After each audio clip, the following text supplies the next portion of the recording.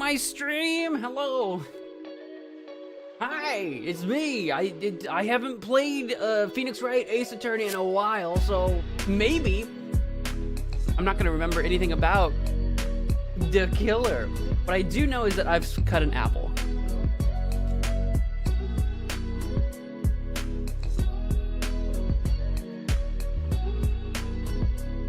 Turbo, you're out of Fanta. Hi. Your mana, it's gone. We needed to do, except the Halloween stream on YouTube was so goobered up. I need to have a special, like, a special stream where you get like double mana or something for like an event or whatever, for like a holiday or whatever. Maybe we'll do that this month. Maybe we'll do that for November, for like Thanksgiving.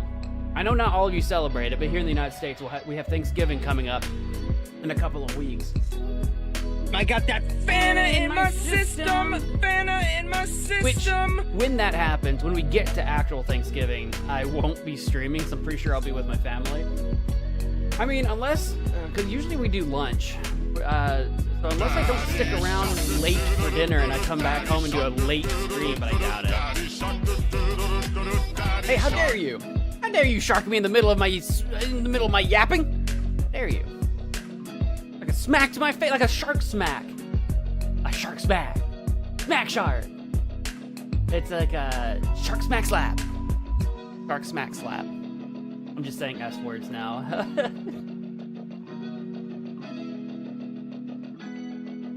Oh yeah, I forget that you guys can give each other mana. Erica can just bankroll you at this point. Get ready for one of the least I'm just making fun. Sorry. least fair cases of the entire series. This one, you've been watching me play this for a while. You've heard me complain. You've heard me complain about how unfair some of the trials could be. You know what? This is gonna drive you nuts. It's gonna drive all of you insane. I'm not gonna quick save. We'll see how it goes, baby. What's up with the different chat layout? Well, I wanted to do a different chat layout, and I thought this one looked really cool. But there's some kind of bug or something where if you're a member or a moderator, it makes the symbols ginormous, and I've not fixed that. Music's a little louder than me? Okay. Well, we can't have that. We cannot have the music louder than me. I'm already loud. I wonder what it would be like for those of you that actually watch my stream, because I don't watch my own streams. I mean, if I have to like go make clips or whatever, I'll like if I'm editing, I can adjust the volume. But I'm not like listening to my stream live, right? I wonder if any of you were watching one of my live streams and you're like, Mo's not that loud. And then if you were actually standing in this room next to me, you'd be like, why is he shouting? I feel like I've got to be so loud. But it doesn't seem that way because my microphone has a compressor. Which means the audio, I've got a compressor and a normalizer. Actually, I don't even know if the normalizer is turned on right now because it was doing some funny things. Actually, do I have the normalizer turned on? Probably not. Maybe. I said normalizer, that's not the right word. I meant noise gate. I've got a noise gate, so if I get too loud, the microphone brings the volume down. To prevent peaking. Hey, what's up? Oh God, that's a long name.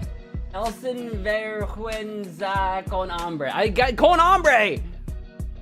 I know hambre. I know that one. That means hungry. That's why I've got an apple. What's up? How you doing? This case has 2 endings? What? Like 2 legitimate endings, or just like an ending where you succeed and an ending where you fail?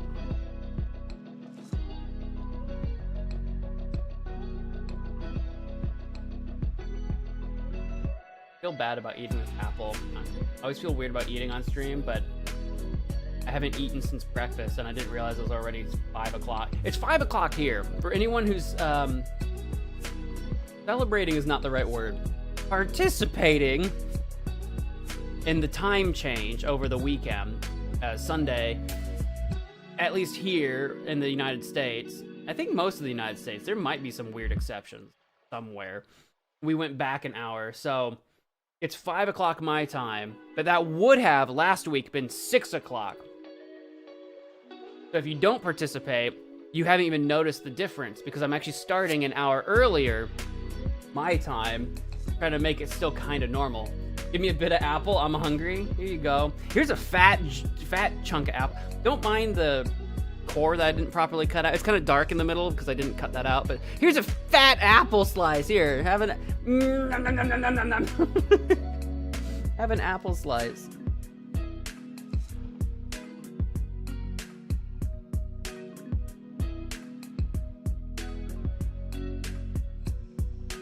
Two legit endings. You'll get the bad ending and we'll be so mad at you. Probably.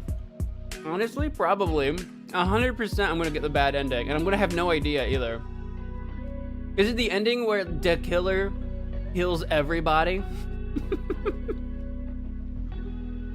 It's gonna happen. Oh, did I? What? Hit play and it wanted me to accept the EULA, and I'm like, I think I've already done that. I don't know. Maybe there was an update or something. The killer is no killer. That would be a twist.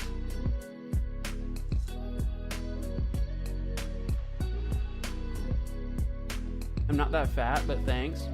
What do you mean? I didn't call you fat. I said the apple slice. It's a fat here. Let me.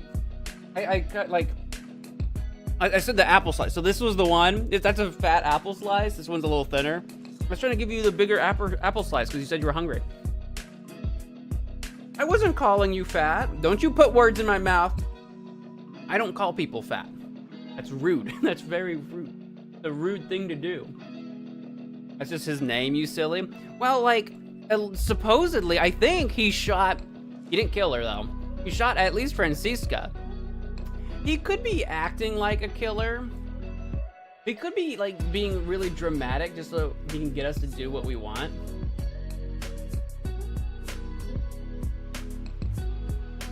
I just realized that I'm dyslexic, and you didn't say I'm not that fat. You said it's not that fat.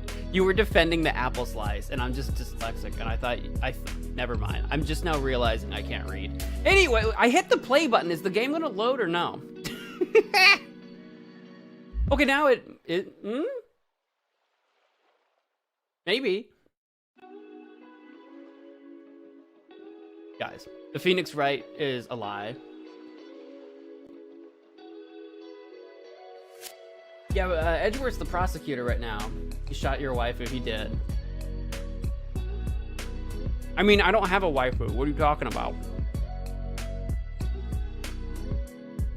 What do you mean? What are you talking about? You're crazy.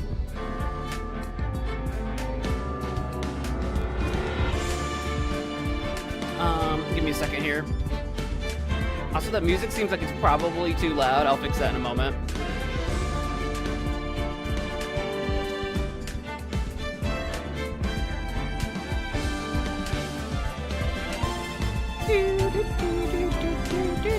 I don't know how it goes.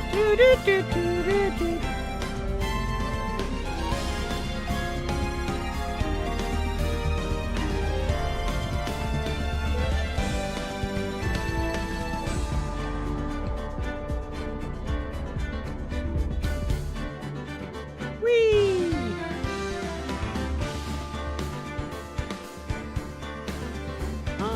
I'm probably going to lower the, can I actually, can I lower the, oh, it's just dots, it's not a slider. I was debating whether or not I wanted to lower the music in-game or not. Sound effect, or if I just wanted to lower my computer. Actually, this will probably work. Because doesn't that seem like so much louder than usual? There we go.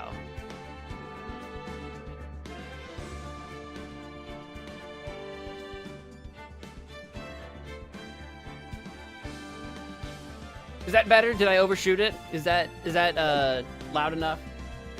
Loud Ace Attorney thing, let's go!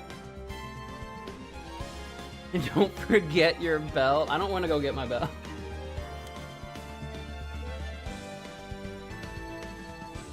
Real Gaming God, welcome to the stream. I think my messages are taking too much. I'm gonna go to YouTube. Okay.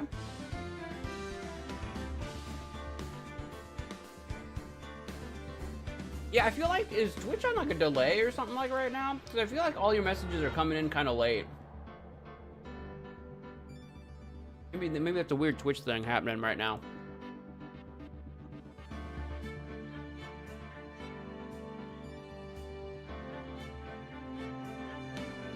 Do I need to go get my belt? Where is my belt? I think I know where it is. This one?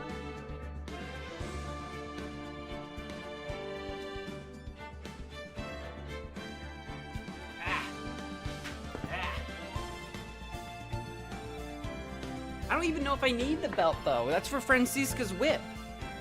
But she's been shot. I don't think I even need the belt today. I don't think we're gonna even see my girl. I don't think we're gonna even see her. Here, I'll roll this up and we'll have it on hand if we need it. I don't even think we're gonna get to use it today.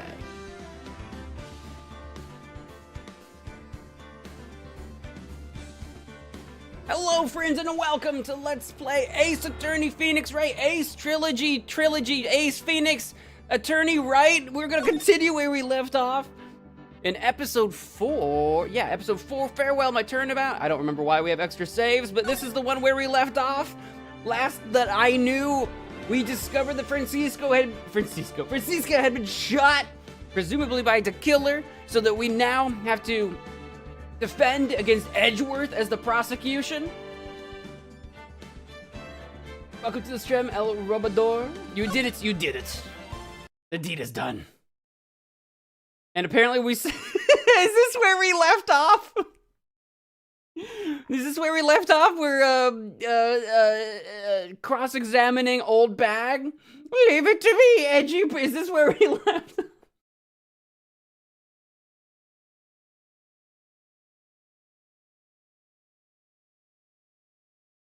Okay, I was not expecting the first thing for me to see today would be old bag flirting.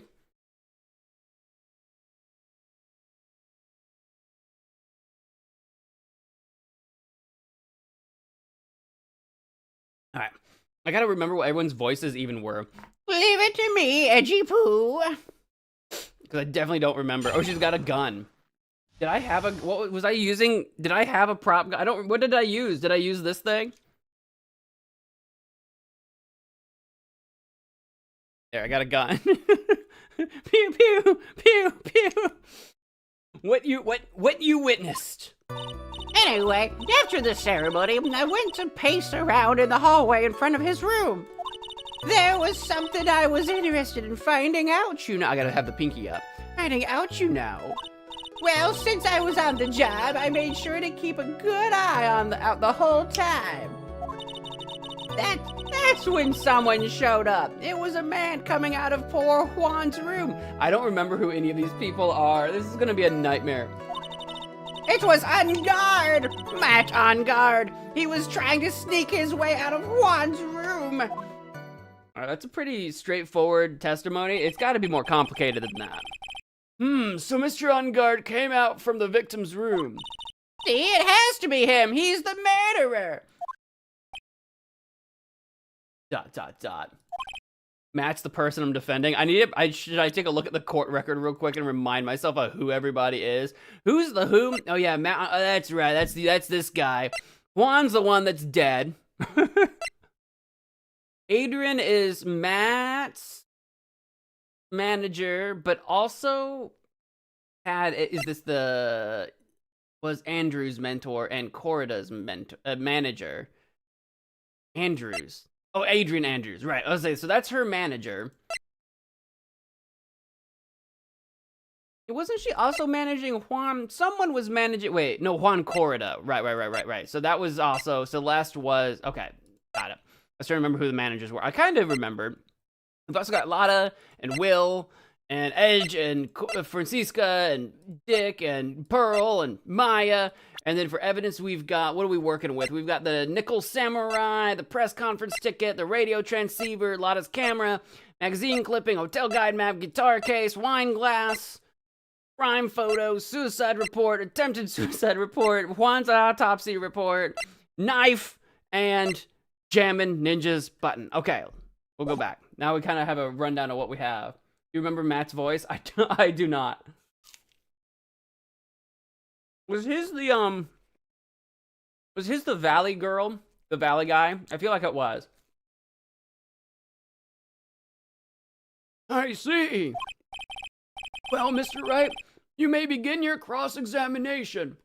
He had the surfer voice? Got it. That's what I was thinking he might have. What you witnessed. All right. Anyway, after the ceremony, I went to pace around in the hallway in front of his room. Go on. Mrs. Oldbag, what was your post on that night? Like, what were you doing there? What were you up to? The lobby. I was supposed to help set up the stage for that trifling show. But I refused to help. I'll have you know, it was for that lead-headed samurai show. Heh, I even took it. Why'd you put the helmet back on? I even took out a few of the nails. Maybe it was a good thing the show didn't go on. She was gonna sabotage the show. She was gonna hurt somebody. Besides, that manager with the glasses seemed to be working hard at it without me. So I thought I'd take a break and spread my wings a little. And that's when you went to hang around the victim's door? So she saw the manager hard at work and said, you don't need me. There was something I was interested in finding out, you know. Something you were interested in? And just what was that? It's not some little thing I can just go around telling everyone, you know. It's top secret between me and Juan. Well, between you and you now, I suppose. And Edgy Poo, of course. Mr. Edgeworth, what is this thing she was interested in? I have no idea. I despise gossip, Your Honor. Gossip? It was a rumor of some... Oh, no, there was some... Wasn't there a rumor... Yeah, wasn't there like a rumor about... Juan was, I don't know, like dating Adrian or something, or... Wasn't there some kind of shenanigans like that? I don't remember. You have to remind me. There was this... Yeah, there was some kind of... Actually, was that in the newspaper, actually? Hang on. I think that was in the newspaper. I remember that now. Midnight Rendezvous, a superstar in an ultra-hot, mega-secret love scandal. Reliable sources say that Juan Corda has been getting in close with the mysterious yet beautiful manager to the stars, Ms. A.A. So yeah, that's what it was. That was what the gossip was. Despises gossip, too bad we can't be friends. Oh no, Edgeworth! Look, he's a very straightforward, like, straight-to-work kind of guy. But should it prove relevant, we can always have it appended to her testimony later. Sorry, I just laughed because I was like this close into going into like the original. It looks like we shouldn't into the original dumb Mia voice we gave her in the first episode. Objection! Yeah, big objection. It looks like we shouldn't force it right now. I don't remember what voice I gave her, so she's getting that one. And did the witness stay in the vicinity of the victim's door the entire time? Well, since I was on the job, I made sure to keep a good eye out the whole time. A good eye, not a bad eye? Oh, then would you tell us the number of people who went in and out of Mr. Corrida's room? I have no idea. I wasn't born so I could count things for those who didn't pay attention in class. That's why ever since I turned 20, which was like, what, 45 years ago? I quit keeping track. Actually, do we know? It usually tells us. How old are you? I forget. You were like 60, right? Oh, unknown. I guess I just made that up in my head. That's why ever since I turned 20, I quit keeping track of how old I really... Oh, I didn't finish reading the sentence. She doesn't know how old she is. I was... All right. That's really funny. Yes, well, that would explain why your age was not included in the report. I know, I just saw that! Wow, me beating them to the punch. In any case, the witness then saw someone, correct? That's when someone showed up. It was a man coming out of poor Juan's room. Oops, forgot to hold down that. Shut up, backwards. Press, hold it. Who in the world was that? I'm not allowed to say.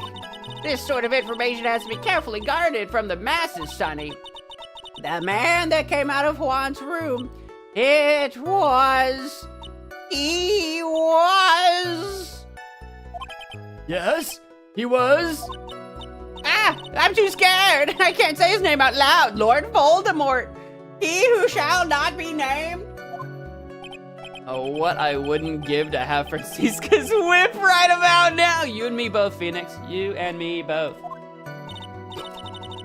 Well, I guess I can tell you since he was such a bad boy anyway. Wow. It was on guard! Matt on guard! He was trying to sneak his way out of Juan's room! You saw my client? Are you sure about that? Yes, say! Really? Annoying brat! When I say I saw someone, I saw that person! Why do I get a sense of deja vu? Like we've been through this all before. Maybe to avoid a repeat of last year, I should delve into this a bit further.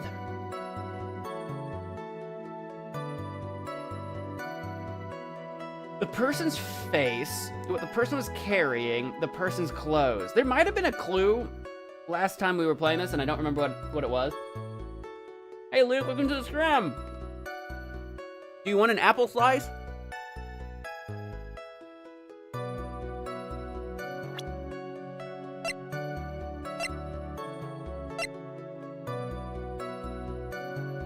Did we have like a, next one. Did we have like a flashback last episode? I feel like, or maybe a conversation. I feel like I just kind of remember something. Shut up! No, you! I need to get, you know what I need to get? I need to get an Uno reverse card. I've got an Uno deck, I think I've got an Uno deck somewhere. I need to get an Uno reverse card I can throw at you every time you, every time you tell me to shut up. You'll come pick up the apple slice later. There's only 3 left. I'm almost out. Person's face. What the person was carrying. It's not showing my health, so I don't think this is a dangerous question. Oh, yeah. It wasn't. Wait. There was something about the knife. I'll go with that one. I think we've already been over that, but I'll go with that one for now. I think I can come back and ask these other ones.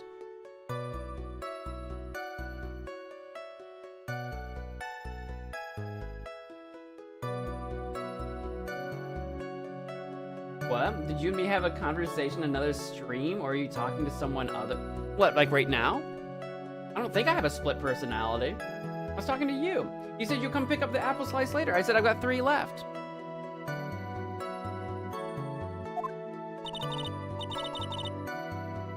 In which hand? His right or his left?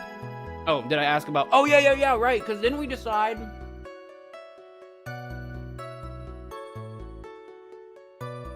Did we decide he was like left-handed or something? Oh, no, this is a real mess. I mean, I can't be expected to answer such a vague question. I might be thinking of a different case. Indeed. Please be more specific with your question, Mr. Wright. Sorry. What was the man you saw carrying in his right hand? He wasn't carrying anything in that hand. Then how about his left? Empty. Well, this whole thing has been a lot of nothing. So, Mr. Wright, was this testimony just now important or relevant in any way? I'm never going to admit to being irrelevant.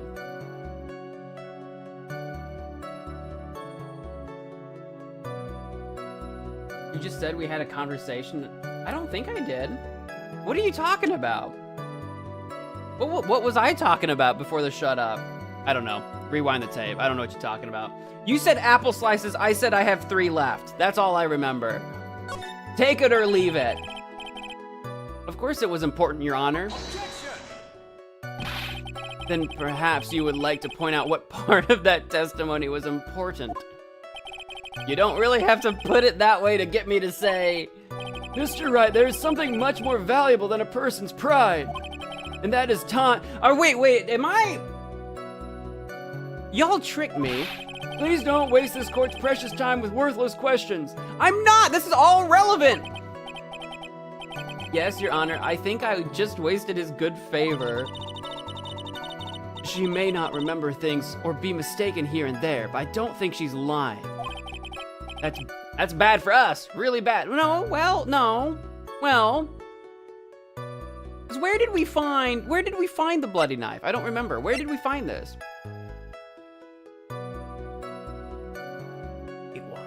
I don't remember. Pringle scarf, stab with knife. But that's how the human mind is. It also has the tendency to jump off topic. She's strayed onto a few interesting side topics this time too, hasn't she? But that's what makes her a sweet old lady, right? That's because you're not the one who has to question her. Anyway, after the ceremony, I went to pace around in the hallway in front of his room. All right, so we're back to the beginning, I think.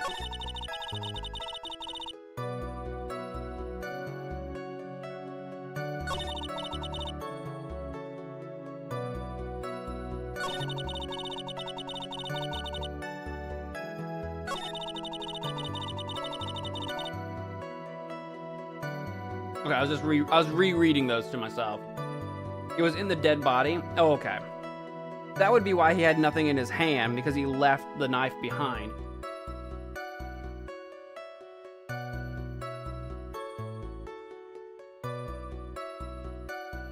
I don't think I have anything to press right now. I don't know. If I go back and press for those other 2 options, am I gonna get in trouble? Because they were kind of yelling at me about wasting time.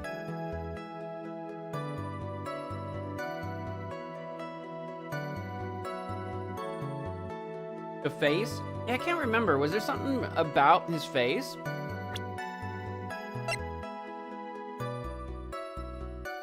I don't remember.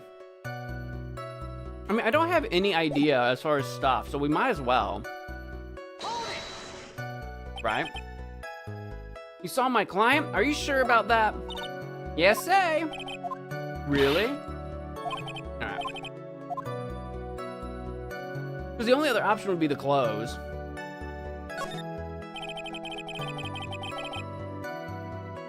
Matt's the nickel samurai. Yeah, Matt's the one that we're, like, defending. And I don't remember if he was in uniform or not, but... Because who's who? Matt was the nickel, right? The nickel samurai. And then, Korida is the jammin' ninja. Please tell the court about the man's face in more detail. You don't need me to tell you about his face. That soft, gentle look in his eyes and his effeminate lips. His ladylike lips, his right eye covered by his silky hair, his sparkling, shining teeth. His teeth were shining? Well, he's shining all around in this week's pinup poster, dearie. This week's pinup, huh? Why do you... I mean, I don't care how he looks in this week's issue. Please stay with what you saw that night. What? Enguarde's face is the same no matter where it is. You know, you whippersnapper. So, Mr. Wright, Was this testimony just not no important or relevant in any way? I yes?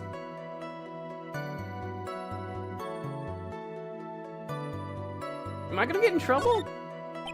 Everything I ever say, Your Honor, is important. Don't question me. It's all the same. Something about time. Wasting time. Okay, but I didn't get in trouble though, right? No, I've still got full health. All right, I'm gonna do the third one now. Unless wait, could I present when Edgeworth was like, maybe you'd like to point out, maybe I could have pointed something, maybe? I don't know. I'll try this.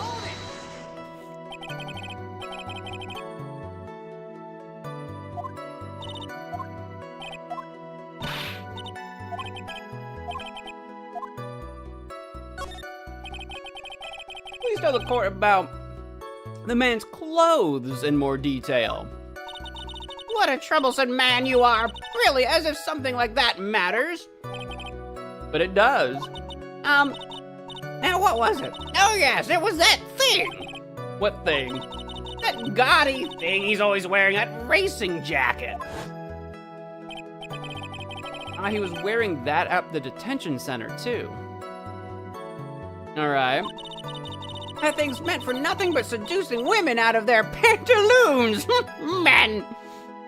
Yeah, is that what that jacket's for? That's a real seduction magnet. Right. So, Mr. Wright, was this testimony just now important or relevant in any way? Judge, when it comes to pantaloons, everything's important. Of course it's important, Your Honor. Am I supposed to say one of these things is not important? Don't you see it, Edgeworth? This is different. Your Honor, I request what the witness said about the jacket be appended to her testimony. I don't quite see where you're going with this. But all right, witness, please. Ah, well, I don't like to badmouth anyone without reason, but if I must. He was wearing his flashy racing jacket. Honestly, it's all just for show. Was he though? Was he wearing? I don't think he was. I don't think Old Bag was even there in the hallway. I don't even think she was there. Cause she's talking about how he looks like in his pinup, you know? She's talking about things that he would have looked like, but she wasn't there. She didn't actually see him. Are you sure the defendant was wearing a racing jacket? What do you think? It's not like I've seen him in anything other than that horrible thing. Yeah, she's going on memory of what she's seen him wear before. You're making all this crap up. You're a liar. Get her off the stand. You're full of crap. I'm sure he was wearing it. She is so sure of herself that it's to the point of self-absorption. You may not remember things or be mistaken here and there. Oh, this is the same crap. She's straight on a few interesting topics too, yeah. Is that a clue? Is sweet old lady a clue? Take a look at the court record. Don't worry, I was just about to, because there's got to be something about what he was wearing or not wearing.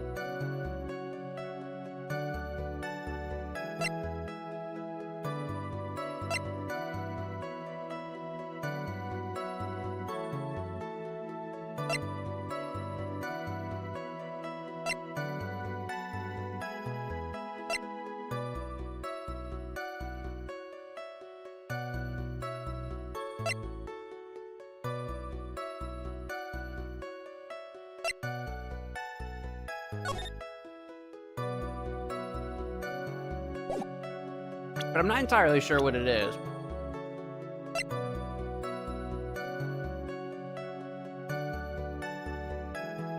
Other than why wouldn't Matt have been dressed as the samurai? What did he leave behind? Oh Lord, I don't remember.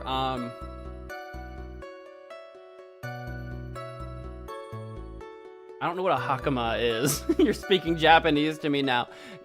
He left something behind? Probably, what, a clothing article of some kind? That's a magatama.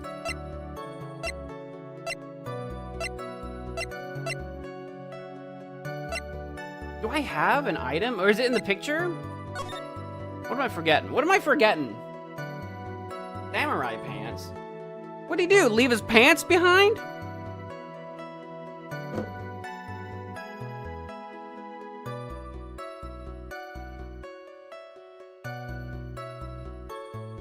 That's the ninja's outfit, right? Or yeah. Not like wearing the wrong clothes. There's like lotion everywhere in the room.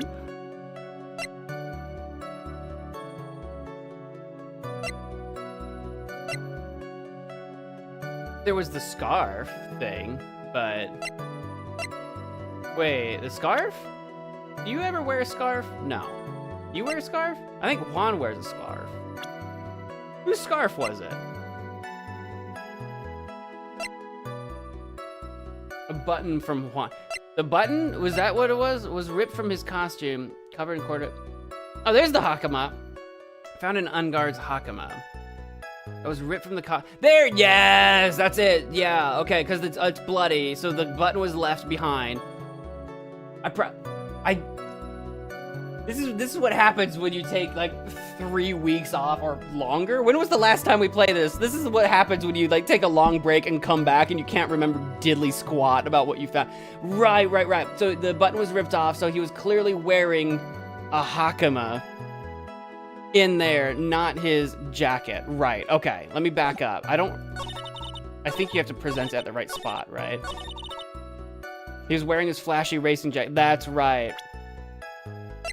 The button looks like a plate or an egg or something. That's what it was. Yeah. Ms. Old Bag! What? Don't say my name for no reason. Do you know what this is? No. It's button number 2 on the German ninja's costume. She even knows it's number 2? That's some deep dedication right there. Now I know she's an obsessed fan. She identified it in a single glance. Give it here! Give it here! If you don't give it to me, I'll punish you with this!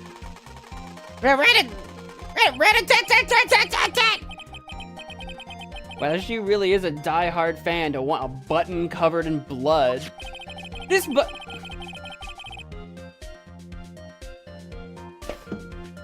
button was discovered on Mr. Onguard's body during a full-body search. See? This button proves beyond a shadow of a doubt it was that rascal on guard. No, but it does prove you weren't there. It was caught up in the pleats of his nickel samurai Hakama pants. See? And on guard is the nickel samurai.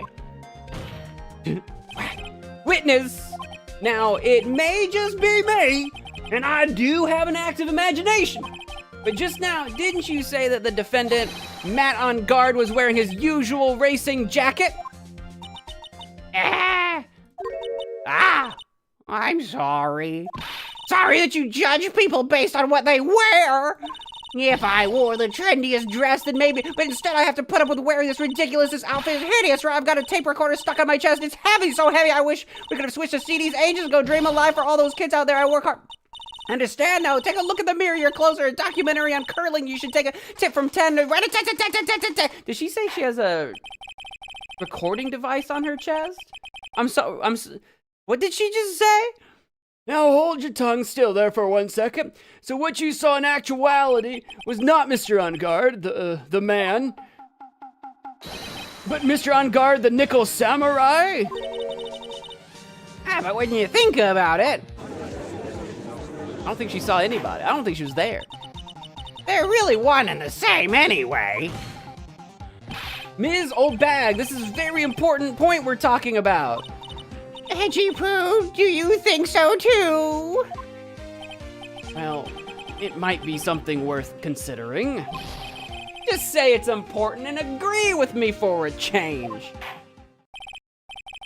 Witness, think carefully and try to remember as much as you can before you testify. All right, if you insist. I should be the one sighing, not you. Who I saw, witness testimony. On guard, yeah, now I remember. The Nickel Samurai, that's right, it was the Nickel Samurai that I saw, definitely. Yes, it would have been convenient for him to wear his costume during the murder. He had to go to that post-ceremony stage show right after the crime, you know. Now, he must have worn that Nickel Samurai costume when he was stabbing poor Juan. I mean, that's a whole lot of must have been. That was a whole lot of, like, must have been this, must have been that. I knew it. I knew you'd say he was inside that costume. What? Did you think there could have been someone else inside that costume? Don't be a bad little boy thinking such rude things. Don't call me a little boy. But the possibility does exist. Ah, youngins today, I told you there's no way it was anyone else. How do you know that? Because I said so. And when I say so, I say so. At least she's just as delightful a witness as she was a year ago. Mr. Wright, you may cross-examine the witness. I don't think she's a witness.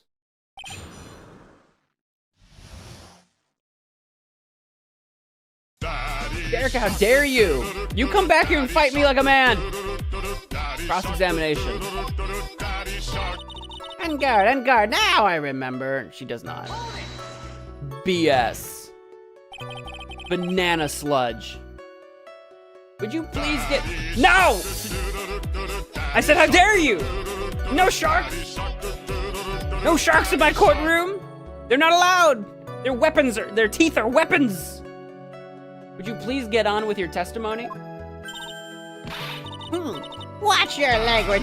Oh my God, not again! No way! Defend me! Defend me, hand! This is all I got! Alright. Oh, I had to take cover there for a second. Phoenix Shark. Phoenix Shrike. Watch your language, young man. What sort of tone is that to take with an elder? My youthfulness isn't what it used to be, so you should forgive me for everything. If you keep on barking at me like that, woof, woof, woof, I'll start singing at the top of my lungs. I'm sorry, you'll do what?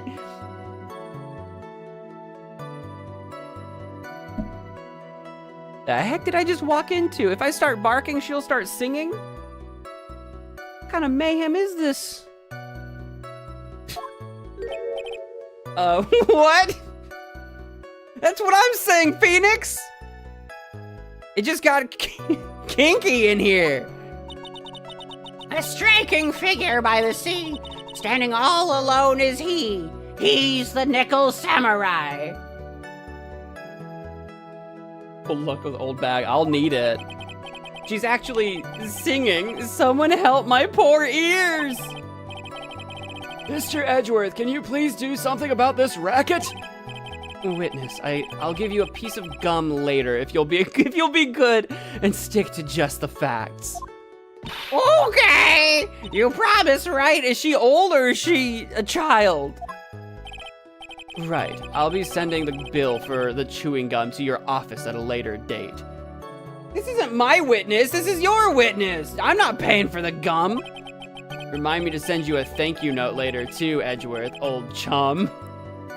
Just make out already. The Nickel Samurai, that's right. It was the Nickel Samurai that I saw. Be a little more careful with your testimony, please. Not too long ago, you said he was wearing his racing jacket, and now he's not? Not too long ago? Then let me ask you this. When you were itty-bitty, what was your grand dream? What? What did you want to be when you grew up, whippersnapper? My dream? No, wait, no, I get yelled at for wasting time, and here you are. What is this about? What are we talking about dreams for? Well, I wanted to be a judge. I wanted to be, I wanted to be Judge Whackner, hero of the public's court. So what? Is that a real name? Should I know what a Judge Whackner is? See? And look at where you are now. You're not Judge Whackner, are you? Are you? Well, when I said earlier, who puts any weight into things like that? The now is everything. I can't be held responsible for the past. Since when did the court become theatrics over testimonies? Also, when I said earlier, I meant like 5 minutes ago. You're talking about years ago. All that matters is that man was inside that costume. Isn't that enough? No. Did I get an achievement? I did. I got an achievement for that. Hold on. Give me a second here, real quick.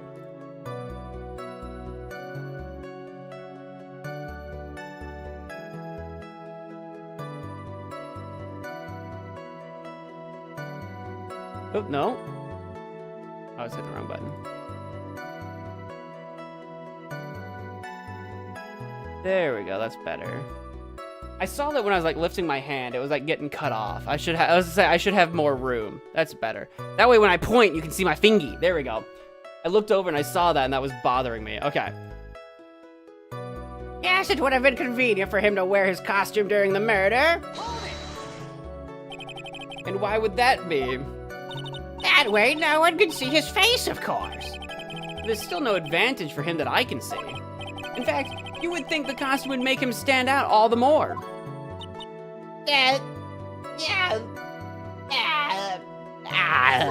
You are such an annoying child, you know that. You disagree with everything I say.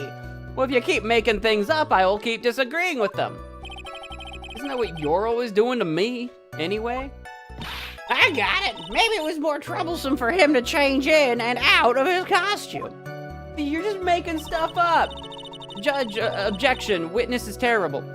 He had to go to that post-ceremony stage show right after the crime, you know.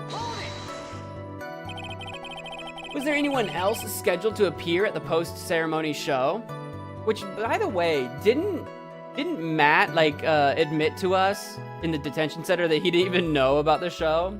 I can't remember if he didn't know about it that night or if he didn't know about it leading up to it. I feel like he didn't even know about it. Like, the manager didn't tell him. I don't think I have evidence for that, but I think he said that. I think he said that or something like that. That kind of sounds familiar. Well, all the contestants were supposed to go on stage in a friendly gesture thing. And that included the Jammin' Ninja? Of course it included him. That's why when On Guard came out of dear Juan's room, I didn't give it a second thought. I see. Well, anyway. Well, he must have worn that nickel samurai costume when he was stabbing poor Juan. He knows nothing about the show. That's what I thought. That sounded familiar. You made a claim that there were 2 nickel samurais. I did, or Phoenix did. I might have. Remember? I do not. Asking me to remember anything is such a, it's just such a disappointment. Me, I said that. There could be, or Matt, like, what if Matt was never in the costume at all, like all night? What if he was like sequestered away in his room and no one ever came and got him for the show and he was replaced the entire time? Maybe. But let me ask you one last time. The person you saw, it really was the Nickel Samurai? As showy as ever. Haven't I been saying that from the very beginning? I mean, you have, but... Can I throw in the towel yet? You don't need to think too hard on this one. Huh? There's a contradiction in her testimony, and it's sitting in plain sight. The question is, what that contradiction means for us. Well, I have to figure out what you're talking about first, but okay. Yeah, which contradiction is she talking about? Let me reread this. Nickel Samurai. Convenient to wear the costume, which I doubt, but you know. He had to go to that post-ceremony stage I don't think he knew about.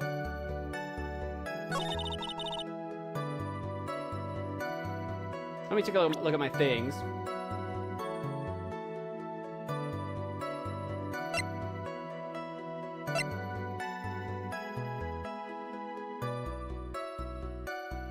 I'm still perplexed by this guitar case. I don't think that's relevant yet, but that will be eventually. Oh yeah, the wine glass has Andrew's fingerprints on it. I forgot about that. Here he is. Evidence check time. Yep, I know. I'm looking. I mean, because like Corrida was definitely wearing his costume.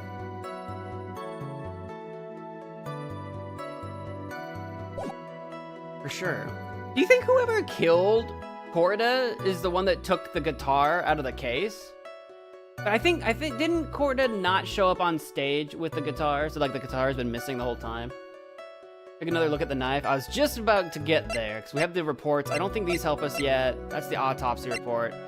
The knife bears the victim's blood and his fingerprints, the grip, gate water, which proves because I think I remember we had to do that last time. We had to prove that this was not a knife that was brought in by On Guard. It wasn't premeditated or whatever. It was a knife from the hotel.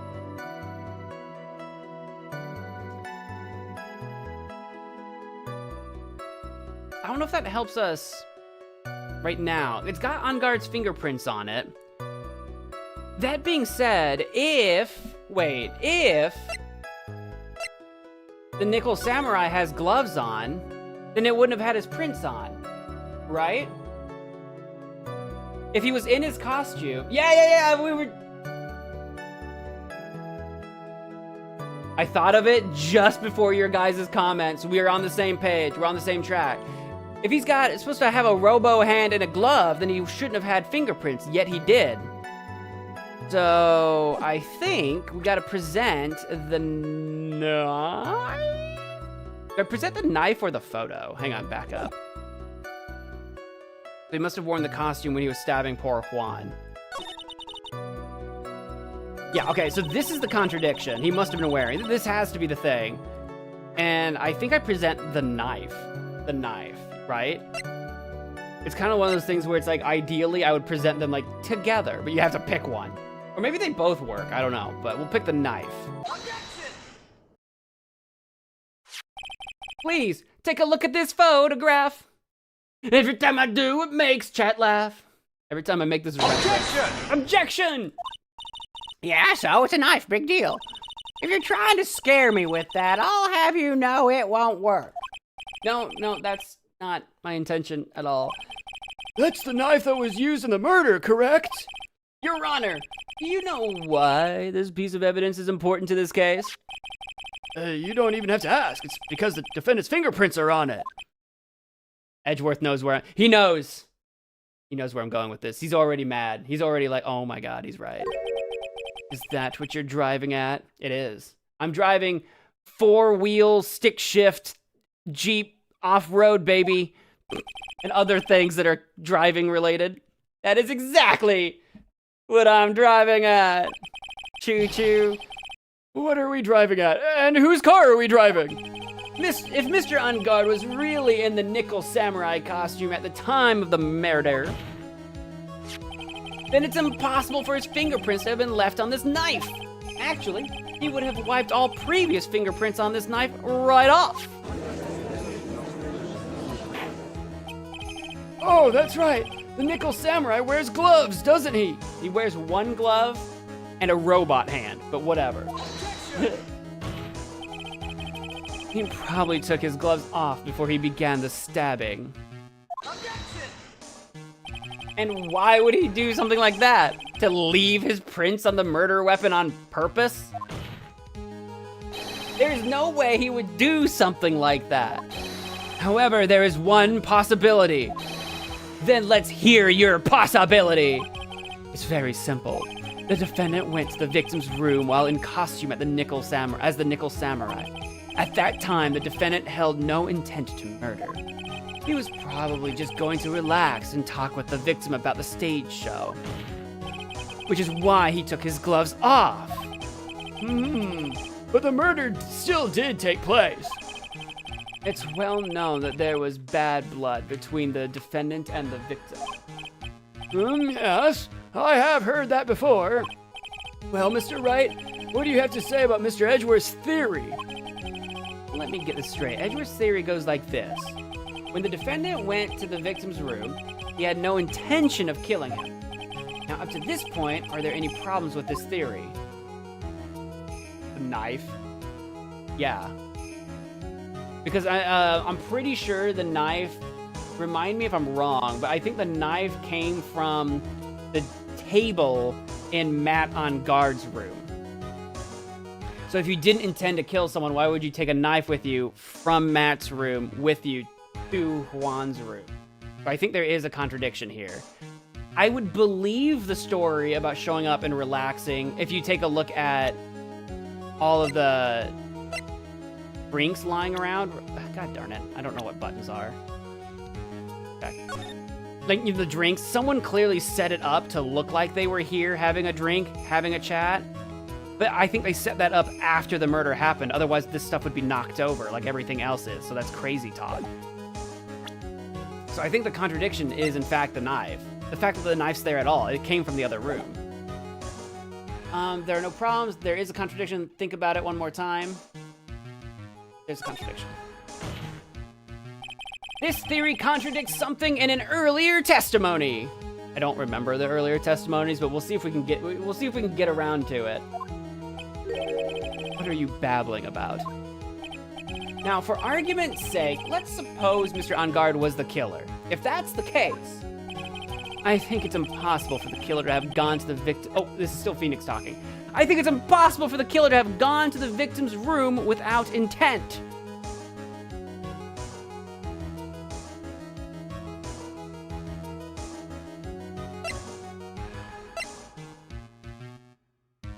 So just the knife again, right? This knife, this was used by Mr. On Guard at dinner. Yes, we did establish that. Which means that if my client was, in fact, the killer, then he brought this knife with him when he went to visit Mr. Corrida. I suppose. However, you just said it yourself. At that time, the defendant held no intent to murder. If that word is true, then why would he bring a knife? He wouldn't, would he? Which means, Mr. Edgeworth, your theory was flawed from supposition 1. And one more thing.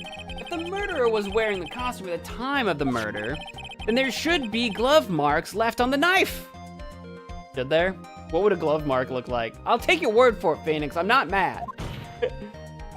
Which means the defendant's fingerprints should be all over it like bees on a hive. What? Yeah, what? And that brings me to my final point. This knife was planted by the real killer to hide their identity and mislead us. Which is why Juan was actually killed by strangulation with the scarf, not actually the stabbing. Order, order, order, I say! Order in the court! Was this knife really planted by the killer?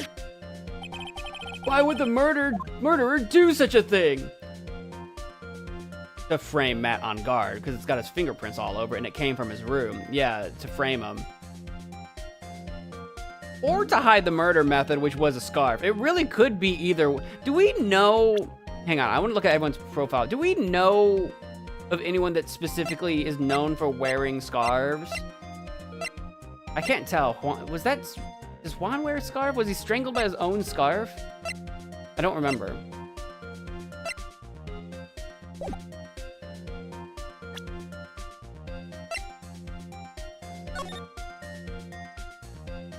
Definitely a scarf. That I think it's to frame Matt. Regardless, I think the answer is to frame Matt. The killer told us On Guard was being framed. I mean, we all know he's being framed. Correct. I was just trying to think if we knew any other detail where they would also want to be hiding the murder weapon, like murder method. I don't think so, though. Basically, what I'm saying is I'm talking out loud, but it has to be to frame Matt. It's to frame my client, Mr. On Guard, of course. To frame. I mean, see, it's almost like too obvious. So it's like, that's why I was really taking an extra second to think about it. It's like, well, yeah. Like, everything here points to being framed. Aren't you forcing the interpretation just a little too hard on this one? But we just established that the witness saw the nickel samurai in costume. And if that were true, then there shouldn't be a single fingerprint on this knife. Ugh, which is what we already said. Witness! I don't know. I wasn't actually there. Looks like I've made your life a tiny bit more difficult, huh, Edgy Poo? Witness, did you or did you not really see the nickel samurai? Well, I guess at first I might have forgotten, but... Are you saying you mixed up Mr. On Guard with the nickel samurai, his character on TV? But I mean, I can't really do anything about that now. Look, I was waiting around in front of their doors because, well, I wasn't waiting around for the nickel samurai, that's for sure.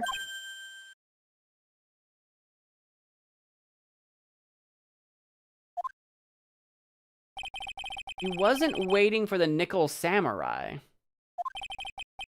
All right, then who were you waiting around for then?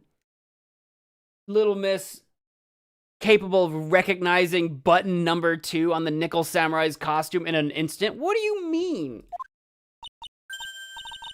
That's top secret to anyone outside of security. I have a feeling that you were waiting for Mr. Juan Corrida. Am I correct, witness? Or was she waiting for the manager? Ha ha ha! The way you think you are a sad amateur with a terrible case of nearsightedness. What? Amateur? Me? What am I an amateur of? I'm a judge! The old bag was waiting around in front of the victim's room. But it doesn't sound like she was waiting to catch a glimpse of Mr. Corrida.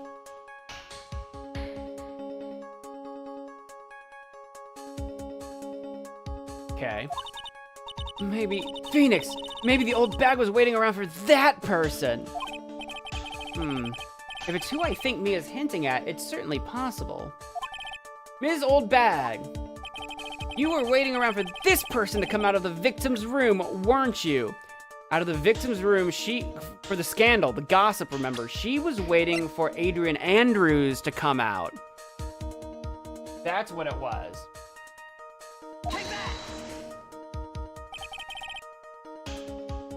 Am I wrong? Who is this person? This is Adrian Andrews, okay, the music didn't change. I got really scared. This is Adrian Andrews, Mr. On Guard's manager. But why would the defendant's manager be in the victim's room? It seems that this is the latest rumor in circulation, Your Honor. Oh, this is, I see. The judge seems to be really into the article, if it can be called such a thing. Then this manager with the initials AA, are you saying it's... Adrian Andrews, without a doubt. The witness thought so as well. Looks like you found me out. Well, that's fine. I can throw away this whole sworn to confidentiality stuff then. Witness? What in the world are you? Watch out, Phoenix. I've got a bad feeling about this. A very bad feeling. I got some information. Some very secret information from a certain source. So that's why I was doing my own little investigation. In secret, of course. But what for? Just for myself. Personal reasons and all that. Well, Mr. Edgeworth, how will you proceed from here? I really don't want to do this. However, I cannot simply let this point slide. I see. Very well then. Witness, please testify about this secret information. Get ready. This is gonna take a rat-a-tat-tat-tat-tat the wind out of you, youngins. I'm sure we're all capable of handling this. Really, it's not like we're 10 years old. Secret information. Witness testimony. That on-guard is one evil man. He thought he could ruin poor Juan by causing a huge scandal. So to do that, he sent his own manager to get in close with Juan. She thinks Matt's like the mastermind, huh? I cannot condone such dirty tricks, so I took action. Oh, and this is top secret, you got that? Nobody else but you and me know yet, okay? Yeah, I don't think Matt masterminded anything. He's kind of dumb. The defendant sent his manager? What a distasteful topic for this court. What? Nobody's above gossip. With Edgeworth, apparently, right? And isn't there a saying, the truth is never pleasant? Never heard that one before. Mr. Edgeworth, what about this Adrian Andrews person? Well, we have looked into this matter and found that the truth the article proposes is, in fact, baseless gossip. But should this be true, then this proves that the defendant did bear ill will towards the victim. It means I have to smash this rumor once and for all. Do I have to smash this rumor? Edgeworth isn't even pursuing the rumor. He's the prosecutor. Now then, Mr. Wright, you may cross-examine the witness. Be careful, the old bag seems rather excited right now. That's right! On guard is nothing but your average foul-blooded youth. Well, as the old saying goes, you gotta burn old bags with fire. What old saying is that? You gotta burn the poo bag with fire. On the doorstep of life. Time to fire up the afterburners and hit the highway to the danger zone. I think Phoenix is confusing all of his phrases. I don't think any of that made a lick of sense. Secret information. I mean, it made like lingual sense. Like I understood that he was saying words, but what are you on about? Secret information. Cross-examination. That on guard is one evil man. You can't say something like that without proof. That's just slander.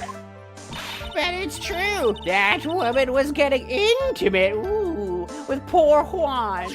Look, it says so right here, doesn't it? Manager to the stars, Miss A.A. Do we know another AA? Do we know another AA? I don't think so. Do I know anyone with the first name of an A at all? Not really. We don't even know another A name.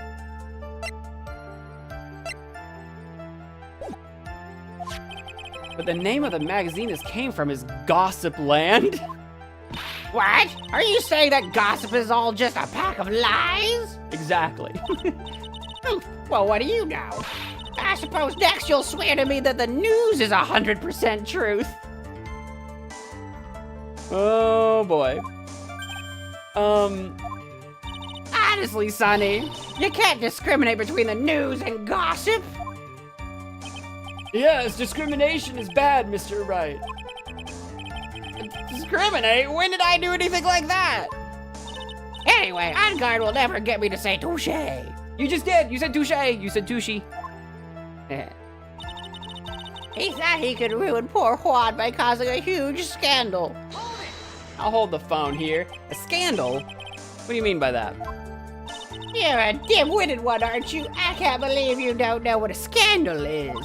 Honestly, what are they teaching kids in middle school these days? I'm not in middle school, ma'am. No, I wasn't asking what the word scandal means. Even I know that much. I might not know a lot, but that I know. Well, that on-guard thought he could own a monopoly on popularity. So to do that, he sent his own manager to get in close with Juan.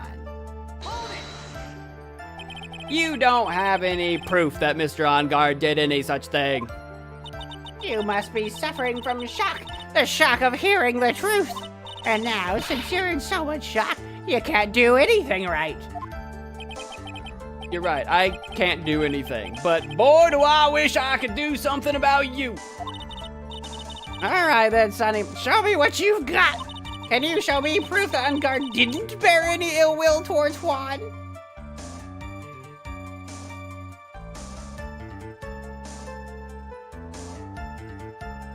You prove to me.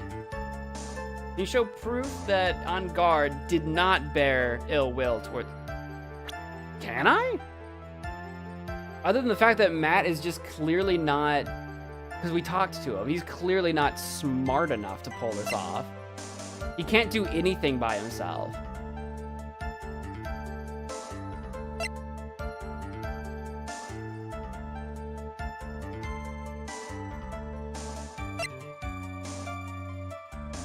Dick killer. Dick killer. Objection! Objection! I might not have anything yet. I'm not sure. Oh, welcome back, Derica. I don't know how I didn't see your messages there. I may be stupid, but listen. I haven't looked at this in a hot second. Where, Corda, on guard, all lobby, right.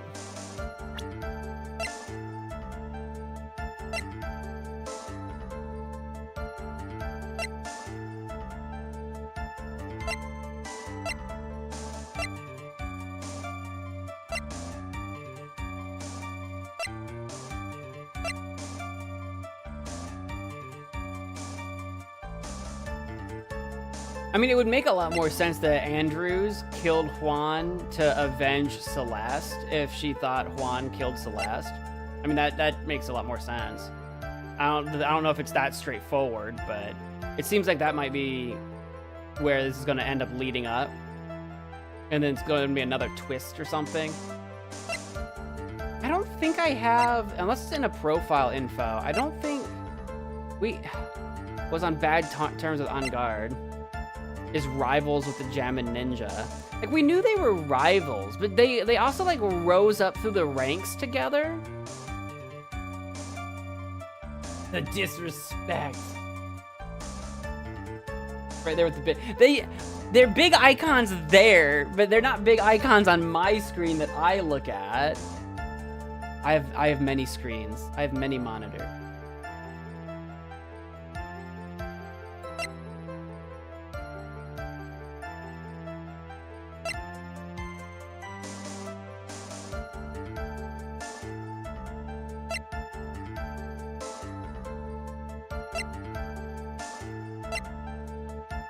I think we're gonna have to decline.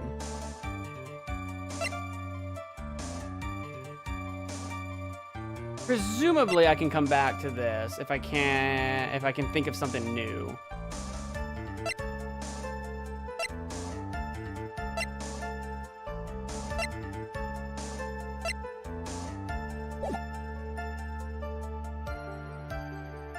I'm gonna decline the offer for now. I don't have anything to offer.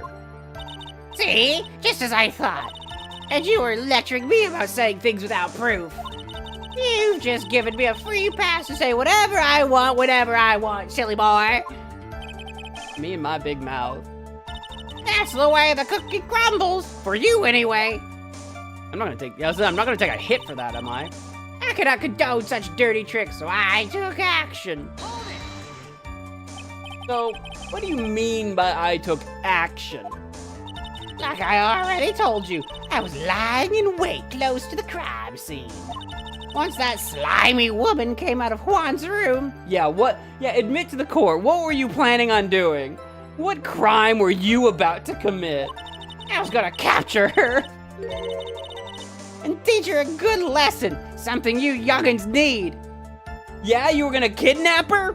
Did you just say that in a court of law? Also, what was that sound? Did we just learn something? Did we just learn a new info? There's a small crack. What, in the green screen? Is that what you're talking about? Crack gone. You were going to teach her a good lesson? I was gonna make her eat the damaging beams of my ray gun. You know that thing's not real, right? No, stop! Well, it was too bad that woman didn't come through the door that night. Oh, and this is top secret, you got that? Nobody else but you and me know yet, okay? Wait. Well, you and... Only we know what? The Andrews thing? It was printed in a newspaper, lady. What? I'm a busy woman. Tea time with the kids is over. Secret information that no one else knows yet. If that's true, then how do you know this secret information? Where did you get it? Who's your confidant? Well, that's because I'm a pro. Yeah, that's it. Were you working with Lotta, who's missing her camera? Did you steal Lotta's camera? Hey, It's a secret. Even if you drilled a hole into my brain, you'll never find out. How in the world did that old bag get such a secret piece of information?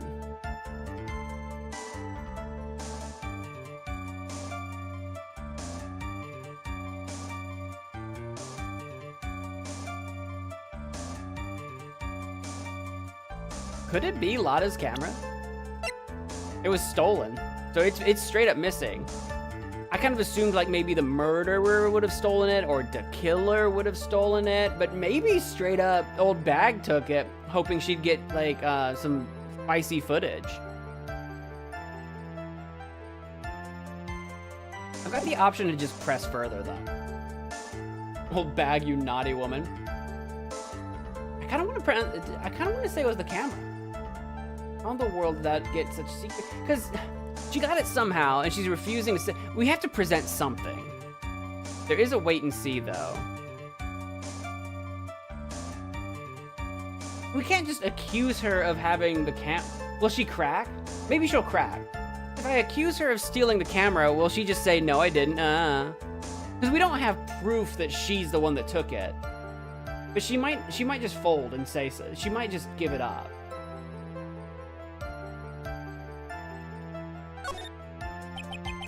So no one else is supposed to know this secret information, correct? If that's true, then why do you know it, Ms. Old Bag? Why are you looking at me like that? Stop that! Witness! I hate to say it, but this is how you came to acquire your secret info, isn't it? It's gotta be. It's gotta be. It is! Oh my god! I can't believe I just can't believe I got that right. I'm so dumb most of the time that when I get it right, I'm just like, oh, yes! The investigative photographer, Lotta Hart. Oh yes, I remember that mischievous girl. She reported that she had lost a certain note she had written to herself. You reported such a thing? On that piece of paper, she had written down some of her impressions about the relationship between the victim and Ms. Andrews. What? Outrageous ideas, you say? No, I stopped myself from saying that. I will have you know.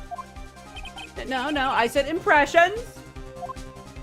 Then everything written on this piece of paper is completely meaningless? All right, there it is. Ah, that's it. That's the note. Ah! No, you see? This is something completely different, I swear. This is my top secret list of groceries to buy. Then you are the one who took Ms. Hart's note. I'm a huge fan of Juan's, that's why. That infamous puffy-haired whippersnapper. She's working with the evil Ungard. She said so herself. Ungard, I'm his sidekick. She was so happy, smiling like a silly duck. I was only checking what she had written. What? Huh? Yeah? Edgy Poo, you believe me, don't you? Get her off the stand. Boo, you stink. Ugh. I was only trying to help out like the angel I am. It's only one little piece of paper. I've never taken anything else before. I don't believe that. You really should come with a supply of cheese to match your vintage wine. Yeah, Edgeworth? Yeah, that's the bombshell you wanted to drop? Yeah? That's your reaction? A fun pun? Well, it was only a piece of paper. I suppose we can overlook this just this once. No, we cannot. She looks like she's really sorry. Does she? Should I forgive her? No. Pile on more pressure. Pile it on. Just heave it on there. Heaps and heaps of pressure. If I let up on her now, she'll get away. I have to find some way to inflict a deafening blow to the prosecution. Witness! You said that the only thing you stole was that note. Is this correct? Stole? Why don't you listen more carefully, you annoying brat? I saved this piece of paper for the terrible, lonely trash can, that's all. I didn't even bring up the paper. I mean, Phoenix did, but I was trying to bring up the camera. You're lying, damn it, and I can prove it, woman! Are you putting my credibility under scrutiny again? Ms. Old Bag, I don't believe that the note is the only thing you stole that night. I mean, again, the camera. Ms. Old Bag, that note was with a camera inside its case, wasn't it? A camera? Yesterday, Lotta Hart was raising a huge stink over her camera. She kept saying something like, my sweetie $1,600 camera disappeared on me. Why, witness? What is it, Gramps? You can't call it, you're probably older than the judge. If you have the note, then it is only logical that you have the camera too. Looks like you found me out again, Sonny. Is this the camera you're looking for? That's it. What? Even though I look like this, I'm still a person, you know. I still eat meals like you. I fall in love. I borrow things from people. I think your definition of borrow is a little off. I saw that woman's business card, and that's when I noticed it said, Slime Bag Celebrity Photographer Extraordinaire. There's no way it's Slime Bag Celebrity Photographer. There's no way. Well, when I saw that, I had to know what sort of pictures she had taken.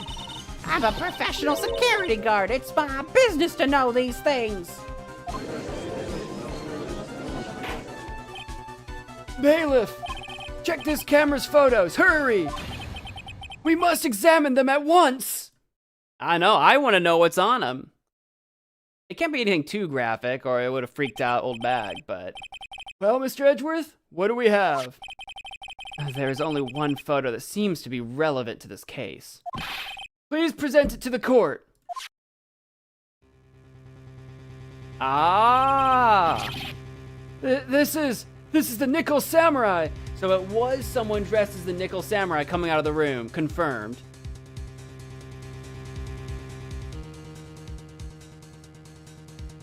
I'm just looking at it. Does anything seem off about it that we can tell? Other than I have no idea where the buttons of the Hakama are supposed to be, but besides that, anything in the background? The door is already firmly closed. The right hand is hidden. You know, the right, like, mechanical hand or whatever. Left hand is gloved. All right. Compare it to the poster. I can do that. I mean, okay, obviously the giant staff is missing, but again, oh, does he have his, like, hang on, go back. Yeah, he's got his little pointy shoulder sleeve. He's got hair.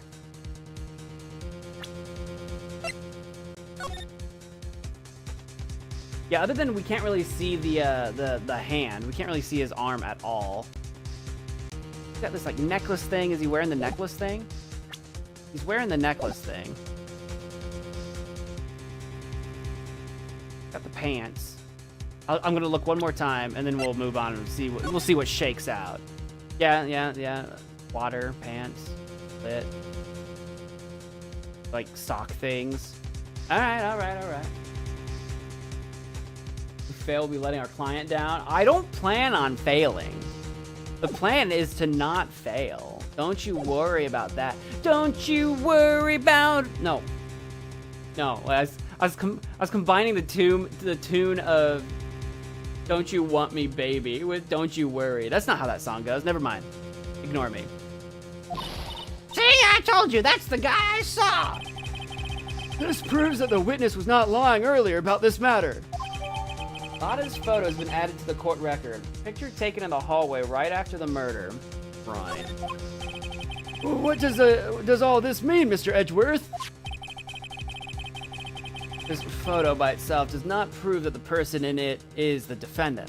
However, in his own confession, Mr. Ungard clearly stated that at the time of the murder, he was still in his nickel samurai costume. Oh, did he say that? I don't remember. If that is the case, then this nickel samurai is the defendant. I don't know. There could be two costumes still, like I said before, and I still couldn't get a good look at the metal hand.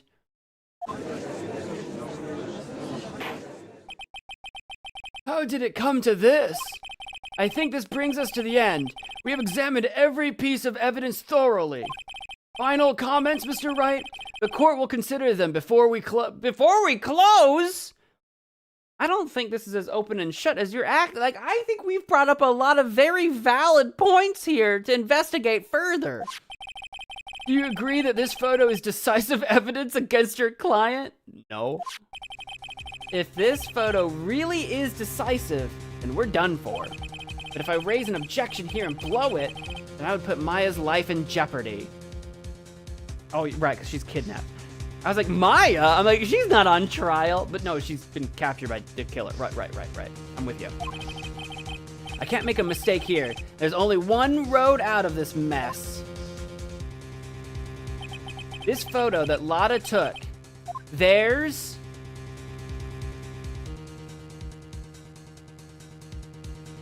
It's annoying that besides the arm, I see there's gears. I'm gonna go to the court record so I don't accidentally click something. There's the gears up there. He's got the gears, but I can't see the rest of the arm. It's just the shoulder, right?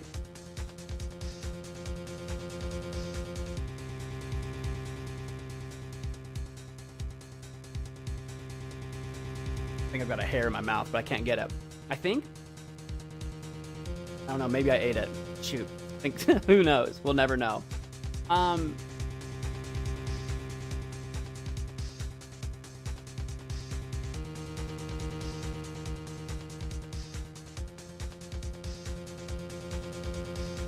There better be something strange with it. Right? There better be.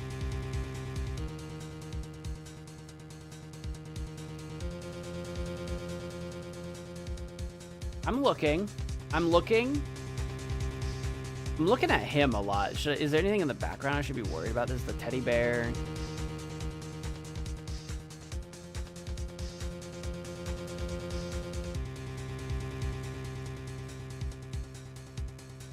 It's not the angle, right?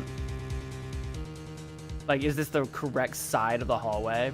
In theory, if that's supposed to be Corda's room, then that double door is down by the like the hall or whatever it is, like the grand hall that we were all sitting in, and we would have come down this way because Corda's door is on the left and Matt's was on the right. I want to look at the poster again. I will. I'm trying to really just take it all in, you know?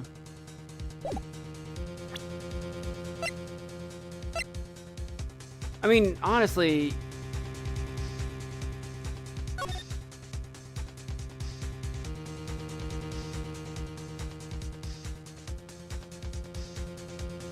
yeah, it's the correct hands. You know, his left hand is the gloved hand, his right hand is the mechanical hand.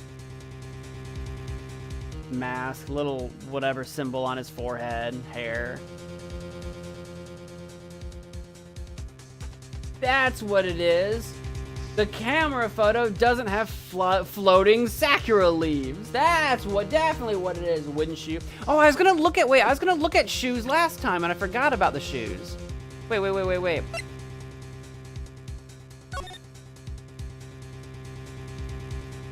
Oh, see, in this one, we can't see his shoes at all. Which could be suspicious. Wait, does that mean the person in the costume is too short? Wait,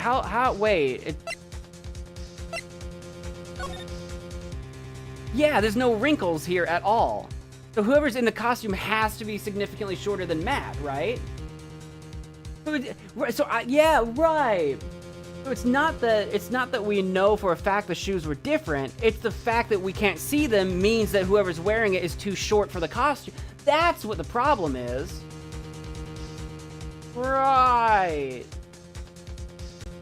So that begs the question, who's shorter than Matt? Do we have heights actually in the profiles? I literally don't remember. No, we don't. But, you know, if we go back to my earlier thought, this was just a comment I made earlier. If we go to the idea that Adrian would have stabbed Corrida out of revenge for her believing that Corrida killed her mentor Celeste, that makes sense. So if Adrian is shorter than On Guard, maybe Old Bag did, in fact, she was outside the hall waiting for Adrian, and maybe she did, in fact, see Adrian. Maybe. All right, let me back up for a second. There's something strange. There's something strange in the neighborhood. Who you gonna call? There's something strange with this photograph. I knew this was coming, right? Yeah, you're darn right you knew this was coming, because I do it every time. Your thoughts, Mr. Edgeworth? I think I need a penny for those. I mean, I think we can all agree there's nothing strange with this photo. There's no way for the defense to debunk this photo, even with a bunker buster. Too bad I'm about to drop the absolute mother of all bombs. A Moab right here.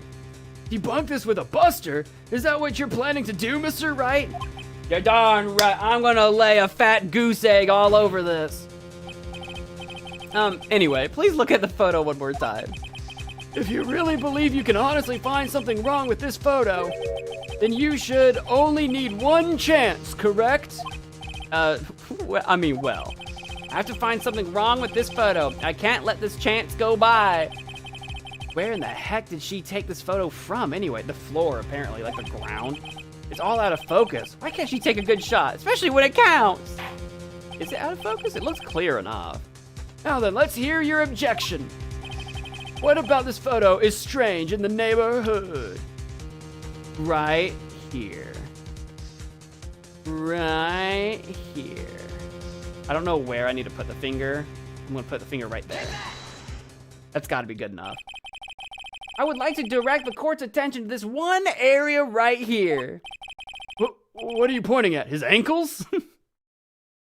Or lack thereof, Judgy boy, Judgy Poo, my main man in the big black suit, hoodie, cloak, costume. What do you call that? What do you call the judge's like stuff? If you could see this person's ankles, that would be one thing. However, you can't. And what does that mean? The costume person in this photo could not have been Mr. On Guard. What is the meaning of this? I wonder if you would care to elaborate with actual facts, that is.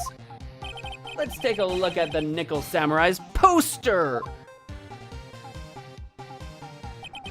Please pay particular attention to the area around the bottom of the hakama.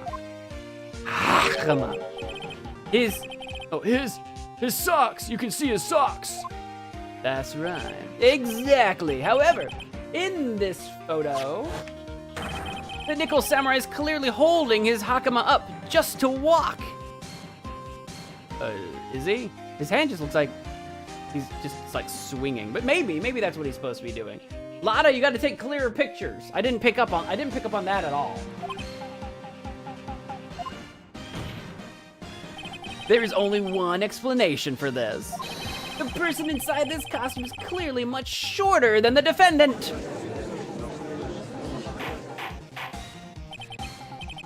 All right, I think I've turned things around for myself this time. That's curious. Huh? What is it? Edgeworth is unusually calm today. Well, he did just come back from, like, the dead or whatever. That's true. He's just letting the trial run itself, as if he's only along for the ride. Well, this wasn't his case until it was, so I mean... Hey, French the Fry, welcome to the stream. Along for the ride? What do you mean by that? I can only guess that perhaps he doesn't feel under attack at all. Don't feel under attack? Well, then I haven't damaged the case at all? Mr. Edgeworth, where does this leave us? If the person in this photo is not Matt on guard, then everything the prosecution has tried to prove has become meaningless.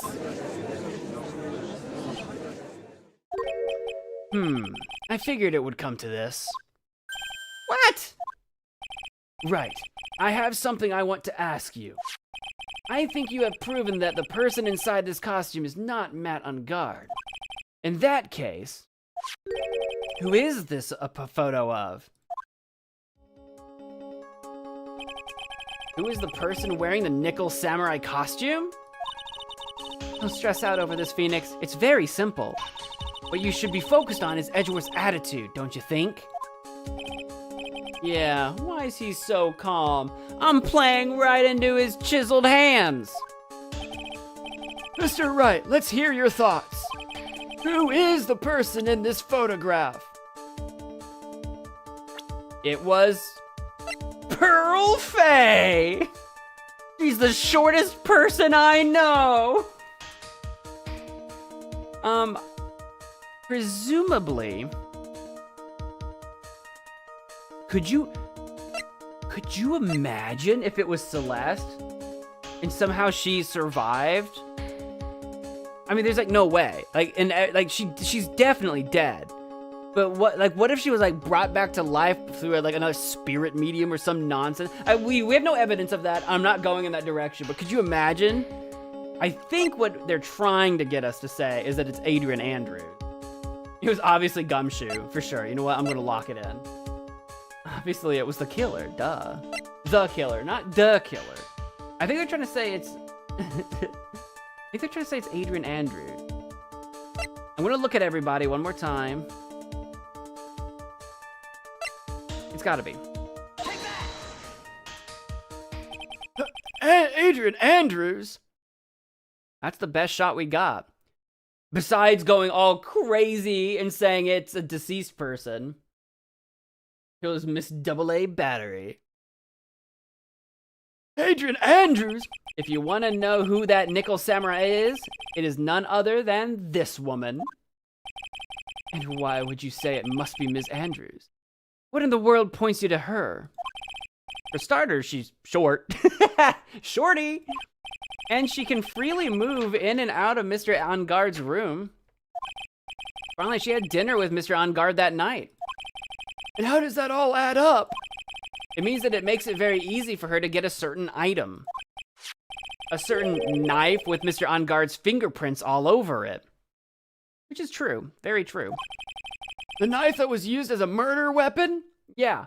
And if you go back into Corrida's room with the bottles of like tomato sauce or whatever the frick they were drinking, I think it's supposed to be wine, but it had like a tomato on it.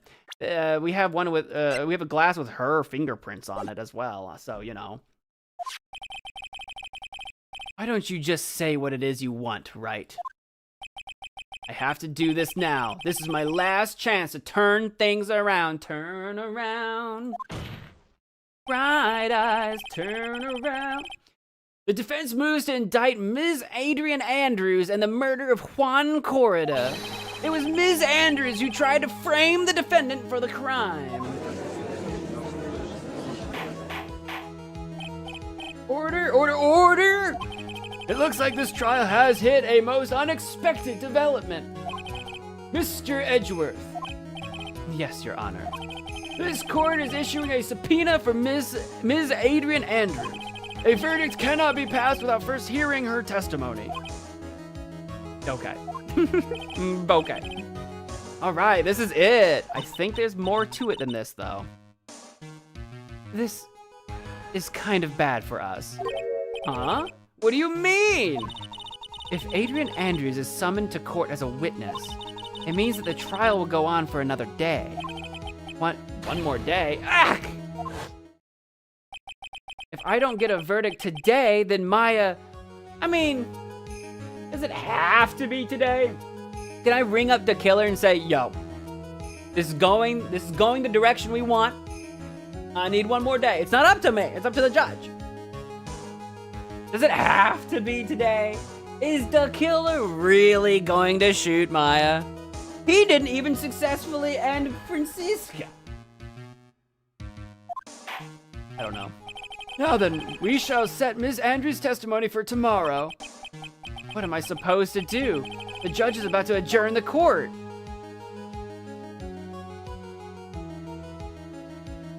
Didn't my escape? I don't remember. I don't know. Did she escape or did he catch her again? I literally don't remember. I remember we were playing as her in the room that she was like kidnapped in. I don't remember if we got away or not.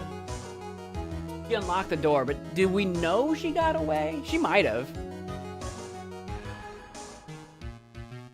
What objection could I possibly raise?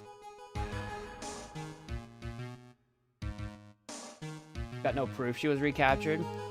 We've got no proof she was free. I have no idea. Wait and see. Is this gonna be... I don't want this to be like, if I choose wait and see, Maya dies and I have to start over. You know what I mean? What objection would we possibly raise here? Object to hear her testimony now. Okay, I'll object. I feel like it is trying to lead us to do that. I was just trying to think, is there like... I was trying to think if there's any angle I could think of, but no. Now then. Please, Your Honor, continue the trial. You must pass a verdict today. I can't do that. We cannot hear Ms. Andrews' testimony if she is not... Hold it.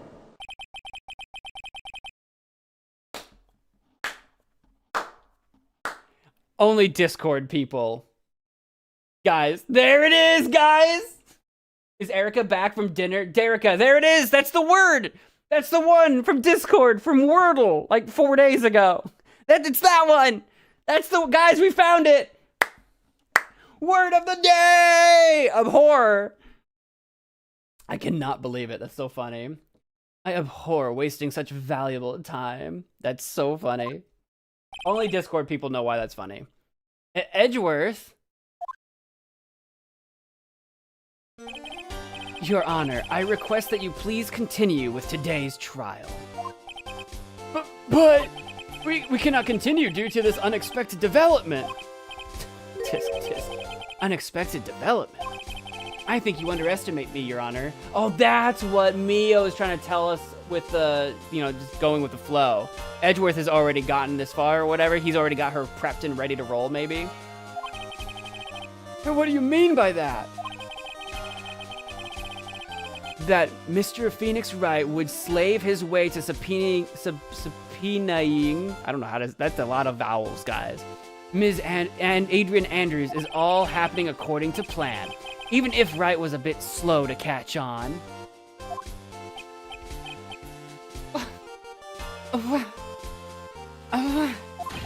What?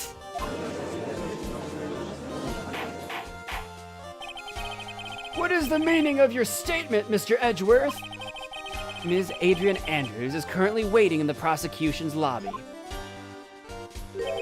She's the next witness. There it is.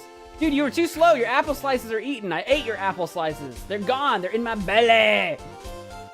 Unlike Francisca, he got a dictionary as a kid. What, you didn't? I got a dictionary as a kid. Everything, but then again, back in my day, dictionaries weren't just in your phone. Back in my day. Everything was planned out in advance by that man?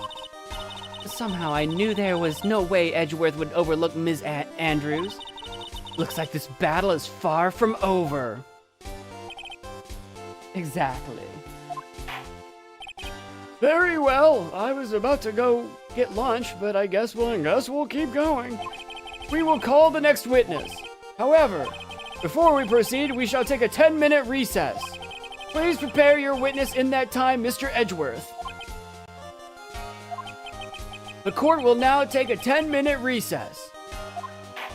Whack. Whack attack. To be continued.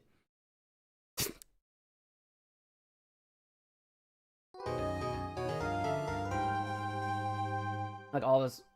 Francisca refused to read a book. Now she's... Well, she learned German, though. Maybe she's really good at German. We haven't seen her speak German. Save your progress? No! I mean, yes, of course. Imagine if I didn't. Imagine playing this game like Iron Man mode. Like with no saves. You know what I mean? Like, imagine? Like, why would you do that? Why would you do that to yourself? March 22nd, 2:14 p.m. District Court, Defendant Lobby number 3. I'm going to take a quick break. I'm just going to top off my drink, hit the bathroom real quick since we're starting another chapter here. I'll be right back. If you guys got to run to the bathroom or something, now's a good time to do it. I'll be right back. Hardcore Phoenix, right? That's what I'm talking about. Be right back.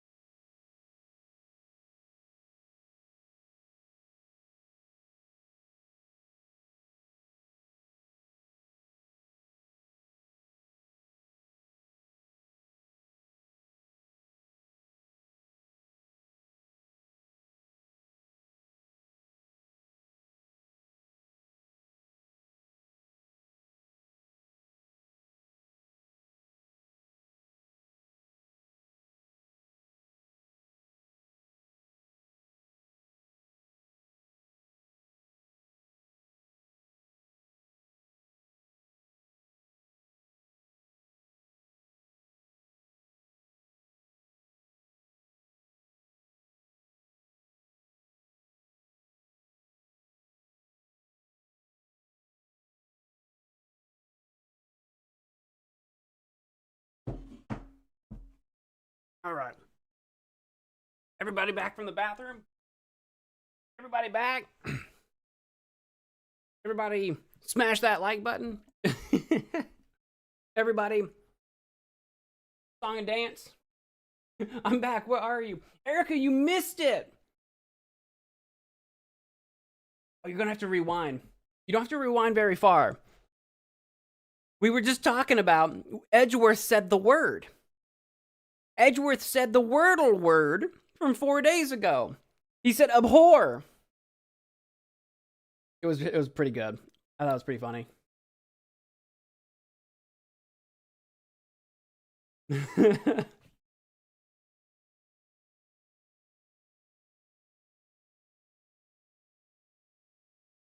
He really did.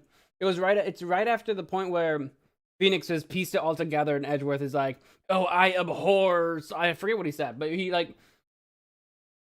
being all smug, like, haha, I've got one more trick up my sleeve. And he said the word. It was really funny. Back, hope you're doing well. Yes. Back from I topped off my drink. I also made a couple of little peanut butter, not even peanut butter jelly, just a couple peanut butter slices. I'm hungry. I'm kind of hungry. Anyway.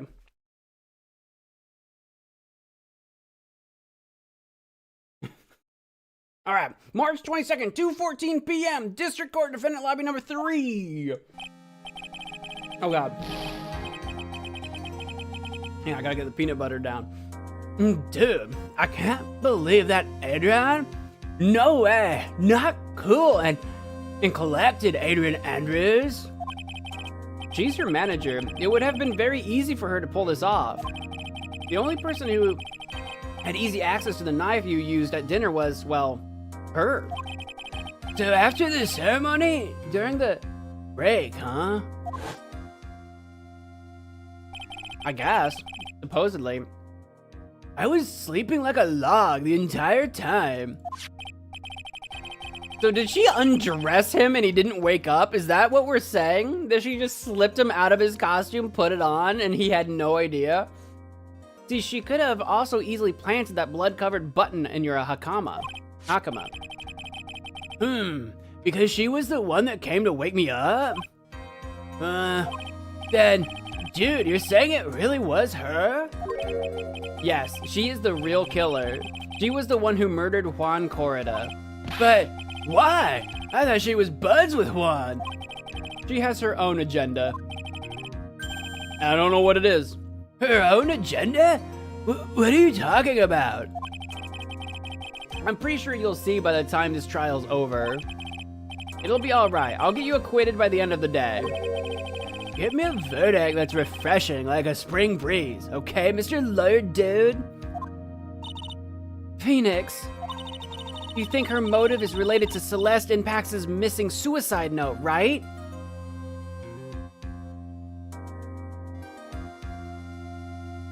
I forgot there was no note. So, sure. Yeah, was her note hidden? Right. Sure, I forgot about that, but you're right, Mia. That's what I was thinking the whole time. I did think it's related to them in some way. I do think it's related to Celeste, but I did forget about that. Yes!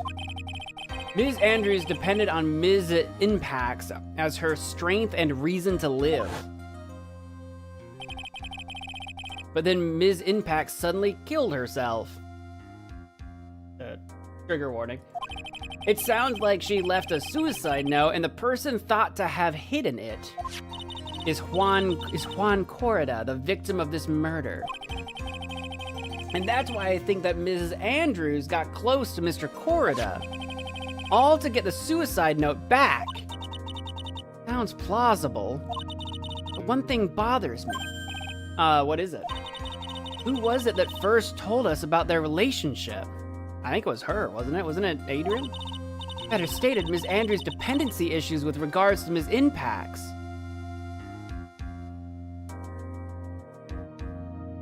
I remember having that conversation. Who told us that?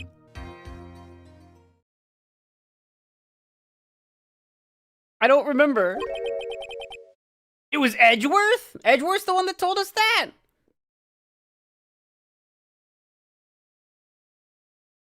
So that's why...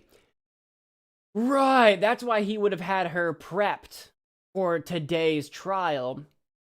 Because he already knew all that. And I guess already knew that we would be getting to this point. Then I don't know why we... Then, you know what? If that's true, if Edgeworth knew all this, and he knew we'd come to that conclusion, and he knew we would get here, and he knew this would happen, then why did we have to put up with Old Bag? Why did we have to put up with her theatrics and her lies? We could have just moved on, Edgeworth. We could have just jumped straight here. You knew we'd get here. We should have just got there. Edgeworth gave you the reports. Yeah, gosh, it's been too long. I don't remember all the details, but yeah, Edgeworth told us that. Okay, it looks like he's still the one in command of this ship.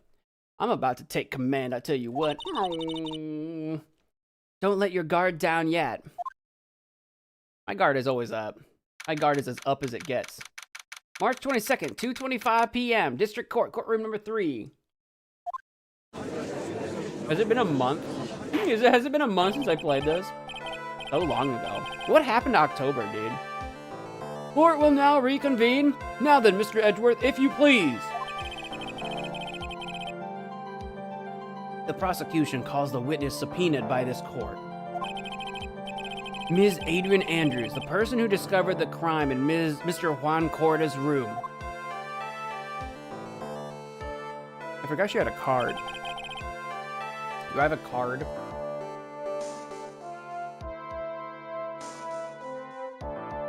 I got a black card. What is your occupation? Oh, and a book! She's got so many props. I don't have a... I should have a book on me. There it is. I am the manager of the defendant in this case, Mr. Matt on guard. Oh, I read that like, I'm the manager. My name is Matt on guard. I was like, what? I'm the manager of the defendant in this case, Mr. Matt on guard. I see. Now then. Before we begin, Your Honor, I have one request. Yeah, sure. What is it? I'm sure everyone in this room is wondering the same thing. What voice did I give her? I honestly don't remember. I'm just doing this. And would love to find out more about my relationship with the victim. After all, it was the topic of a certain weekly magazine recently. Oh no, I have no idea what you mean. I've never even heard of Gossip Land. If the judge was ever a prosecution witness, he'd do all my work for me.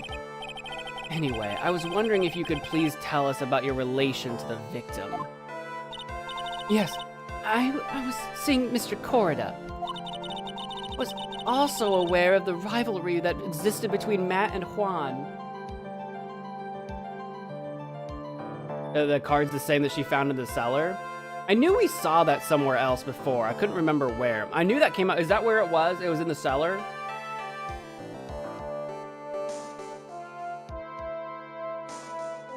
I mean, there's no way she's... Oh no! Wait! No! I remember that. I think we asked her about the card, and she said she found it somewhere. And she told. Have we learned what the conch means? It is strange. She found it. She's playing with it all the time. Anyway, we'll keep going for now. I was also aware of the rivalry that existed between Matt and Juan. But this was a private matter between Juan and myself. So it was a fry and bait matter. Or was that bait and fry? It reminds me of fishing. What are you talking about? Fry and bait? What are you talking about?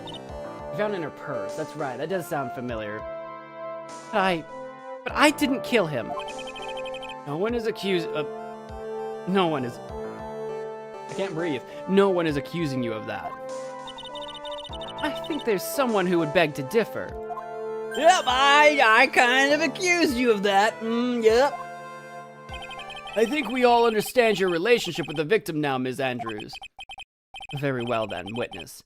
Please testify to the court about what happened when you discovered the murder that had taken place.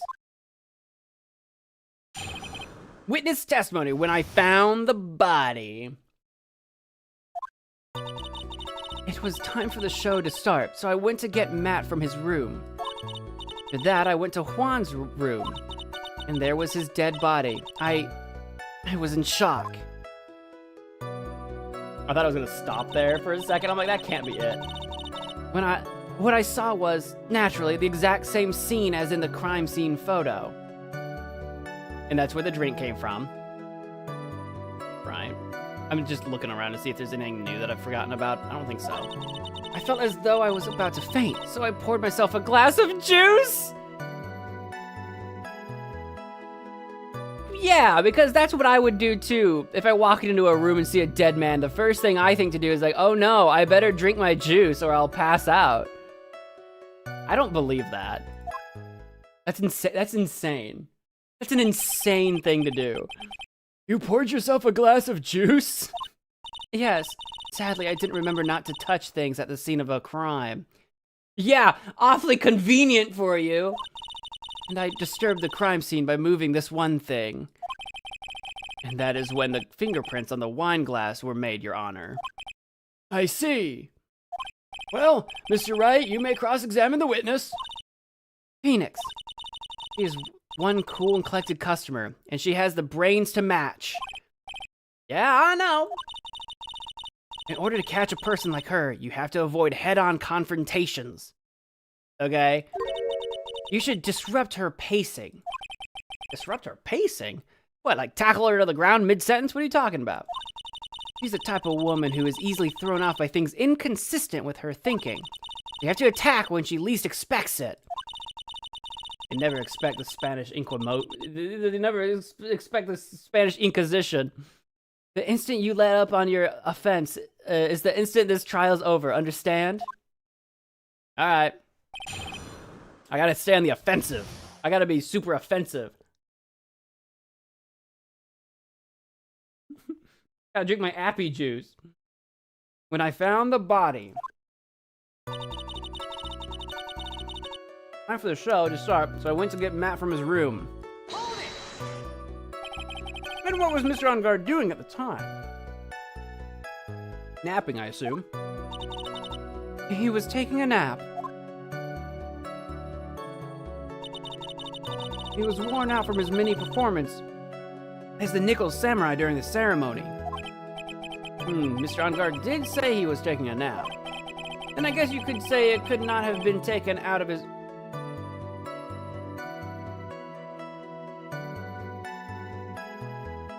What's it? We didn't bring up an it. And I guess you could say it could not have been taken out of his room, yes? What it?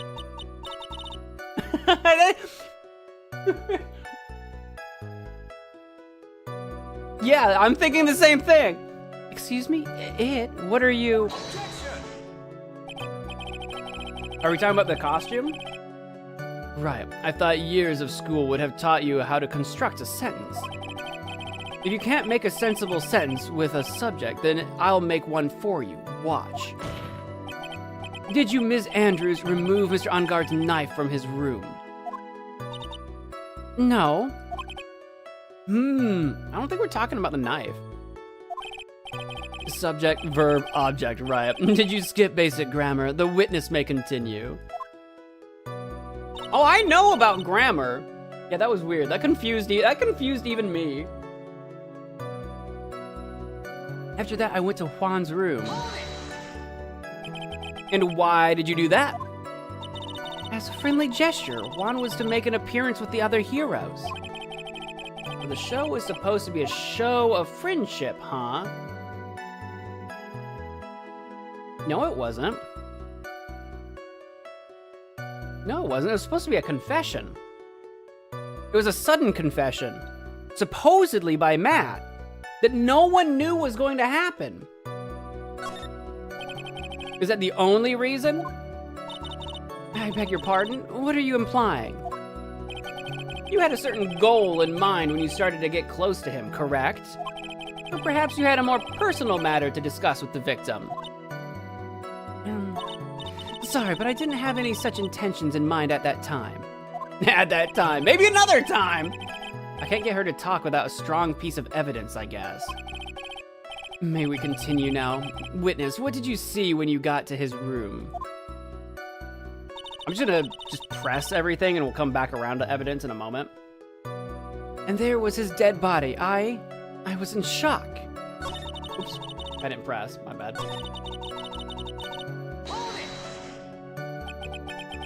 You were in shock? What? Was I not supposed to be? Miss Andrews is a very calculating person. And despite how close they were, I doubt she had romantic feelings for Mr. Corrida. Anyone randomly stumbling upon a dead body would be in shock. And you can't seriously expect that a young beauty like her would not be shocked. Edgeworth?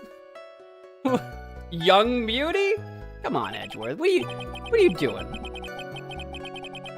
I'm not saying she's not pretty. I'm saying Edgeworth is trying to like psych me out. He's trying to like distract me or something. Somehow I don't think beauty has anything to do with being shocked or not. That's what I'm saying. That's what I'm saying. I see. What I saw was naturally the exact same scene as in the crime scene photo. This is the photo you're referring to, correct? Yes, the one with the knife lodged in his chest. And the guitar case was like this too? Yes, it was open and empty, of course. Then where the frick were you standing when you put that drink down? And then what did you do next, witness? Felt as though I was about to faint, so I poured myself a glass of juice from across the room and then set it down on the dresser next to... Like, that doesn't make any freaking sense, right? You know what I mean? You know what I mean? Juice? Yes, there was a bottle of tomato juice on the table, so I helped myself. Sure did. But you didn't drink any of it, did you? Huh? Yeah, the darn thing's full. There were no lip marks left on this wine glass to suggest that anyone drank from it. I wasn't feeling terribly great, so I set the glass down without drinking it. Because that makes sense in anybody's world. I don't think the case was open, Mo. Oh no, it definitely wasn't. No, she definitely opened it herself for some reason, and I don't know what that is. Right? Because we know the case was wet. Because this is the thing, right? Like the everything that she's saying makes no sense when you look at the crime photo. You're telling me that she was scared, walked across the room, grabbed this bottle from the table, poured herself a glass, walked back over here, set the glass down. All the while there's a smashed vase and a case open in the way. And whenever this case fell and broke and smashed, the top of this case is wet. At one point in time, the vase fell, made the guitar case wet. She opens it, takes whatever out. Like, none of this is adding up, lady. You know what I'm like? I can't. Based on what she has described, I cannot. The crime scene photo makes no sense. You know, I already said that. Yeah, no, yeah. The guitar case is wet. Yeah, that's what I said. See?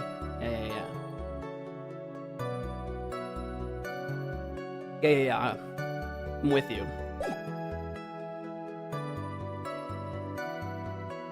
Anyway, continue. Miss Andrews, I would like to confirm with you one more time. When you discovered the dead body of Juan Corda, you were in great shock. And that's when you poured yourself the glass of juice, correct? What of it? My mind really was a complete blank at the time. Yeah, I don't believe that. Your mind was a complete blank, huh? I didn't think that was possible for you. Aren't you rude today? I was so dazed that I made one careless mistake. That one thing. What one thing? Never mind. It's no big deal. What was she starting to say just now? Press it further. Ms. Andrews, I'm convinced that, as you said, you made a mistake at the scene of the crime. Or maybe a few.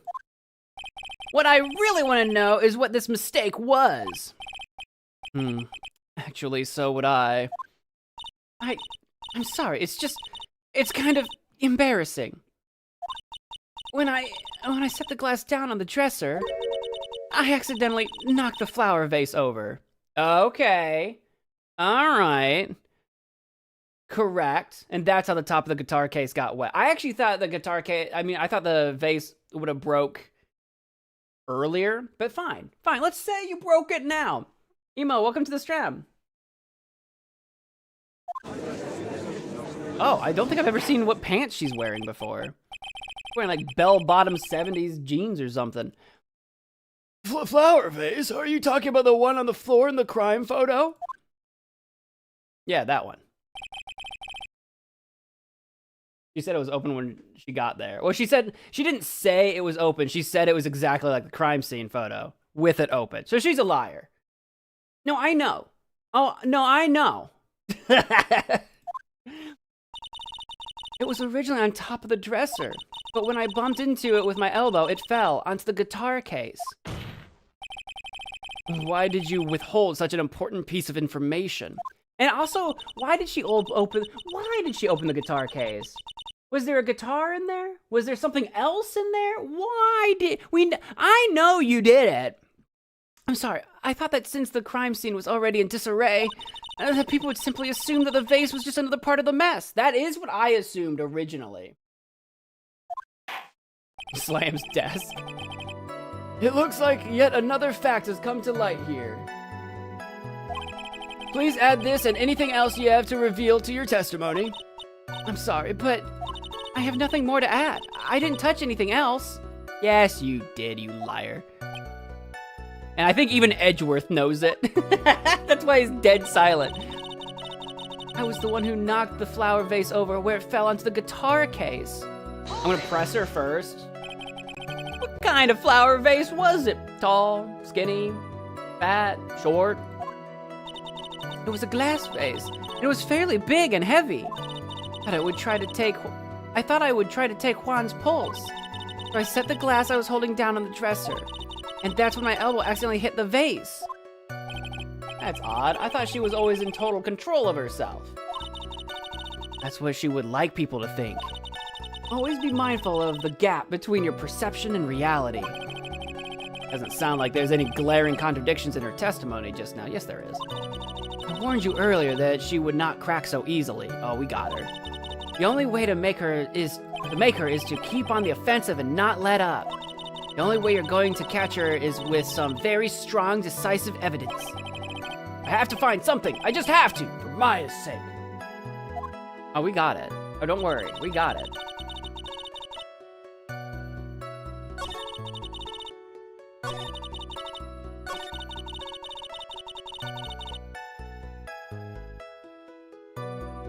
Do I present it here, or...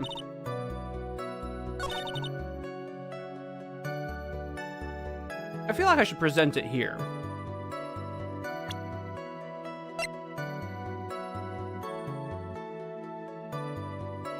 I think so. And I think this is the spot. Yeah. You testified that you knocked the flower vase over. Is this correct? Yes. And are you sure it fell onto the guitar case? Is there a problem with what I said? It's not some problem. It's a major problem. It's true that the top of the guitar case was wet with water. However, that's exactly what is so strange. Ms. Andrews, you testified that the vase fell onto the guitar case. However, if that was true, the case should have gotten wet on the inside, not the outside. That's very true. Furthermore, there is one other strange thing about this guitar case. What is that? Let's take another look at the crime scene photo. The remains of the vase are scattered on the floor. And what is wrong with that? If the guitar case was open when the vase fell, the glass shard should be inside, not outside the case. Objection. What is your point, Wright? That the case was closed at the time the vase was knocked over? Is that all? No, think back to what Ms. Andrews testified to. She said that other than the vase, she didn't touch anything else. Left that paper. Yes, that's right. She did implicitly say she didn't touch the guitar case. But this whole matter with the guitar case is a dead end. The bright red guitar was found at the studio. It has no bearing on this case at all. Oh, but then what was in the case if not the guitar? That may very well be. However, the empty guitar case does seem to have no relation to this case, doesn't it? But she had to do it for a reason. She didn't do it for no reason. It seems that there is no deeper meaning to the guitar case. Well, Mr. Wright, do you think we need to hear more details about the guitar case? Abso-friggin-lutely. I'm not gonna let her be. Let her be. Let her be. No, I'm not gonna let her be. I'm not gonna let her go. The empty guitar case. I believe this is a crucial piece of the puzzle.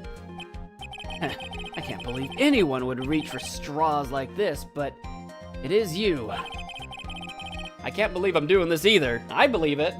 Dude, this is what we do. You say a thing, I disagree with a thing. Somehow I'm always right. This is just what we do. All right, I'll follow along for now. Ms. Andrews, please testify to the court about the guitar case. Yes, Your Honor. And don't lie to me, girlie. I'll know if you're lying to me. The guitar case, testimony.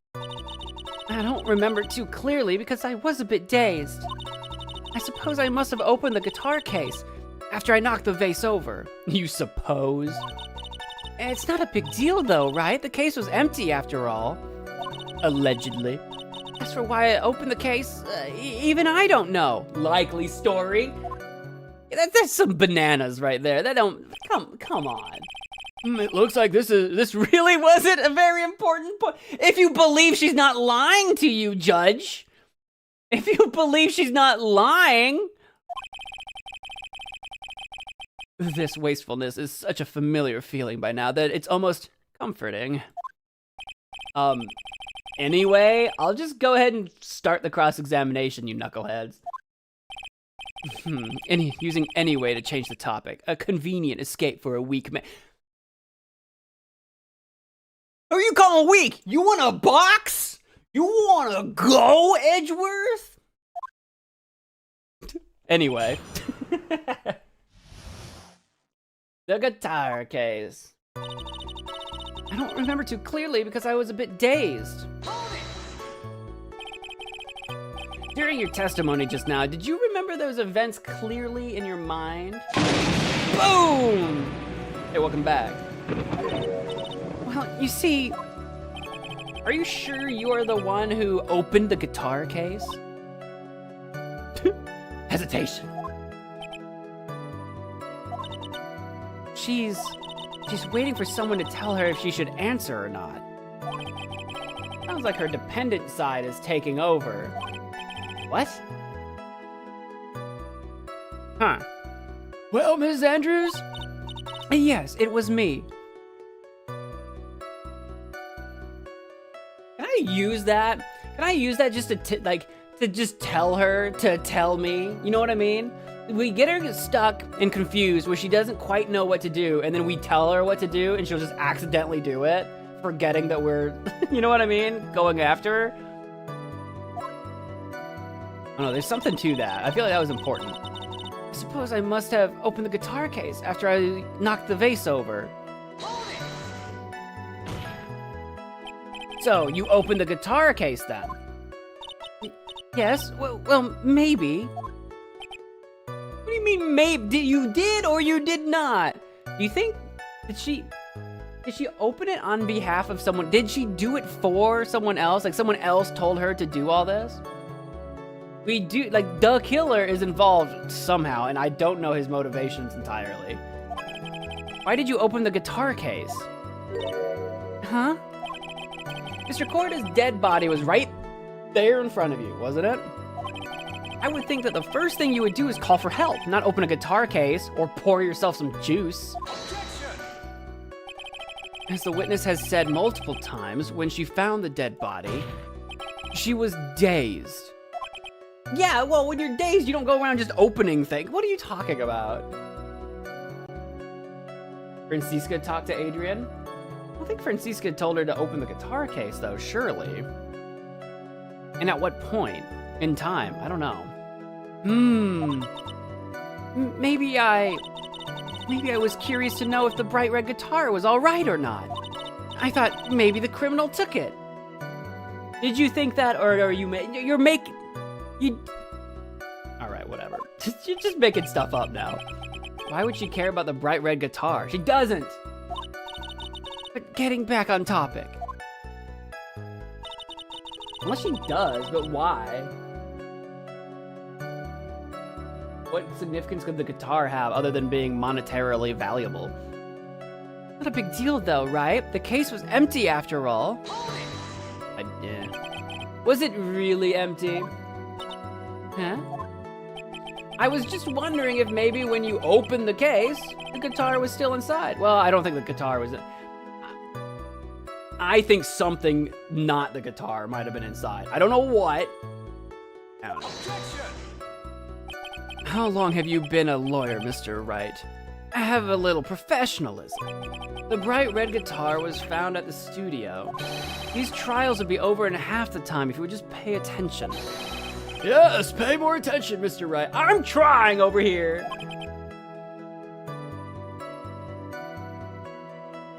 Sorry. I'm not sorry. As for why I opened the case, even I don't know. Yeah, what does that mean? Was that because you were shocked and dazed at discovering the victim's body? Yes, that's probably it. Probably. No further elaboration on that? I'm not going to get anywhere if I continue pressing her like this. The only way to make her talk is with evidence. I guess I should give it a try. Come on, Phoenix. We can't afford to let up on her now. I wasn't planning on letting up, but she's at her weakest now, so this is our chance.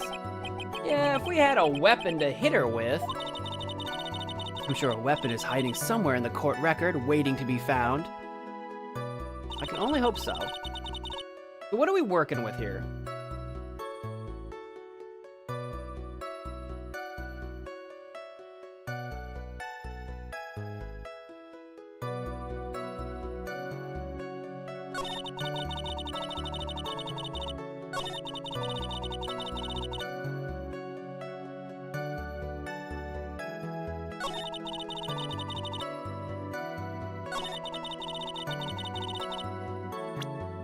Let's take a look at what we got going on here.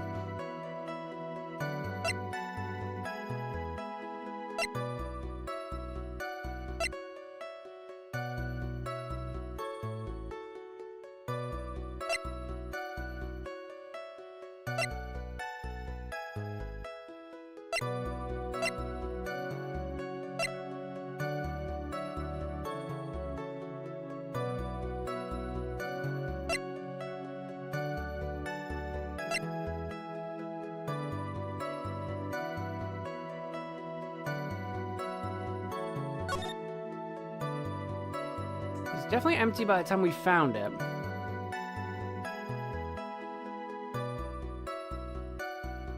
Oh, that's the Hakama. That's the button. Dude, the button, the Hakama and the different names of the characters got me so confused.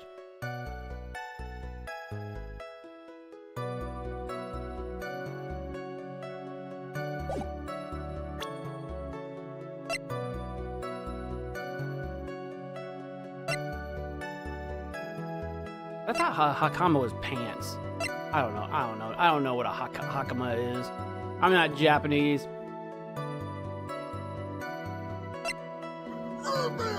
Real bear, no! Real bear! Real bear! Real bear! Real bear, no! No, real bear, no!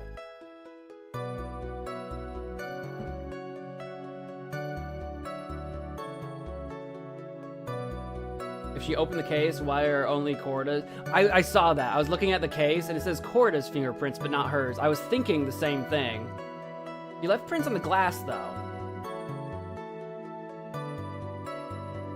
I mean... Unless the glass was from... I got that Fanta in my system! Fanta in my system! Unless the glass was from earlier, from when she was having dinner with Matt, and she brought it over to exonerate herself. So hear me out. I'm thinking she shows up, she murders Juan, dressed in her costume, opens the case looking for Lord knows what she's looking for, leaves to go put the costume back on Matt, grabs a glass and brings it back over to the room, sets the scene. Because she's supposed to be, it sounds convoluted, but she's supposed to be cold and calculating. I think she wanted to set it up like she couldn't have been in the costume. That's got to be it, right? I think she had to do like a back and forth. Unless the glass has some Fanta in its system. Use a different item to block the fingerprints? Would you even need to? I think Phoenix or somebody said something about the costume possibly wiping away fingerprints. So I was assuming maybe she left and then had to come back. I think she was in the room twice. Maybe not. I don't know what item you would use to block fingerprint, but like... Of the wine glass. Unless you mean like the gloves again for the guitar. I think she was fully costumed when she opened the guitar case because she was there to do a murder. And the glass was placed either after or before any of that even happened. I don't think the glass happened when she says it happened. It makes no sense following her train of thought, whether she's innocent and her story's true of her like seeing a dead body and pouring herself some juice. That makes no sense. And it equally doesn't make any sense to be like, I killed a man, I'm gonna just hang out here and pour myself some juice fully decked out in my costume. I think she had to leave and come back or something to like try to make it look like it wasn't her. I don't know. At some point in time, she also had to do the stabbing part. I don't know. All right, hang on. Let's back up for a second. What do I even need? It's not a big deal though. The case was empty. I must have opened the guitar case after I knocked the vase over. Is that where I do the...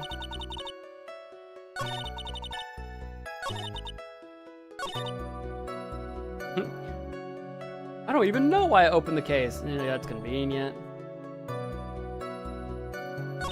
Oh, like an item in the room?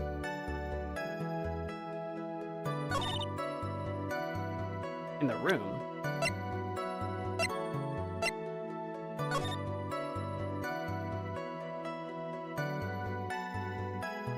I mean, unless she had done it with the scarf, but I think if she opened the case, it would have been after she killed Juan, so I don't think it was with the scarf. I also don't remember what else was in the room. This was the same room with like a bazillion teddy bears in it, wasn't it?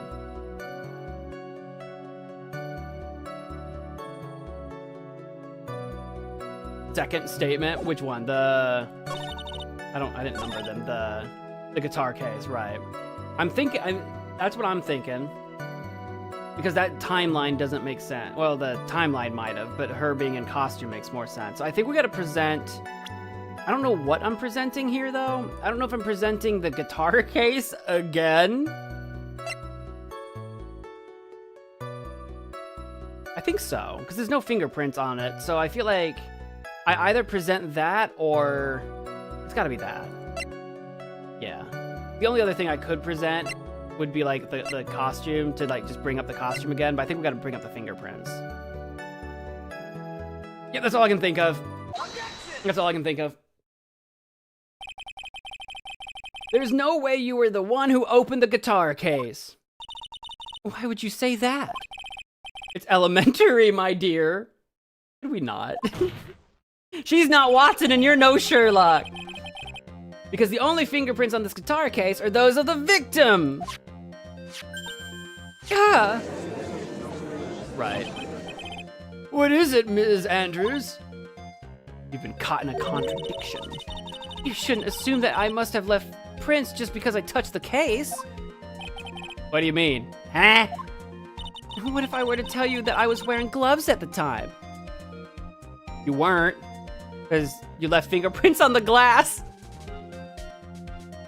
Just stop lying. Girl, why you always lying? Gloves? But why would you be wearing gloves at the time? It was the night of the awards ceremony. So of course I dressed up for the occasion. Yes, now I remember. I'm almost sure I was wearing a pair of thin gloves. I see.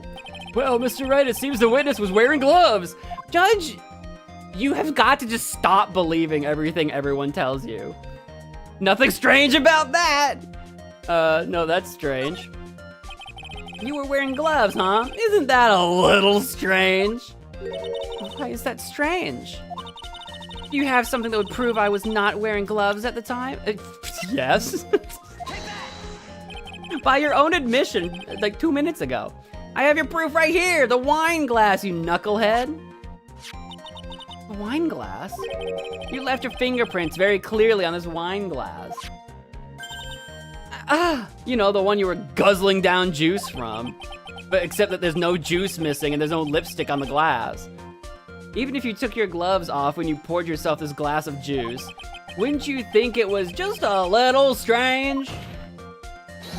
Did you put your gloves back on just to open the guitar case? She exploded her glasses. Good thing she had a backup pair. I haven't seen that one yet. Order, order, order. Looks like you hit the nail on the head this time. You mean this time? I believe that guitar case plays a very important role here. Oh, don't you worry, we all believe that. Except for maybe Edgeworth and the judge. Definitely not the judge. The judge is lost and confused as he always is. But it's just an empty case. Okay, Phoenix is confused too. I wonder if it really was empty though. I don't think it was. I don't think the guitar was in there, but I think something was in there. I don't know what. But the guitar, the bright red guitar, was at the studio. As if... Come on, Phoenix, put it together. It's not like only guitars will fit in a guitar case. Guitar cases are big and empty. Phoenix, drop all of your presumptions. What was in the guitar case was not the bright red guitar. I know! You don't mean. She does mean! It was a bright white guitar. I'm out.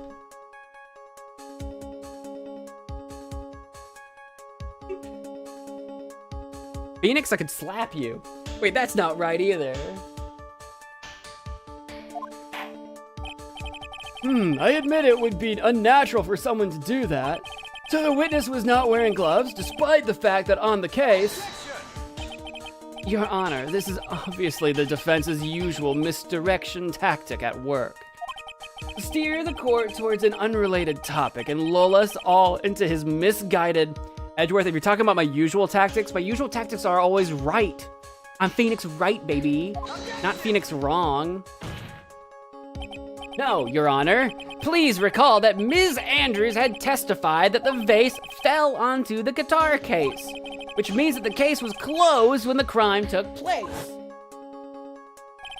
However, it is wide open in this photo of the crime scene. I am sure this guitar case has some relation to the murder. No matter how much you guys try to like move away from this. If you're so sure, Wright, then I'm sure you can somehow substantiate your outrageous claim, correct? Please enlighten us as to why that guitar case has anything at all to do with this murder. Oh, you see, I don't know what was in it, but why else would she open it? Can you do that, Mr. Wright? Well, let's suppose for a second that the bright red guitar was not the only thing that could have been in the case. Bright red guitar not being the only thing? You don't mean to suggest that... A big black guitar? So you intend to push your theory that the case was not empty? Is that it, Wright? I wouldn't say something I didn't intend to prove.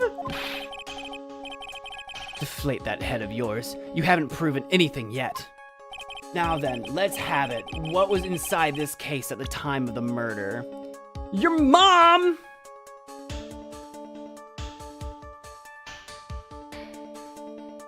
I don't know.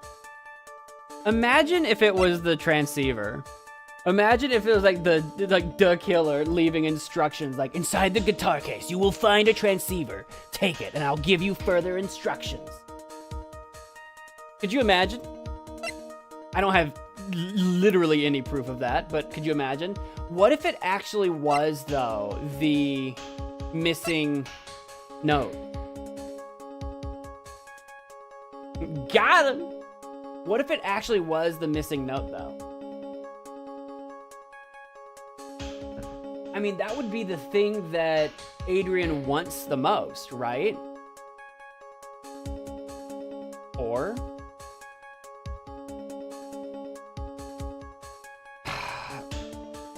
because I would imagine it'd be like a secret compartment or something. Because the button obviously wasn't. The crime photo is a photo. That's a report that that's just a report. An autopsy report. The knife is what she brought. That's Lotta's photo. The glass wouldn't have needed to be in the guitar case. That doesn't make any sense. The guitar case wasn't inside the guitar case. It's just guitar cases all the way down. Why did he bring the guitar case but not the guitar? Because he had something in it that wasn't the guitar. I assume something bigger that, you know, wouldn't have been able to fit the guitar case and that thing at the same time. So the note would be small enough you could have had both. That's Lotta's camera. Is it actually the transceiver, though? That doesn't make any sense.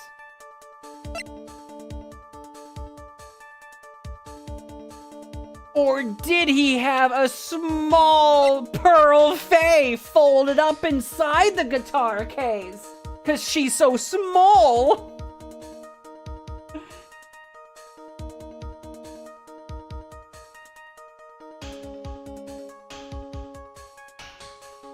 I like how you're asking me to remember a theory I had. I'm like, bro. The theory I had of there being 2 nickel samurai.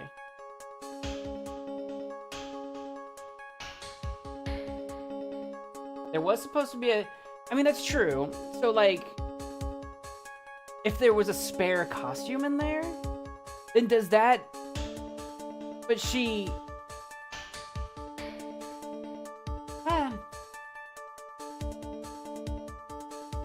There's supposed to be a confession from On Guard, but On Guard didn't know anything about it. That I know. So either, I assume the manager, I assume that meant Adrian was going to be the one that was giving the confession.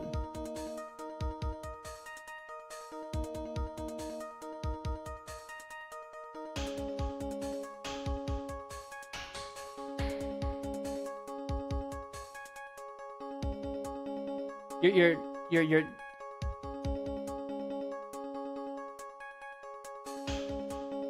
look at Lotta's photo of what, them outside the room.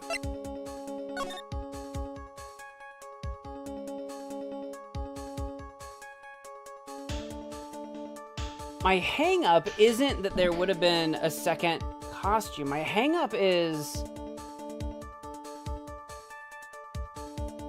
to get, if the costume was already in the guitar case, she would have had to open the guitar case to get to the costume. That would have left her fingerprints behind. That's what's confusing me.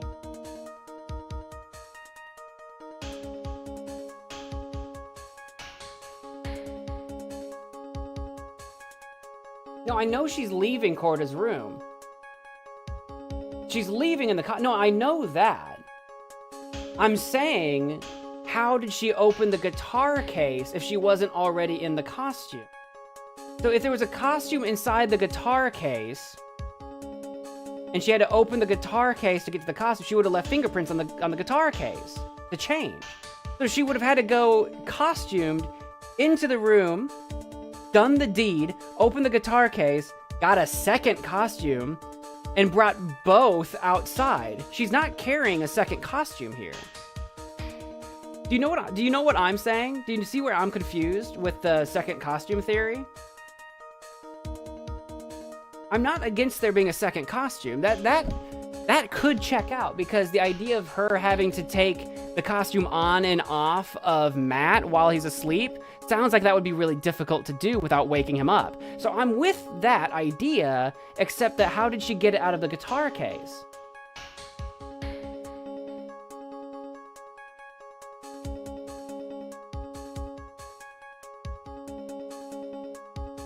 Gloves? We don't have any knowledge of gloves. I know she said she put gloves on, but my assumption is that she made that up.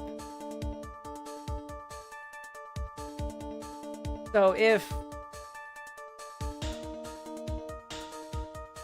Did we have any prior, not besides her saying it a little bit ago? It said, you know, but again, she made that statement up. So if that's the only time gloves have ever been brought up, then we are meant as players to assume that the gloves were made up. But were we given any evidence that there did in fact ever exist gloves previously? And maybe I've forgotten what the room looked like, because I haven't been in the room in like over a month. But do you see what I'm saying? Like, the rationale to assume that she had gloves when we have no evidence thereof is crazy. Nice fashion. What, you like my sweatpants? You guys don't need to know what I look like underneath my torso. You guys don't see. You're lucky I'm not just butt naked down here.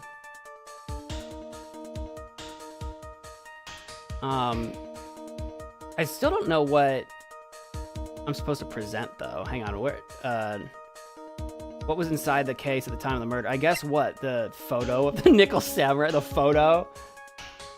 Or maybe even this photo? But you can see where the confusion comes from, right? Because up to this point, we are led to believe she had to come into the room costumed and left the... But then again, I guess I was also under the impression that the glass had to be moved later. But if she was only ever in the room one time, then yes, she would have had to somehow costume and decostume to touch the glass. That's true. So the idea is she would have had to come... It's the idea. She would have had to come into the room as herself, which makes sense. That's why Corida would have let her in, because she was herself. They had some drinks, they laughed or whatever, and then when he was distracted, she chokes him out. Then puts on gloves, gets into the guitar case, puts on the costume, stabs Corida repeatedly to make it look like a stabbing, and leaves. I guess. Alright. I guess that's it.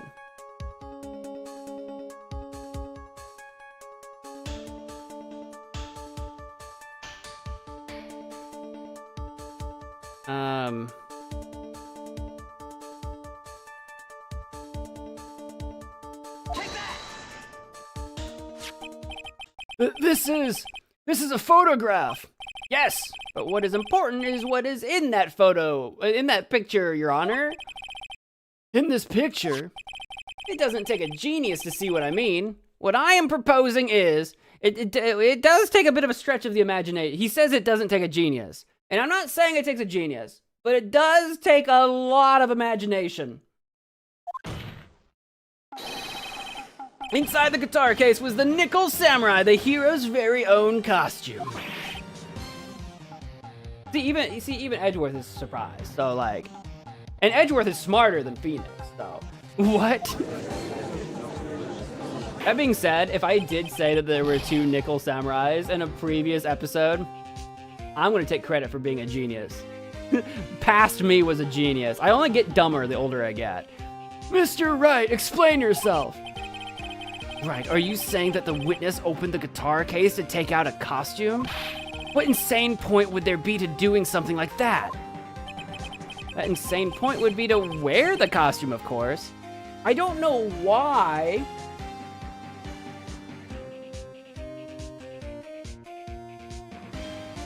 I'm thinking.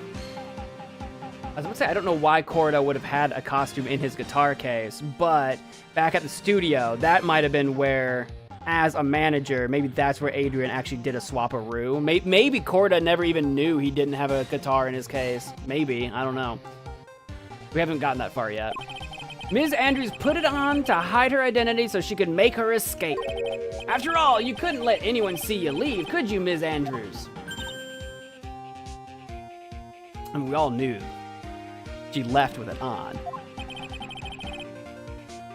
I refuse to accept your theory. Do you have anything to support such a preposterous idea? Well, just outside the door was an investigative photographer who was starving for a big scoop. And in the end, she managed to get this shot, correct? You mean this photo? Order! Order! It looks like we've wandered into quite another mess again, haven't we? We never wandered out of the mess, Your Honor. Nice job, Phoenix. Well, you know my strategy. Speak first, think later. No, I do a lot of thinking first. No, I do a lot of thinking. I do a lot of talking to myself. So the real murderer was hiding inside a costume. Wait 1 second, Your Honor. The Nickel Samurai's costume would have been Mr. Matt on guards. Why would something of the defendant's be in the victim's room? And inside the guitar case of all places? True, that is a little baffling. Mr. Wright, the court would like to hear your thoughts. What was this Nickel Samurai costume doing inside the guitar case? I'm willing to believe it was a spare, because the alternative, like I said earlier, the alternative would have had to be that Adrian somehow got the costume on and off of Matt while he was sleeping, which sounds pretty tricky. I think it was a spare. Mr. On Guard did not take his costume off during the break period. In that case, the costume we are talking about was a spare one. What? Then, are you saying that on the night of the murder, there were 2 Nickel Samurai costumes at the Gatewater Hotel? Yes, that is what I am saying. And how do you explain the costume that was inside the guitar case? Which would mean that the victim himself had brought this spare to the ceremony on purpose. Well, I don't know. If he did, because it's possible he was tricked into bringing it, like someone else, like I'm saying, like Adrian did a swap-a-roo, like way before they got to the hotel. That's possible. Or if he did bring it on purpose, he may have been instructed to do so, maybe even by Adrian. Maybe they had a plan. Maybe they were gonna like work together to do something. Like, you know, Adrian tricked him that they were gonna like be up to some sort of shenanigans or something. Possibly. I'm not sure. It's a thought. We'll see where this goes. But why? The victim, Mr. Corda, was the Jammin' Ninja. Why would he secretly bring the Nickel Samurai spare costume with him? What could be the reason behind such a peculiar act? And therein lies the sticking point. What are you mumbling to yourself about now? Have you just been rambling all this time without any sense of inner monologue? Huh? No, I just think aloud.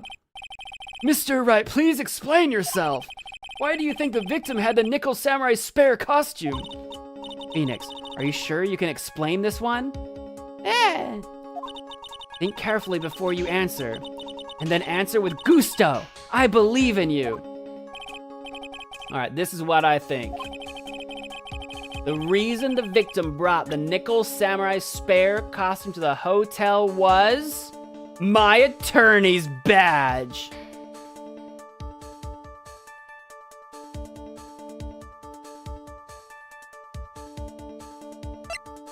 It's gotta be the press conference ticket. It's gotta be. Because Matt did not know this was happening. So someone else needed to do it. So someone else needed to bring the costume. It has to be the ticket. What is this? If I'm wrong, I'll take the hit. It's only 1 point. The attorney's badge is always the answer. I'm right. I'm so right. On the night of the murder, after the stage show, the Nickel Samurai was going to hold a special press conference. A press conference? Yes, the Nickel Samurai was supposed to confess something at this conference. I heard about this as well. For once, you're not making something up, right? I don't make anything up. You make things up. You shut up. But what struck me as strange was that Mr. On Guard himself said he had no idea he was supposed to be holding a press conference that night. But how can that be? The way I see it, that can mean only one thing.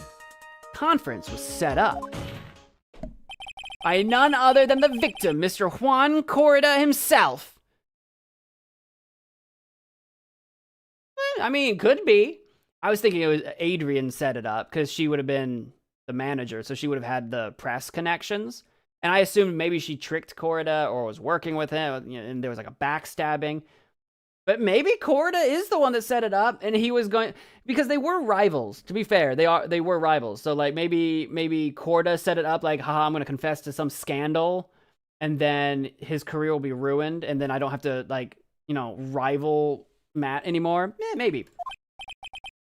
The victim? Yes!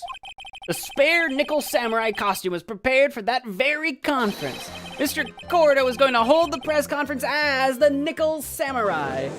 No one would have recognized his voice. Definitely not. He was going to dress up as the Nickel Samurai and hold a conference? But why would the victim do such a thing? That's something I don't quite know yet. However, what I am concerned with right now is what he intended to reveal at that conference. The Nickel Samurai was going to confess something.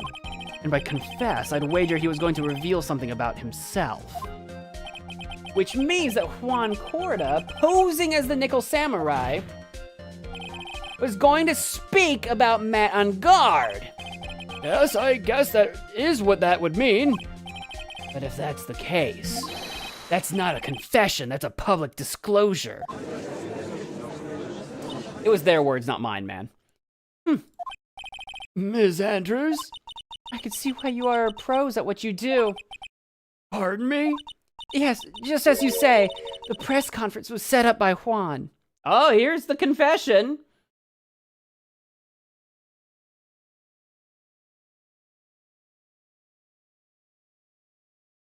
Just here to drink my tomato juice and get it over with. Ms. Andrews, please offer us an explanation for this. I was the one he asked to help set it up. And the person who prepared the second costume for him, that was also me. See, I knew they were working together.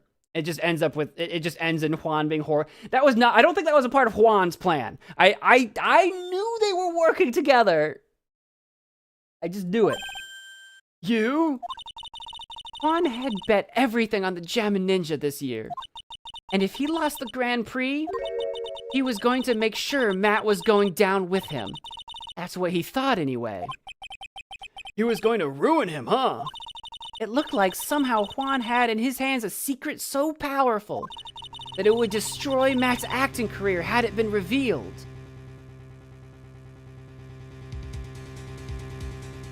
Interesting. That mean that Andrews thought the secret would have been that Matt murdered Celeste all those years ago? I mean, I don't think he did, but was that what Andrews thought the secret was? What?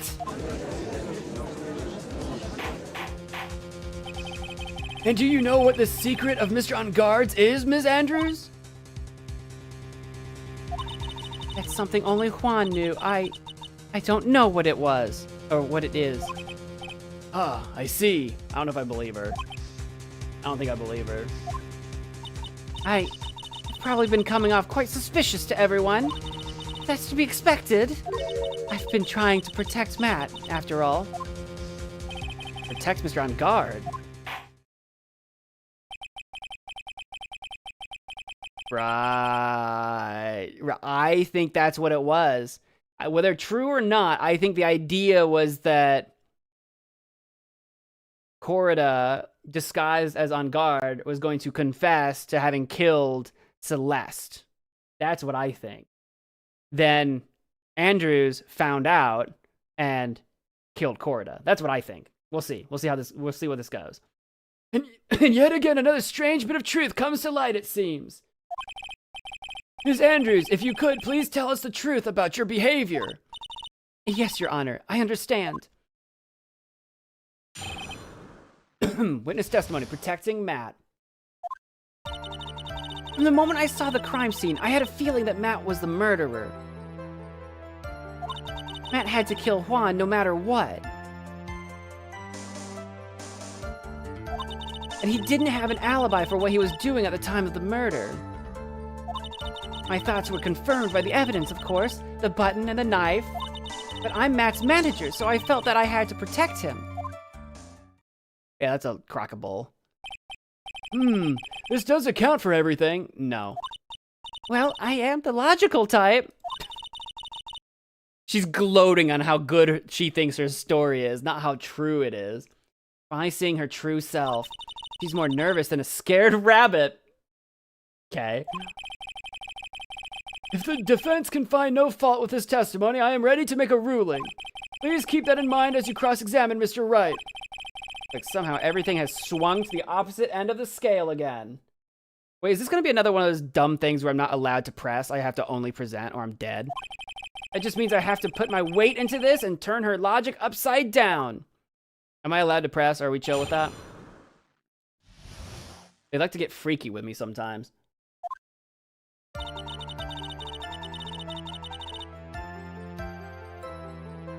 From the moment I saw the crime scene, I had a feeling that Matt was the murderer. Would you say that was your intuition speaking to you? Don't confuse my methods of reasoning with your own.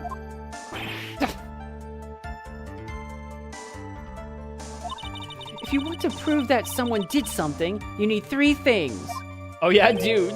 Let me know what you say those are. What do you think those might be? A motive, an opportunity to commit the crime, and finally, decisive evidence. Okay. But you've got motive, and you had the opportunity. I'm working on that decisive evidence right now. And if you think these 3 things through, the answer becomes quite clear. You should have already known that, Phoenix. I did! I'm getting her to talk. She's doing the talking. I didn't teach that to us in school, at least not from what I remember. May I continue now? Yeah, do go on. Matt had to kill Juan no matter what. So would you say this need came from the press conference? Yes, do you know why Juan chose that event and that hotel for the conference? Because that was when he could cause the most damage to the public's beloved Matt on guard. And you knew of this plan, didn't you, Ms. Andrews? Yes, because I was the one who set up the conference and prepared the costume. There it is. I knew she set up that conference. I knew she did. But I'm sure Mr. On Guard himself didn't know anything about the press conference. Really? Can you show me any proof that he didn't know about the press conference? No, mostly just his word, I think. Anyway, the important thing here is that this information was not in your testimony. Anyway. Yes, I agree. Ms. Andrews, please correct your testimony if you please. Grasping at straws now, are we, Mr. Wright? I know what his motive was, but I don't have any way to prove I'm right. Has Mr. On Guard done something to hurt or betray you personally?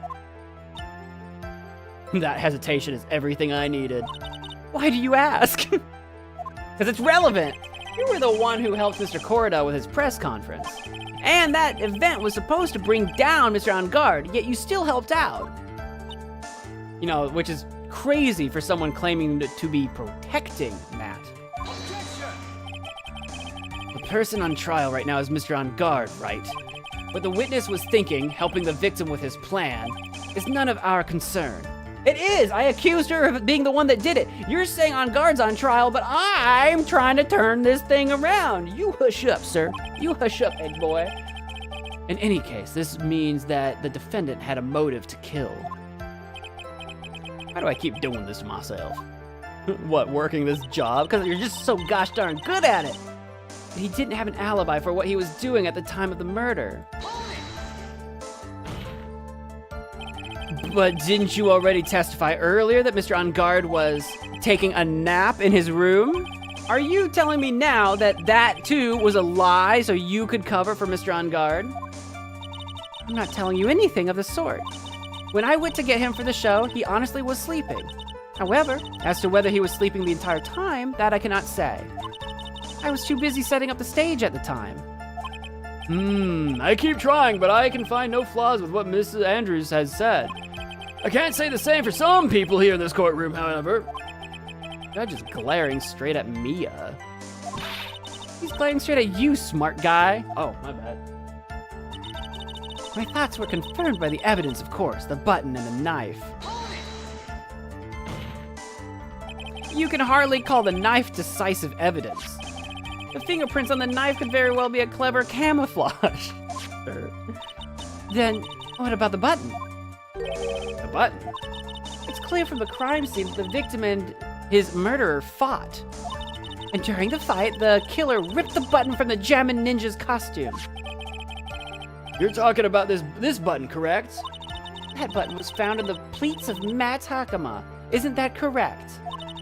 I would think that makes it very decisive evidence, unless it was planted there. Nope. Looks like you were outfoxed again, Mr. Wright. I don't think so. Anyway, the knife doesn't prove a thing. Please fix your testimony. I can't stand the sight of a man who can't gracefully accept his defeat. I'm not defeated. I'm not defeated yet! Thank goodness Mia can still look at me. With an icy stare, yes. She could read my mind. Ms. Andrews, for Mr. Wright's sake, please add this information to your testimony. We just keep adding more and more to it. That button was torn off on Juan during his fight with Matt. And how do you know that? From the ends of the threads on the button.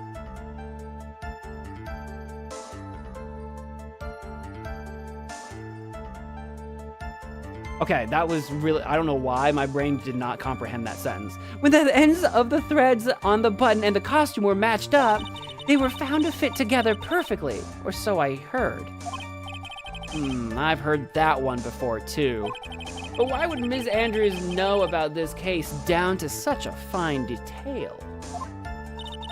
Don't look at me like that, just because I'm prepared and you are not. And I thought I had her this time for sure. If there's anything to trip her up on, it has to be here. But where and what? Exactly, where and what? But I'm Matt's manager. I felt that I had to protect him. But what you really did was stab the guy in the back, didn't you? And at the worst possible time. Who's to say she really stabbed the guy in the back, as you put it? This witness could have disclosed things about Mr. On Guard at any time. Why then would she wait until there was a large audience before doing so? It's the same reason why Mr. Corda planned such an elaborate conference. Ms. Andrews wanted to cause Mr. On Guard as much damage as she possibly could. This witness bears ill will towards the defendant. This isn't the Phoenix Wright Wax philosophical power hour. It could be. It could be. And please, stop slandering the witness. I'm doing no such thing. As I expected, Ms. Andrews' testimony seems pretty solid. Really? Because to me, it sounded a little wishy-washy. I'm with me on this one. Wishy-washy? Well, I guess we'll see if I press a little more. You should know this by now, but you'll need strong, decisive evidence to make her talk. Oh, I know. Got it, Chief. I'm gonna pin you down this time, Ms. Andrews. Phrasing. From the, okay, so we're back at the beginning, right? Okay. The moment I saw the crime scene, I had a feeling Matt was the murderer, which is bonk.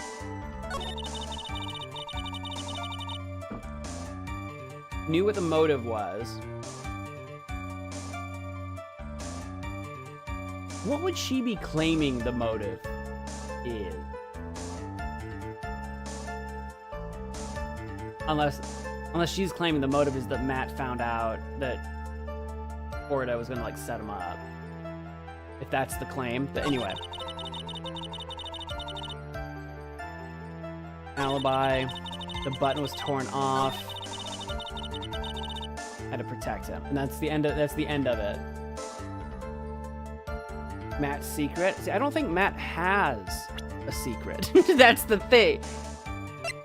Now, I believe Andrews might believe that he has a secret. I think Andrews thinks Matt killed the last.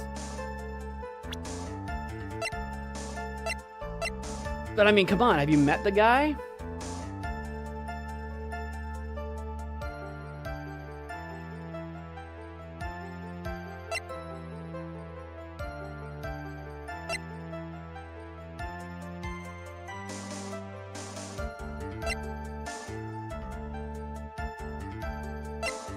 I mean, come on, have you looked at the guy? If he turns out to actually be a for real mastermind, my brain's gonna explode.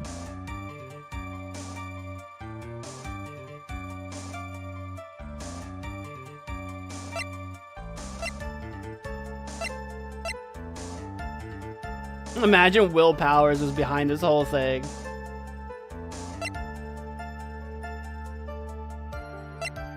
I'm just looking at people now.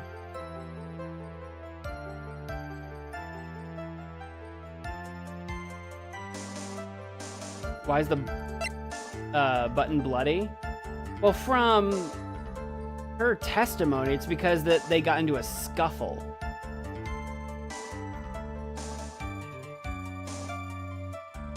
We know he was strangled, right? Right. Yeah, we know that.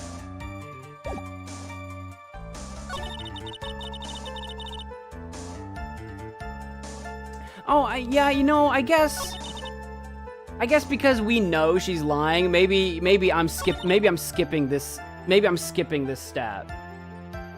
My money's on Old Bag mastermind this whole thing for sure. Yeah, maybe because we have because we know she's lying. Maybe I skip this part because yeah, we know he was strangled to death, not actually stabbed to death. We know that the stabbing actually happened after he was dead. So this whole thing about them fighting is bunk. What does the autopsy say? It does say death by strangulation, does it not? It does. Then stabbed with a knife. So I guess the contradiction here is the fight. That never happened. Right. Yeah. Good call there. I was definitely skipping over the autopsy because we just know that all of this is such bananas not correct. Yeah, present.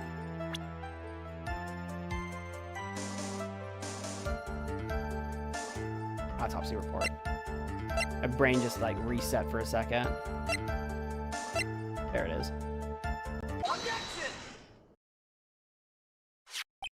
This is the victim's autopsy report. You might recall it from probably towards the beginning of this whole case.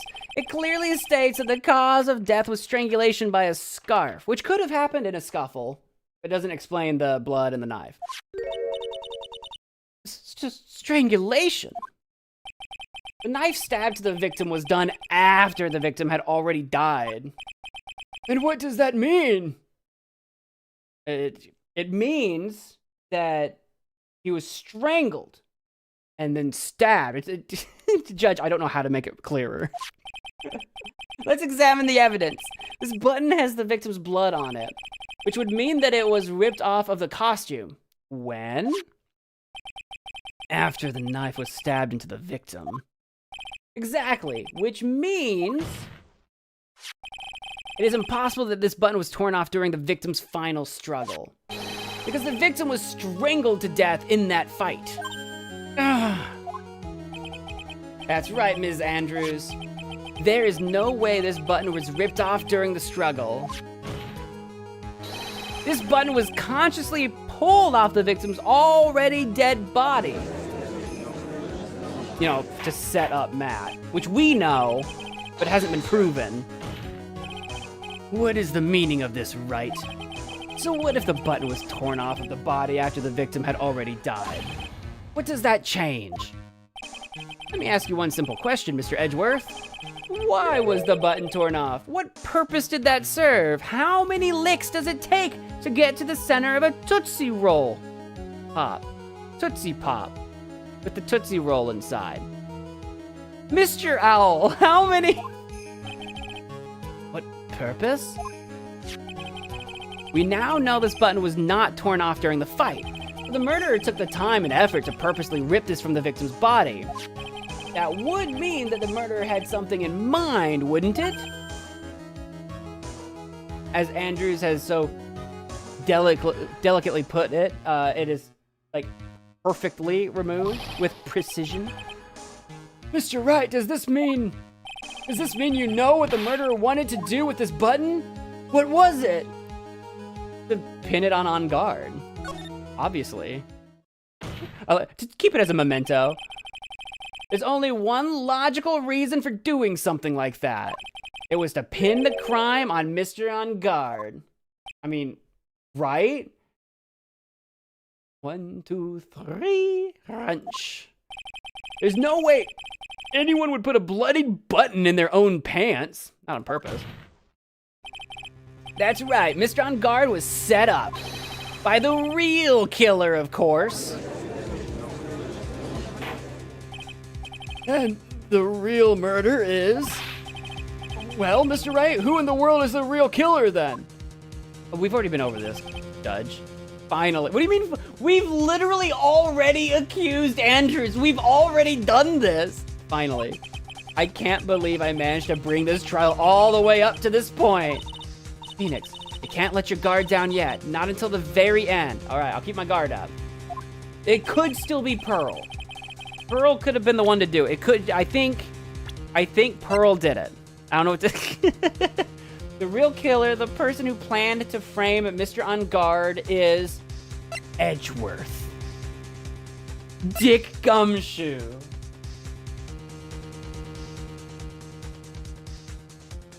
Is this a trick question? Like, everything points at it being Andrews. Everything points to Andrews.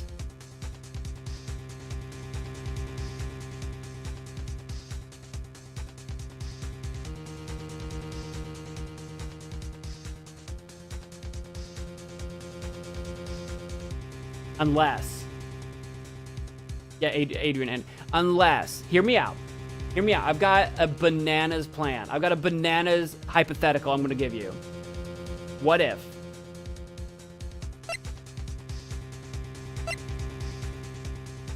It was Corrida.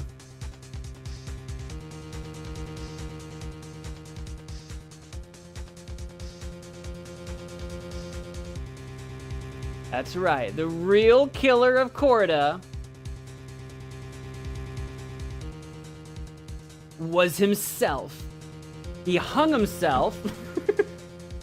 I'm sorry I'm laughing at this, but literally, like, Celeste also was found dead by hanging. What if... Are you on the crazy pills? What if Corrida hangs himself and then it's up to Andrews to put the blame on Matt, but something went horribly wrong or something. I don't know what. I'm just saying. I wanted to give you another idea. I wanted to give you something else to think about. What if he hangs himself to pin it on Matt? He's dead, but Matt's career is over. Look, I was trying to come up with something. I was trying to come up with a twist. I was trying to come up with a plot twist, okay? This would not explain Adrian stabbing him afterwards. It would not explain that in any way whatsoever. No, it's gotta be Adrian. It's gotta be. Everything points here. And I only take 3 damage if I'm wrong. So if there is a plot twist, we'll survive. What about The Killer? I don't know anything about The Killer yet. I don't know The Killer's angle yet. I just wanted to try to come up with some kind of cockamamie twist, and that was it. But no, it's gotta be. Adrian Andrews, I choose you, Charizard! You are Mr. Corrida's killer. We've literally already... Oh, there go her glasses again. That's expensive. We've literally already accused her. Order, order, order, Mr. Wright. This is a very grave matter. Do you have any evidence that supports your charge? My evidence? Here's your evidence.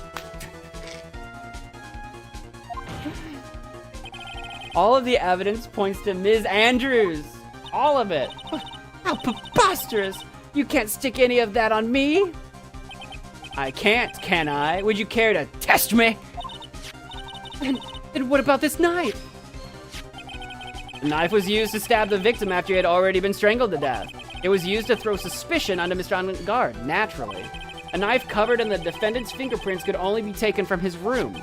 And the only one who had dinner with him and knew which knife to take was you. Ah! Glasses are gone. How many glasses do you have in that dress? No, she's got pants.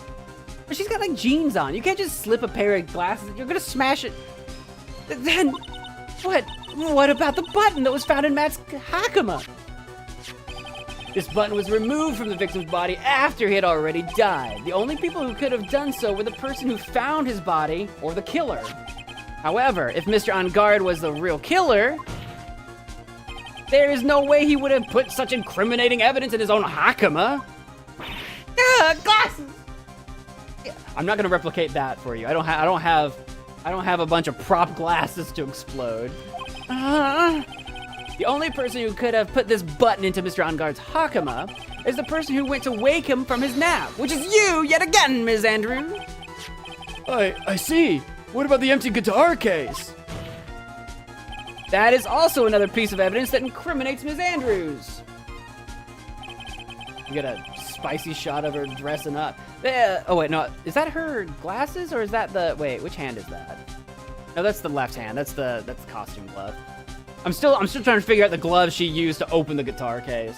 That costume was used to hide the real killer's identity as they fled the crime scene. Now, who could have known that there was just such a costume inside the guitar case? It could only have been the person who prepared the costume for the victim. And that person is you, Ms. Adrian Andrews. No, I... But Ms. Andrews' fingerprints were nowhere to be found on the guitar case.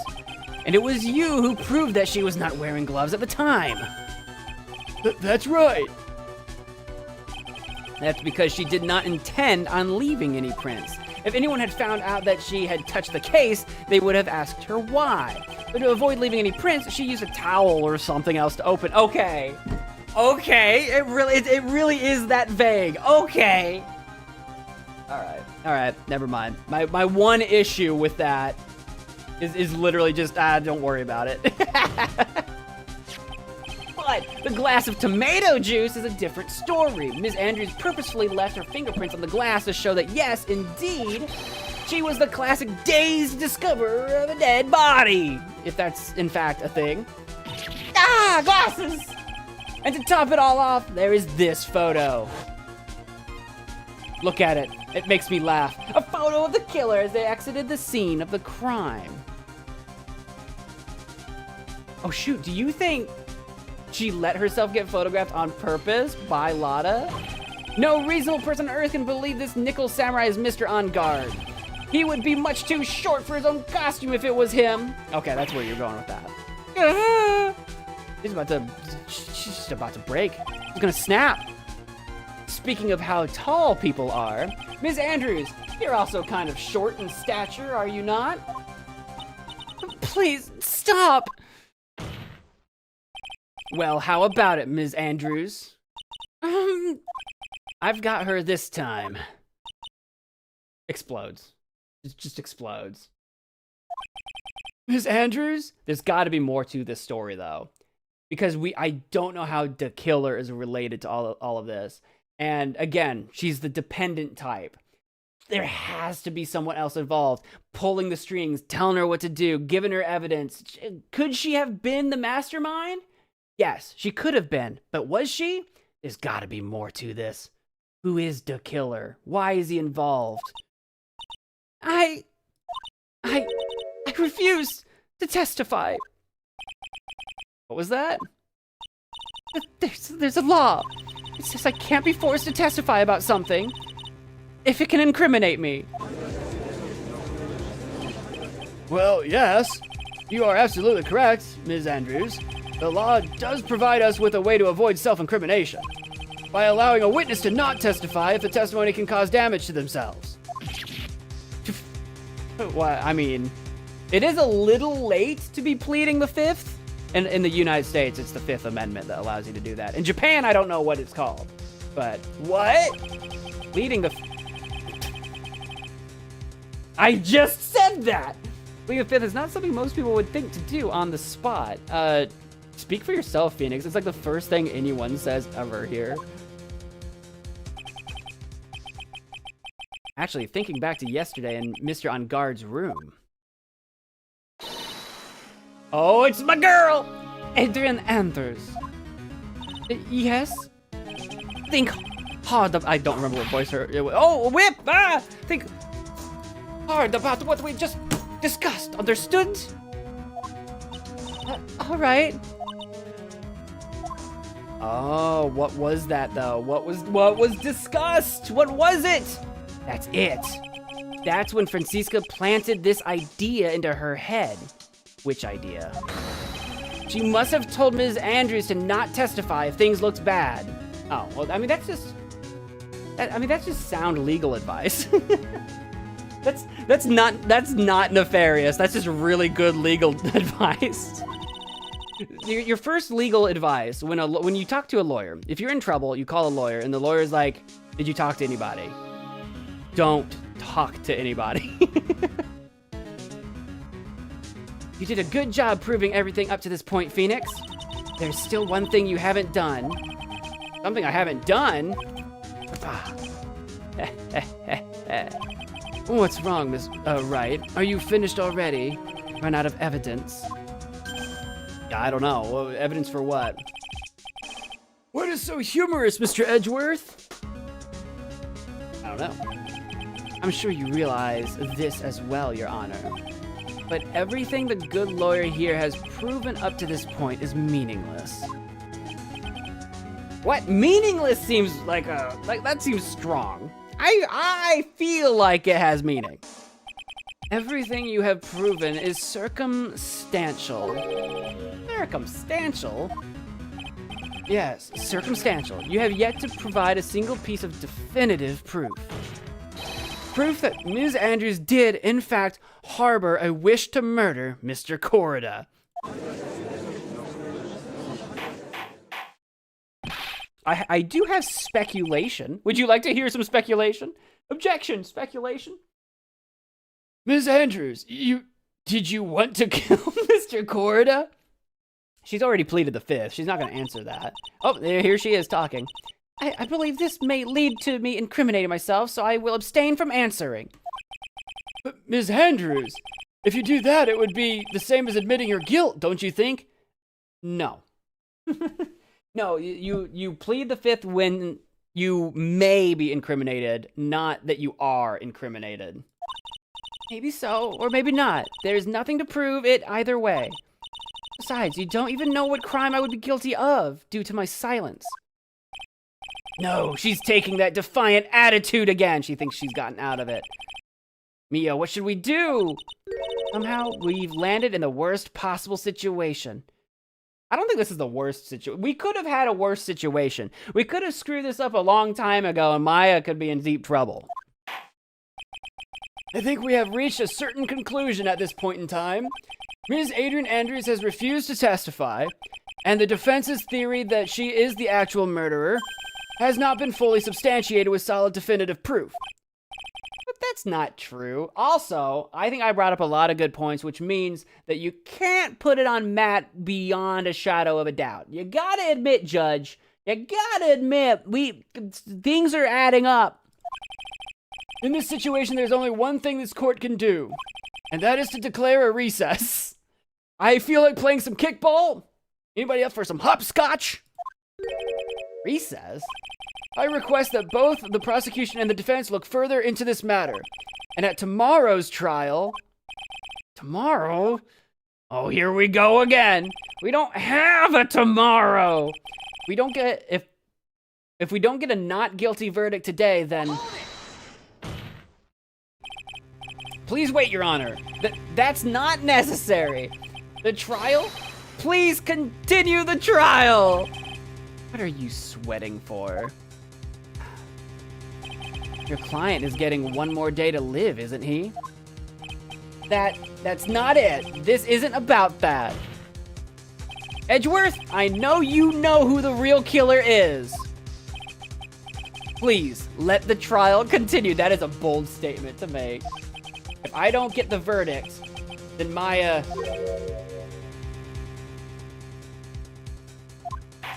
Yeah? Edgeworth wouldn't let something happen to Maya. He might not like us, but he couldn't let something happen to Maya. But it's impossible to continue as long as the witness refuses to testify. Now then, this court is... It is not impossible for this trial to continue. Hey, Edgeworth's gone rogue. Let's go. Mr. Edgeworth, what are you? It's true, Ms. Andrews holds the right against self-incrimination. However, if the topic of conversation were something unrelated to whatever she may be guilty of, then she has no right to withhold testimony. Which in the United States is not true. In the United States, you can literally choose to not talk about anything, period. You can just literally say, I plead the fifth, and then never say a word ever again, and that's perfectly fine. I don't know about Japan, and I don't know about Phoenix Wright World, but here we go. Yes, that is very true, but... Actually, there is one little thing that I'm curious about.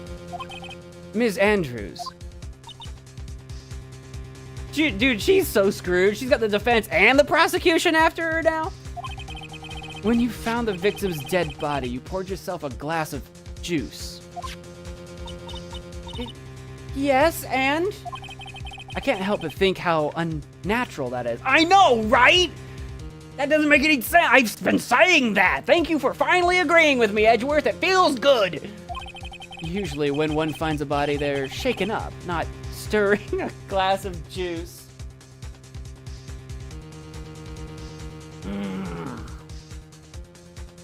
The puns keep coming and they don't stop coming. I have my juice shaken, not stirred.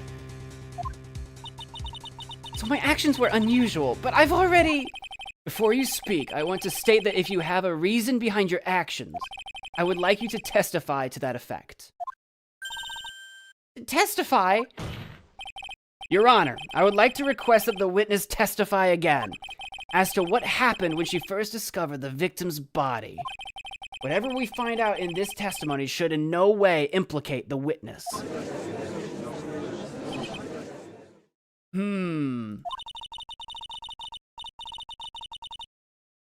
I don't know what it is about Edgeworth today, but I can't get a good read off of him. It's because we mentioned Maya.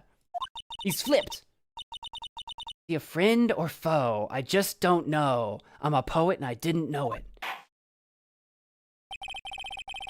Is he a friend? A foe? A lover? The court acknowledges the prosecution's request. Ms. Andrews, if you please. Witness testimony. When I found the body. That glass of juice, I didn't really pour it for myself. I was surprised when I walked into the room and saw it in that messy state. And Juan, he was sitting slumped over and tired looking in the corner.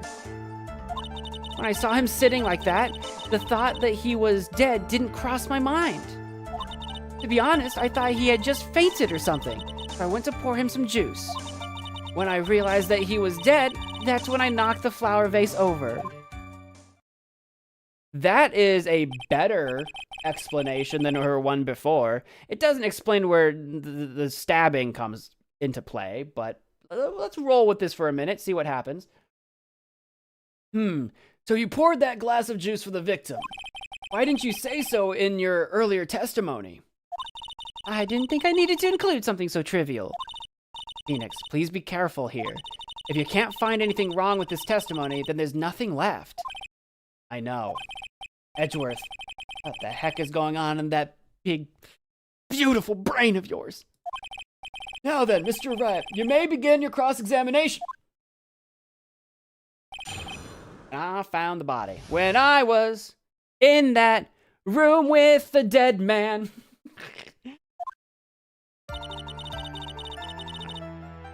That glass of juice, I didn't really pour it for myself. I assume I can press, so we're gonna do that.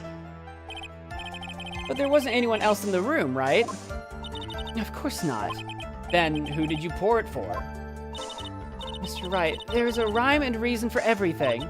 Can you wait just a little longer for it to be revealed to you? Okay. In other words, Wright, be quiet and listen. I've already listened to the testimony. I'm pressing. I said, couldn't have said it better myself. Okay. I was surprised when I walked into the room and I saw it in that messy state. So it was a mess. Are you sure it wasn't messy because of your fight with Mr. Corrida? I understand your frustrations at not being able to prove your theory. However, before you go accusing people of crimes, go find yourself some evidence. Yeah, okay. And then what did you see next, witness? And Juan, he was sitting slumped over and tired looking in the corner.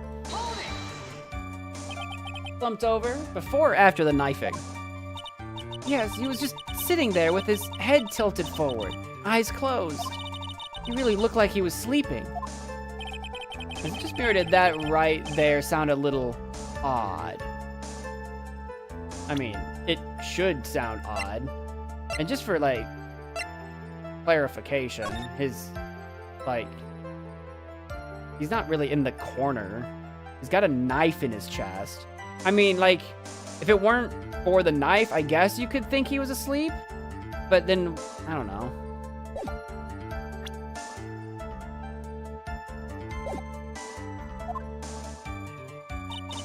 When I saw him sitting like that, the thought that he was dead didn't cross my mind. And what did cross your mind? I thought maybe he had smashed everything up in anger because he had lost the Grand Prix.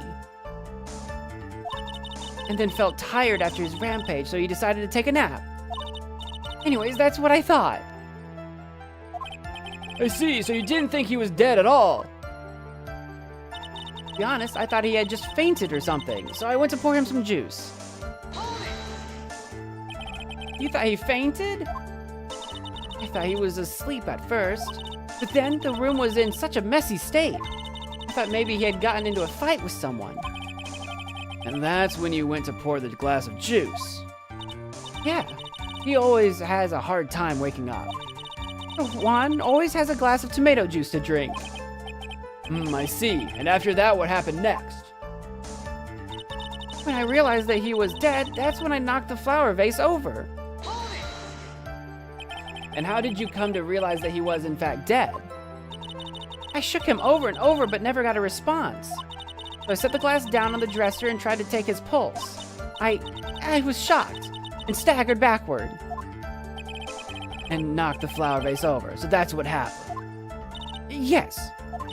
This is what it all comes down to. This is the absolute end for both sides, and Adrian is letting her guard down. Phoenix, now is our best chance yet to kill the prosecution's case. Isn't that a bit harsh? Ms. Andrews, will you tell the... Will you tell us the truth this time? Oh, I didn't realize it. I thought it was still... Okay. Here we go. We're at the beginning.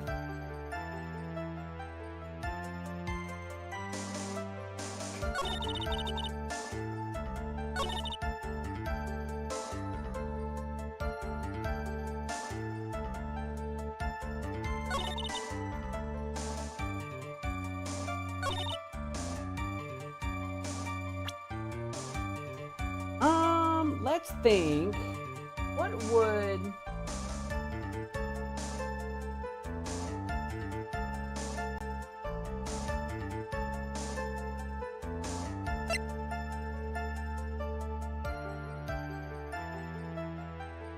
What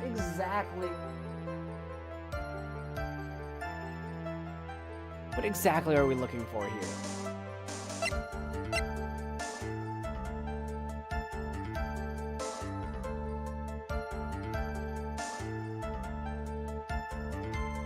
Crime photo itself? That's this one.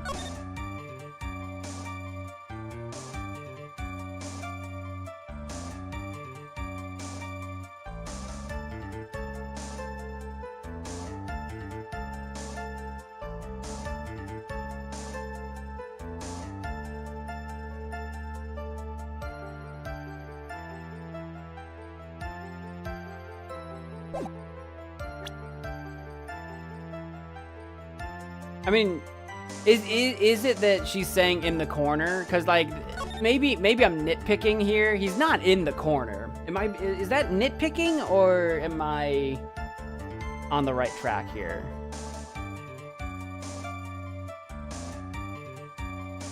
Because he seemed more like in the middle of the room to me. I mean, maybe towards the side, but not in the corner.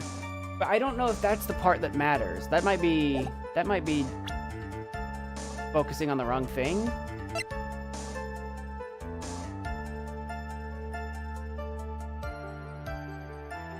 There's a knife. Yeah, no, there's definitely a knife in his chest.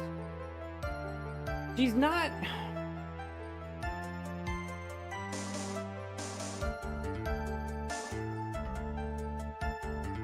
She's not saying that there's a knife in his chest.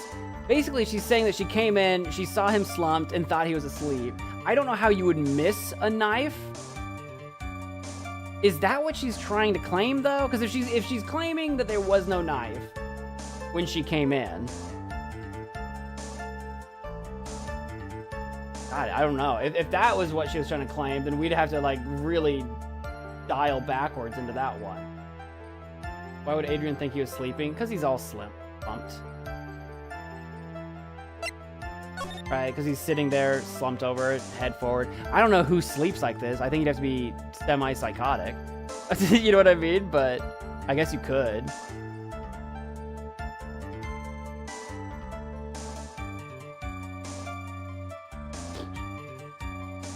I gotta sneeze.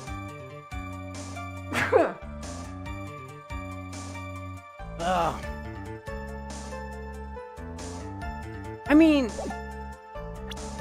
it's not. I'm trying to actually. You know what? I want to hear Mia again. It's the absolute end. So is this like the final thing? He's letting her guard down. Gotta kill the prosecution's case. What is the case-killing piece? Will you tell us the truth this time? The truth about what she saw?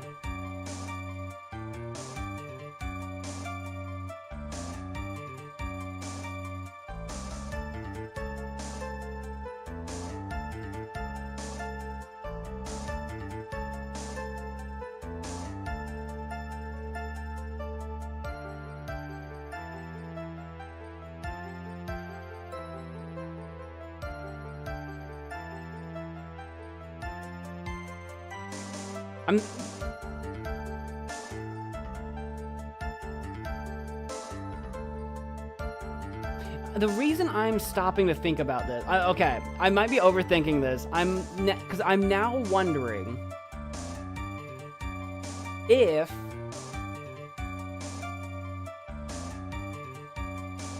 Phoenix said that I'm going backwards a little bit. Phoenix said to Edgeworth, "I know you know who the real killer is." Does that mean Edgeworth knows who the real killer is and it is Andrews? Or that he knows who the real killer is and it's not Andrews, but he knows it looks bad for Andrew?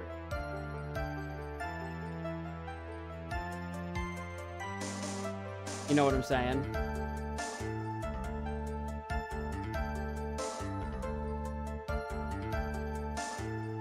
Because Edgeworth would have been satisfied enough for this to all go to recess and adjourn until tomorrow.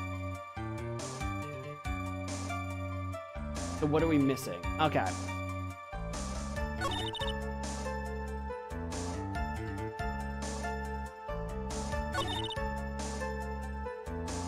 I am tempted to do the photo again. Sitting like that, the thought that he was dead didn't even cross my mind. This could even be the spot for the photo. It could be. What else am I working with here? Photo, knife.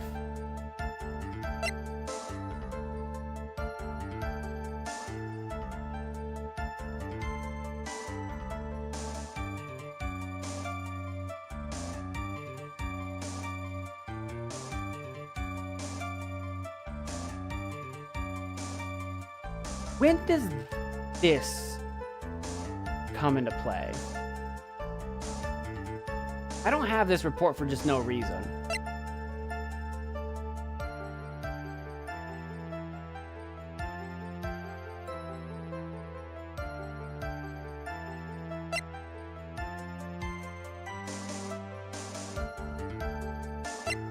But I don't know why I would play it here. It would just be shock factor. Drop that on her.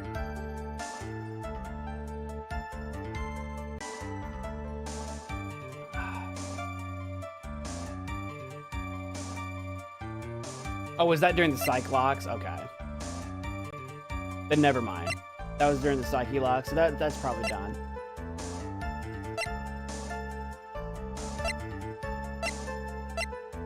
Like, I don't see any health happening up here. I'm worried I only get one shot at this. But it's not all glowing.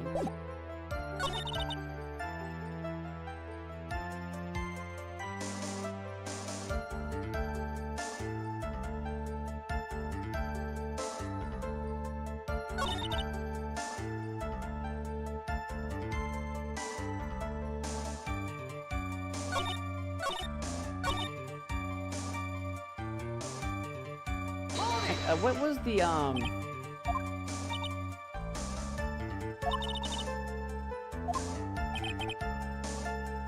right there, that sounded odd.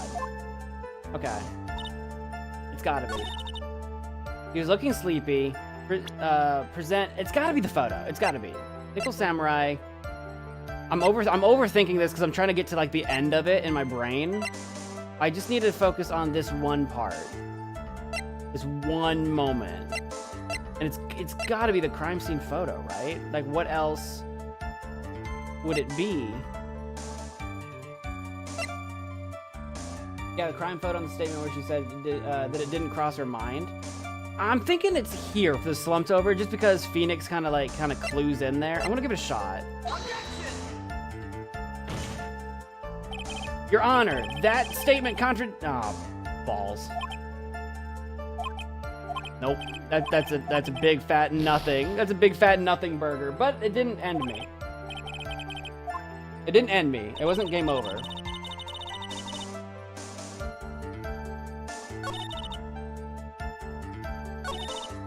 Okay, so maybe it is this one. Or the one where it didn't cross her mind. Maybe. Am I willing to take another hit for it?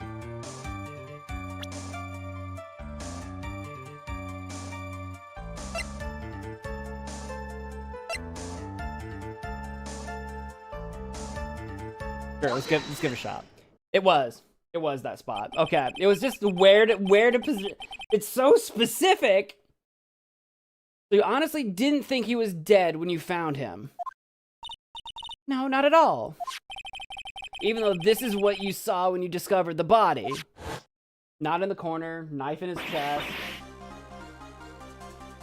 Okay, I don't know why we're doing I mean, this is what she testified to earlier.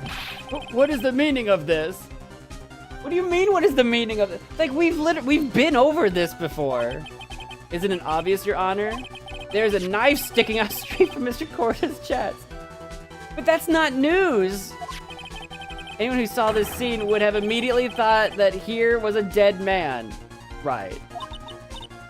Well, you see, all she has to say is, I didn't see the knife. That's all she has to say. And then if they're like, how could you not see the knife? She just has to say, I didn't see it. All she has to say is, I didn't see the knife. I doubt a single person in the world would mistake this for someone who fainted. All she has to say is, I didn't see the knife. I came in, I glanced over, saw him in the chair, glanced over to pour his drink. I wasn't paying attention, didn't see a knife. That's all she has to say. And then so nonchalantly go pour something to drink. Your point is, Ms. Andrews, your testimony just now, it was all one giant lie. I mean, we all know. I mean, the judge, I guess, isn't convinced, but we know that. We know it's a giant lie. Oh, could you look at Juana not thinking? No, well, we know she's lying. We know that. But she's got the judge wrapped around her finger. All she has to say to the judge is, I didn't see it. I don't know what to tell you.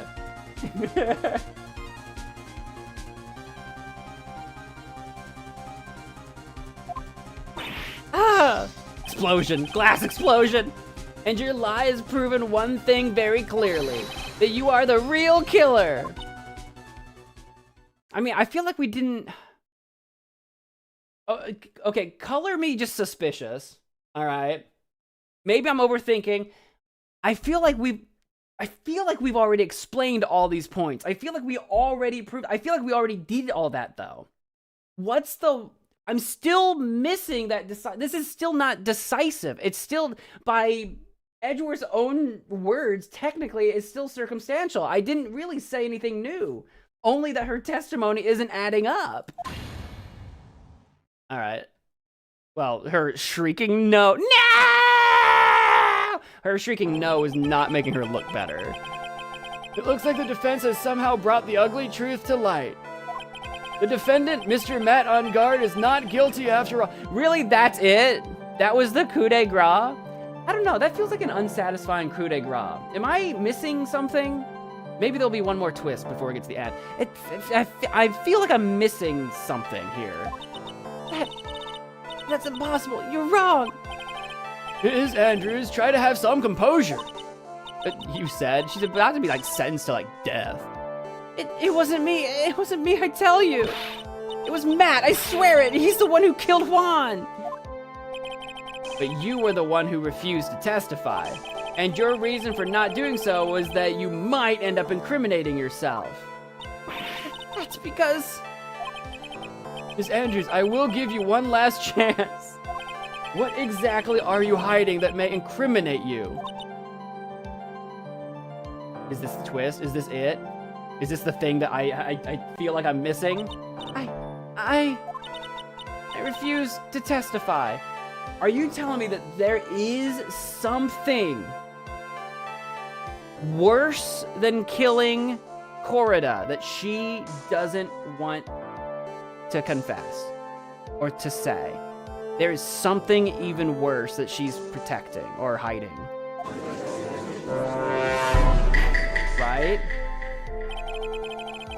No, there is no need for this court to continue any further.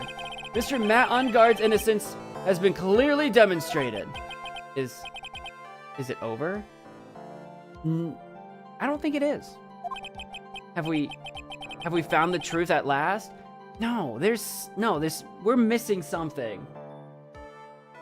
Maybe she's hiding the fact that she framed Matt. I just still think there's more to it that we haven't unearthed. What's wrong, Phoenix? Usually the real killer confesses his or her guilt. And now that I think about it, this is the first time someone hasn't. Now then, I would like to hand down my verdicts for Mr. Matt on guard. Granted, that's what we're here for, is to get Matt off the hook. Are we about to object? If we pull an objection right here, right now, I'd lose it. Oh, it wasn't Phoenix, though. It was Edgeworth. I knew it. I knew an objection was... I didn't know where it was going to come from, but I knew it was going to happen. Your Honor, the prosecution feels that it would be premature to pass down a verdict at this time. What? The reason is quite simple. This witness has yet to speak the absolute real truth. The absolute real truth? What are you? Witness, don't you understand yet?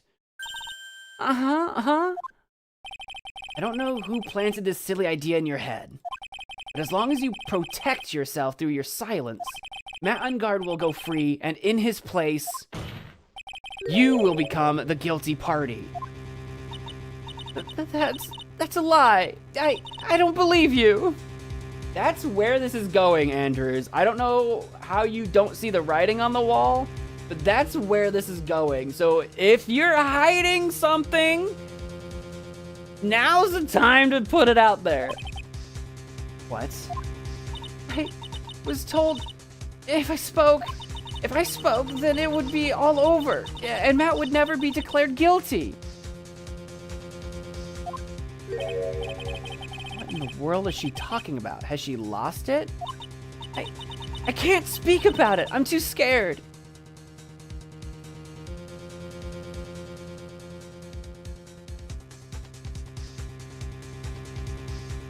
It's not... The killer didn't put her up to this, did he? Because who else would she be terrified of? For, like, her life, right?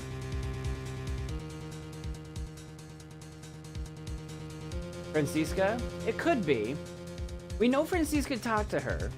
And it makes sense that Francisca would tell her not to talk because Francisca was trying to get Matt guilty because that's her job. That's what she's the prosecution, right? That's what she does. My question is, why is she terrified that what's at stake? We don't have it all out there yet. Francisca von Karma. I think it's her. Like, to what end though? Huh? Don't you remember, Phoenix? I do. Miss Andrews lives by gripping tightly onto the words of another. Right. She doesn't have the strength to believe in herself. Then right now, Ms. Andrews is...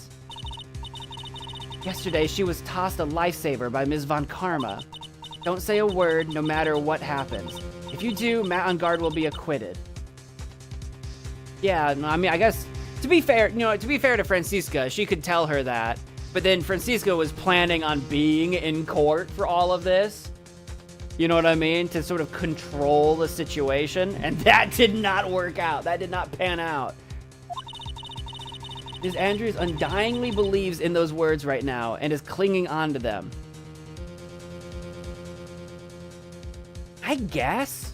I'm still not fully satisfied. But then what should we do? This is the first time I've ever come across anything like this. I know, samesies. But Ms. Andrews has to be the killer, right?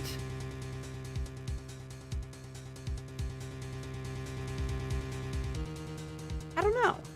Everything points to her. All we have to do now is get her not guilty. That is my only priority. It wasn't me. I'm begging you. Please believe me. I didn't kill Juan.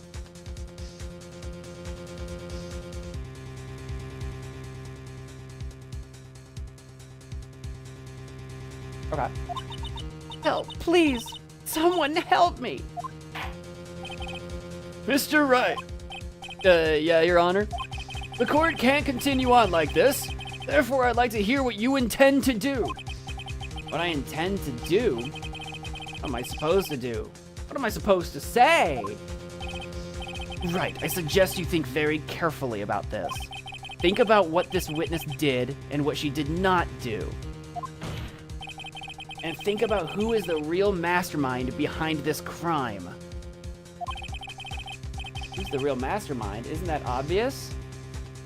If we're talking mastermind, it's the killer. What if it was the killer?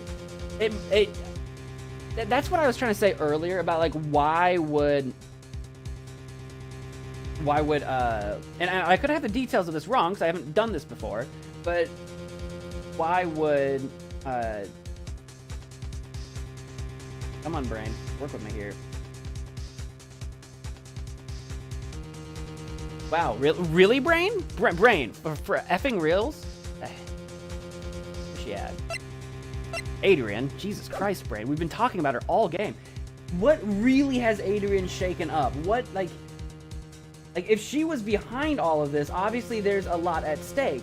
But imagine being innocent and being terrified and not being the if you know what's going wrong, if you're the mastermind and you know how it's going wrong and it's slipping through your fingers, At least you understand why it's going wrong. You can see the steps. You know all the things you did to cover it up. You know all the moves, all the plots. If you're innocent and just being told what to do, you're in the dark.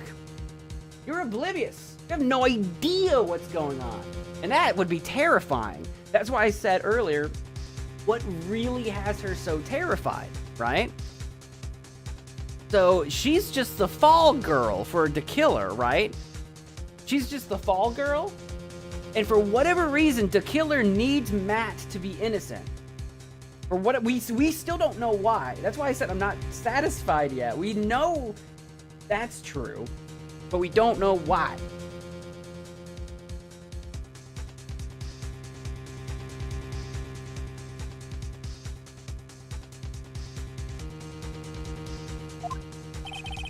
There's no one else it could be except the woman crying over there, right? Come now, what will you do? What kind of man are you, Mr. Phoenix Wright? You can't call me out like that.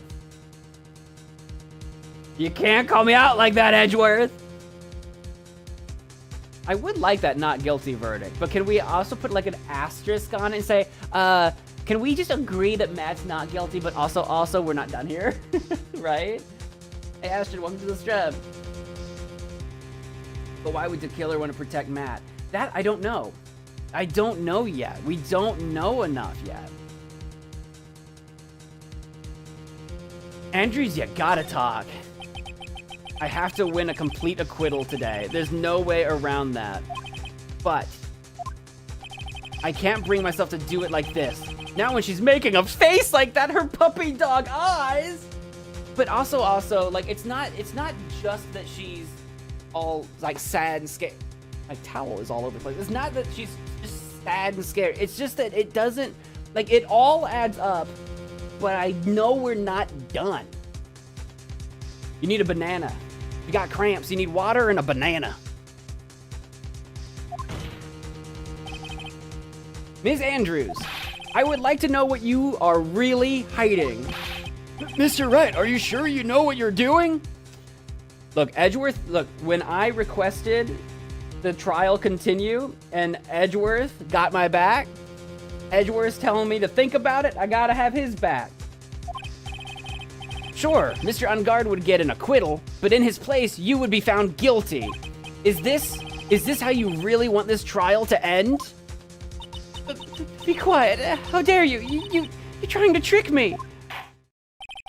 That's enough. I commend you for trying, Mr. Edgeworth. However, it's clear that the defense's theory is the truth. You're wrong.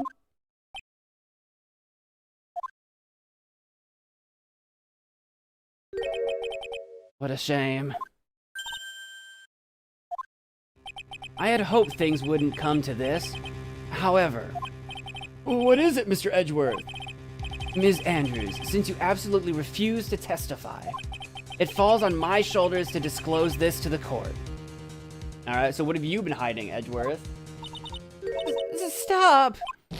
Mr. Edgeworth!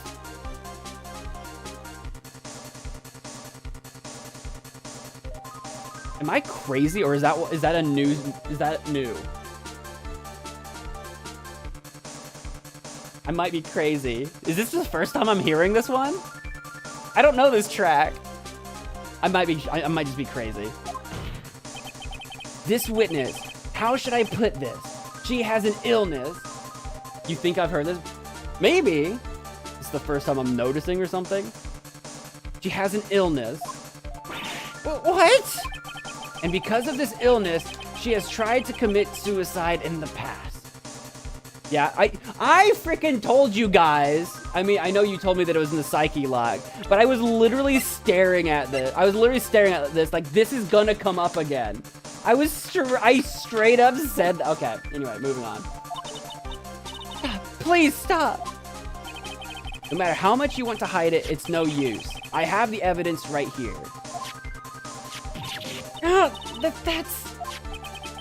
That's the second part. Right, it was a two-parter. I forgot. We only had one, I think. That's the attempted suicide report, right? What will you do now, witness? You know what I am about to do, don't you? I will now reveal to the court The true nature of the pitiful woman known as Adrian Andrews. Okay, that pitiful sounds bad. Pitiable would sound better. The secret of her dependent nature, right. Having other people know about it scares her more than anything else in the world. Please stop, I beg you. If people find out, if people find out, I'll... I just shrug. If you're going to say you would choose death, that is of no concern to me. I mean, if we don't do this now, she dies anyway, because she's about to be committed guilty of this. So if he doesn't do this, she dies. So I mean, what are you gonna do? Edgeworth, how could you be so cold? How can you be so cruel? Don't you know I'm human too? However, before you die, I will pull the truth from your still breathing lips. No matter what I have to do. He just passes out. So, will you tell the court yourself, or shall I? Either is fine with me. I'll talk, but please, help me. What are you wrapped in? What are you wrapped in? Nothing matters anymore. You'll feel better when it's all out in the open. All this secrecy is what's eating you up. My crime. Unless there's something else involved that I don't know yet. Let's get there. When I first saw him, I really thought he had fainted. Honest. Okay. When I realized he was dead, that was when I formulated my plan. I told you all she had to say is that she didn't see the knife. If she honestly didn't notice. Once I made sure there was no one in the hallway, I made a dash back to Matt's room. I freaking called it that she had to be in the room twice. She went in, saw him, left, came back. I knew she had to go. Like, God darn it.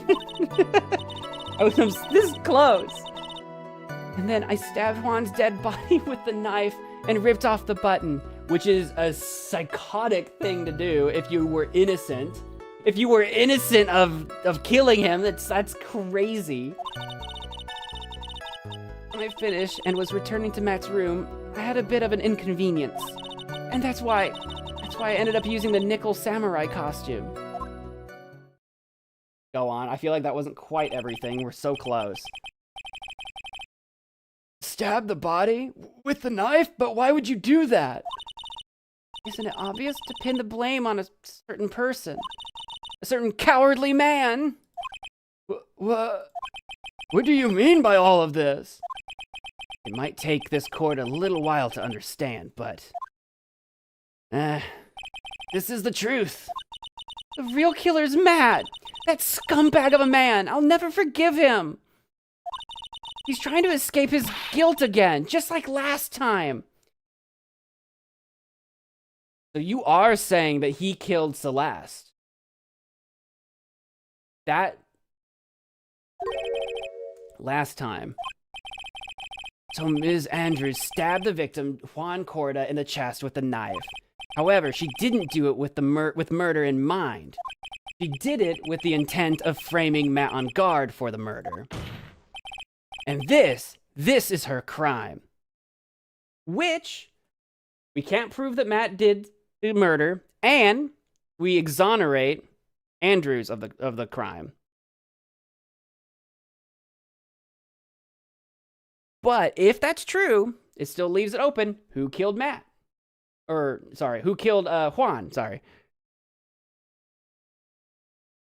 It'd be on the nose if it was the killer.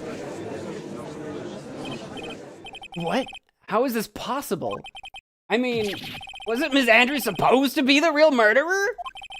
I mean, the guy that goes around calling himself the killer might be the killer.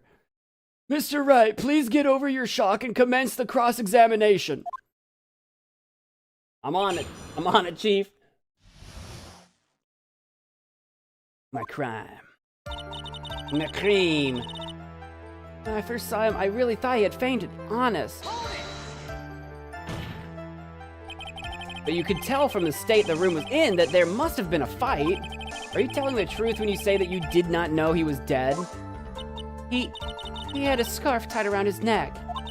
But that scarf is a part of the Jammin' Ninja's costume, so I didn't think anything about it was strange. His head was also tilted down a bit, so I couldn't see his face that well.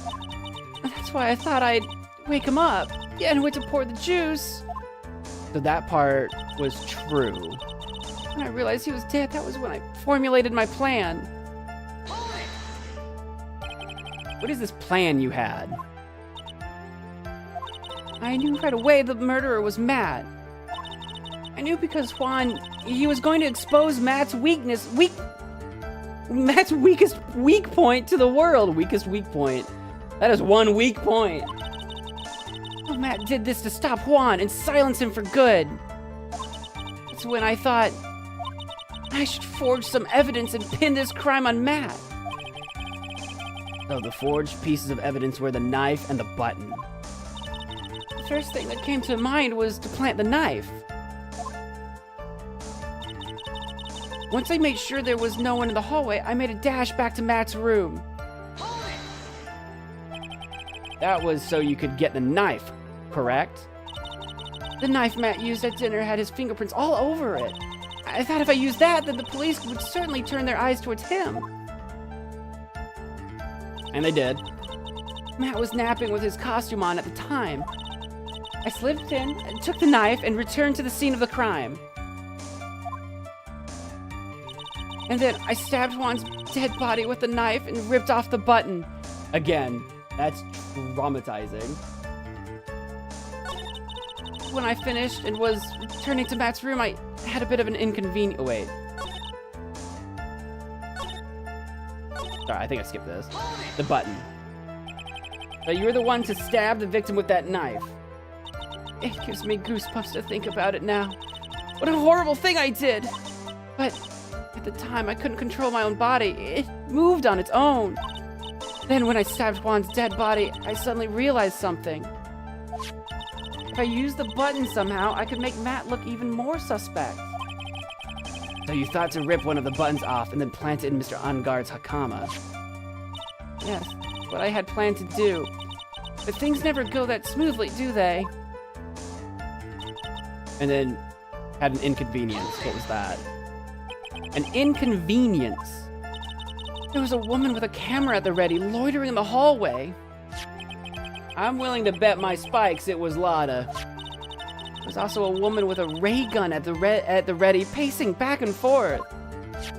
And that's Ms. Old Bag for you. I had already been caught and made into a big scoop for a certain weekly tabloid once. I couldn't very well go out looking like myself and get caught again. And that's why I ended up using the nickel samurai costume. You were the one who prepared that costume, weren't you? Yes, I took it from Global Studios. I also put it into Juan's guitar case the day before the award ceremony. You did this in preparation for the press conference, correct? Yes, Juan wanted to wear that costume and hold a press conference in it. He was going to disclose Matt's big secret there. And what is this secret? Is it that he killed Celeste? Is that what you're gonna say? I don't know. That I don't know.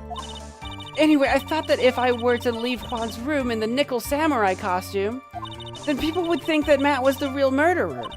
I was very careful not to leave any fingerprints when I opened the guitar case. I absolutely did not want anyone to know about the costume. I think we've heard enough. So, after that, you went back to Mr. Engarde's room and planted the button?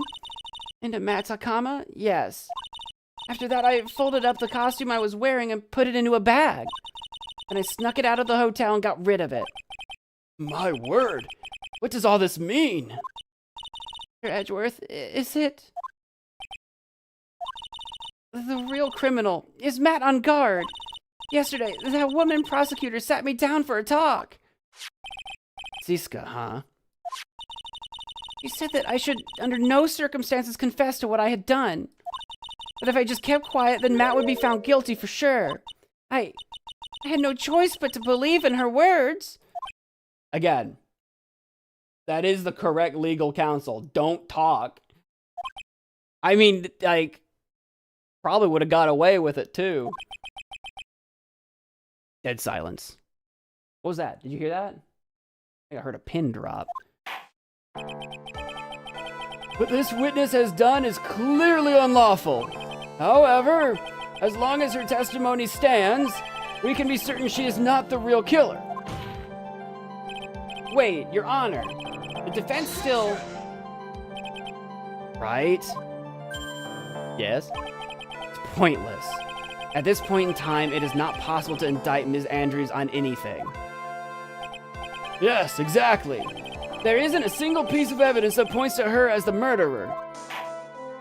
The cross-examination of this witness is over, and so is today's trial.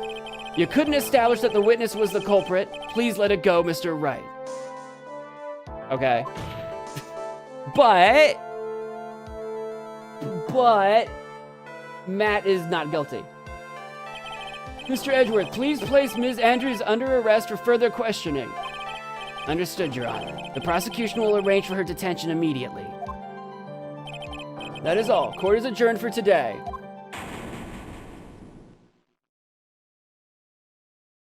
So did we not get the not guilty, though? I didn't accidentally skip something, did I?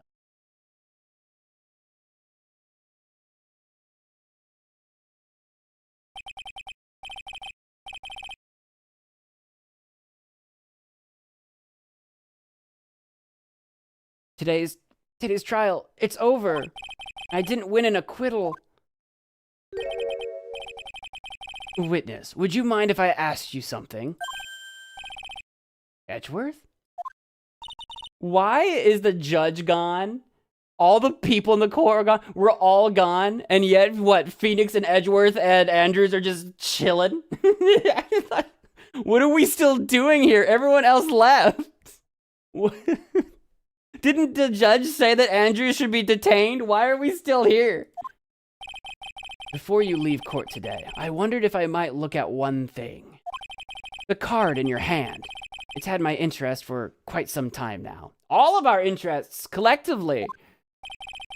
What exactly is it? Oh, this? Mr. Wright also asked about this. Yeah, and you still have it for some reason.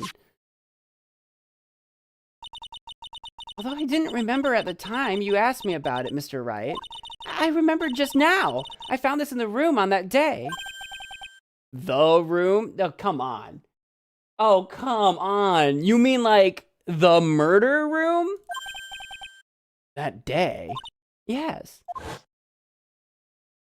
You've been just holding a piece of evidence for all of us to stare at? I found this card when I discovered Juan's body. You didn't think that would be prudent to reveal that that is literally the killer's calling card? Oh my God. Literally? It was lying there right next to him. Remember your theory of it being a calling card? I mean... You found that card next to the victim's body? Suppose I must have unconsciously slipped it into my... How do you do that? How do you unconsciously slip a card into your pocket? Like, did you see how tight her pants are? You don't unconsciously anything into those pockets. It's not as if this card had any relevance to Juan's murder, right? That would be enough for me to actually punch a woman. That would be...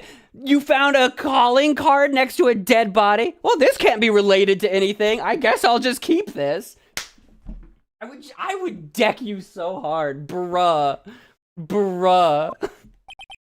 Yeah, I guess not. Bruh. I'd punch you too, Phoenix. But it's still a strange card, if you ask me. But as far as a clue to this case, I don't see why...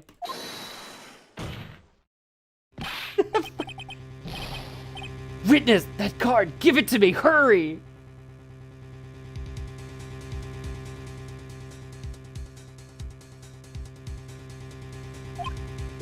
Edgeworth?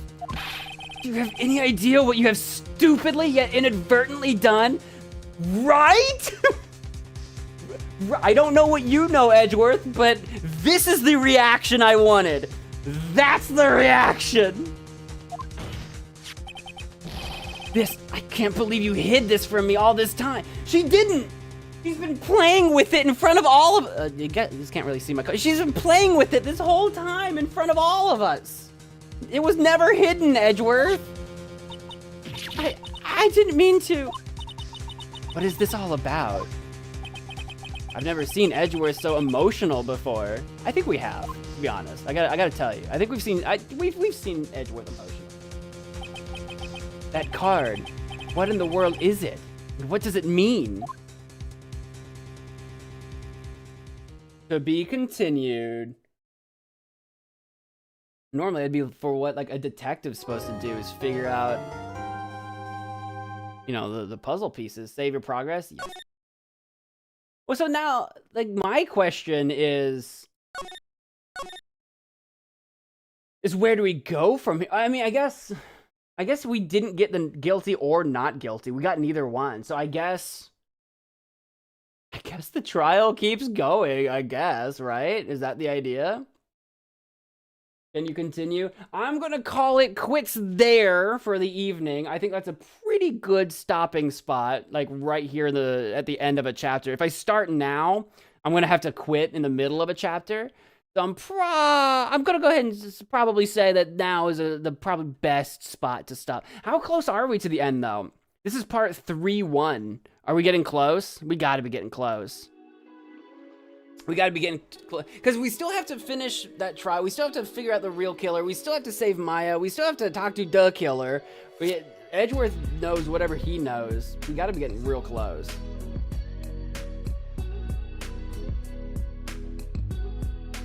I was ready though to really for realsies pin it on Andrews, but I guess the twist that there's so many unanswered questions because we were right there, like everything was pointing to her, and I knew it, you knew it, we all knew it, but you know there were still questions, you know, about the killer. How is he involved in all this? You know, how did this all come to be? They pulled out another twist. They pulled out another twist on us. Well done, game. Well done. We will continue this next time, whenever that might be. I'm thinking tomorrow is going to be Danganronpa. We haven't played it in a while, and I want to get back to it before I forget everything about it. So I'm thinking that tomorrow, and I'm thinking Thursday might be finishing The Walking Dead Season 2, because I think we have like 2 episodes left. Chapters, episodes, whatever they are. I think we have like 2 left in that game, I think. So I think I'm gonna try to finish that up Thursday. I haven't decided about Friday yet. I think that's what we're doing in the next couple days. And at some point, maybe Friday's stream will be, if that freaking new Mazniak game comes out, maybe I'll finally get to play it. It's not out now, is it? I haven't looked at all today.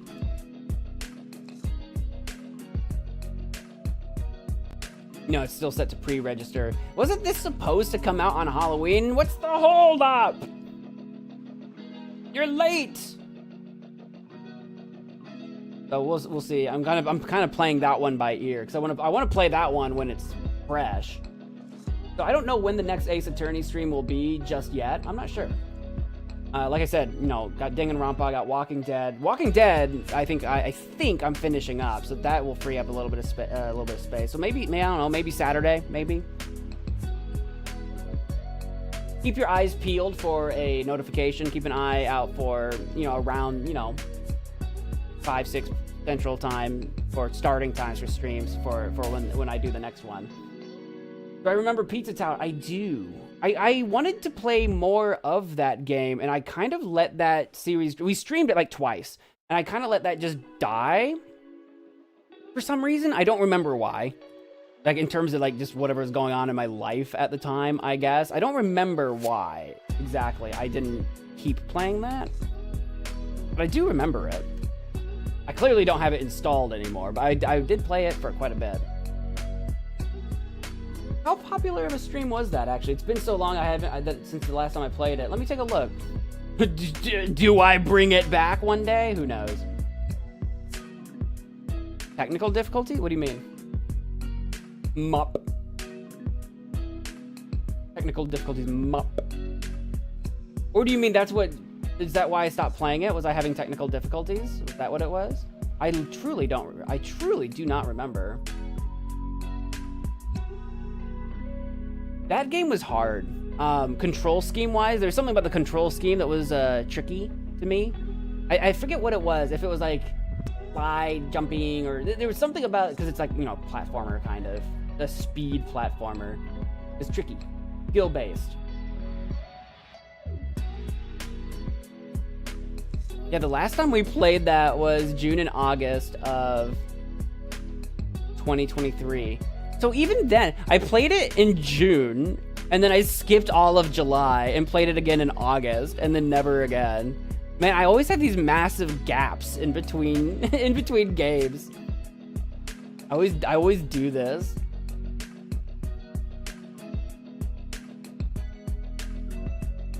Two years ago? Yeah, 2 years ago. Guys, can you believe that was 2 years ago?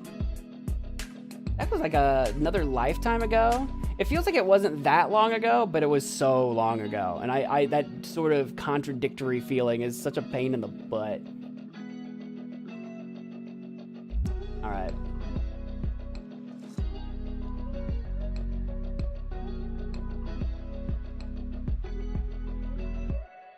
I think that's everything.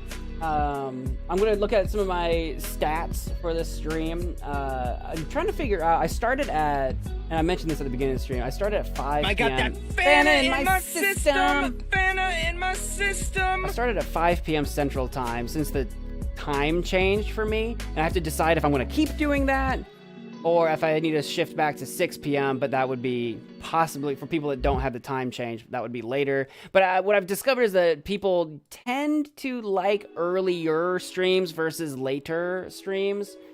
I'm gonna probably play around with that this week a little bit, but we'll see if anything changes. Because again, this last weekend was the time change, so it's gonna be kind of hard for me to figure out what's normal until another couple weeks have passed. So we'll see.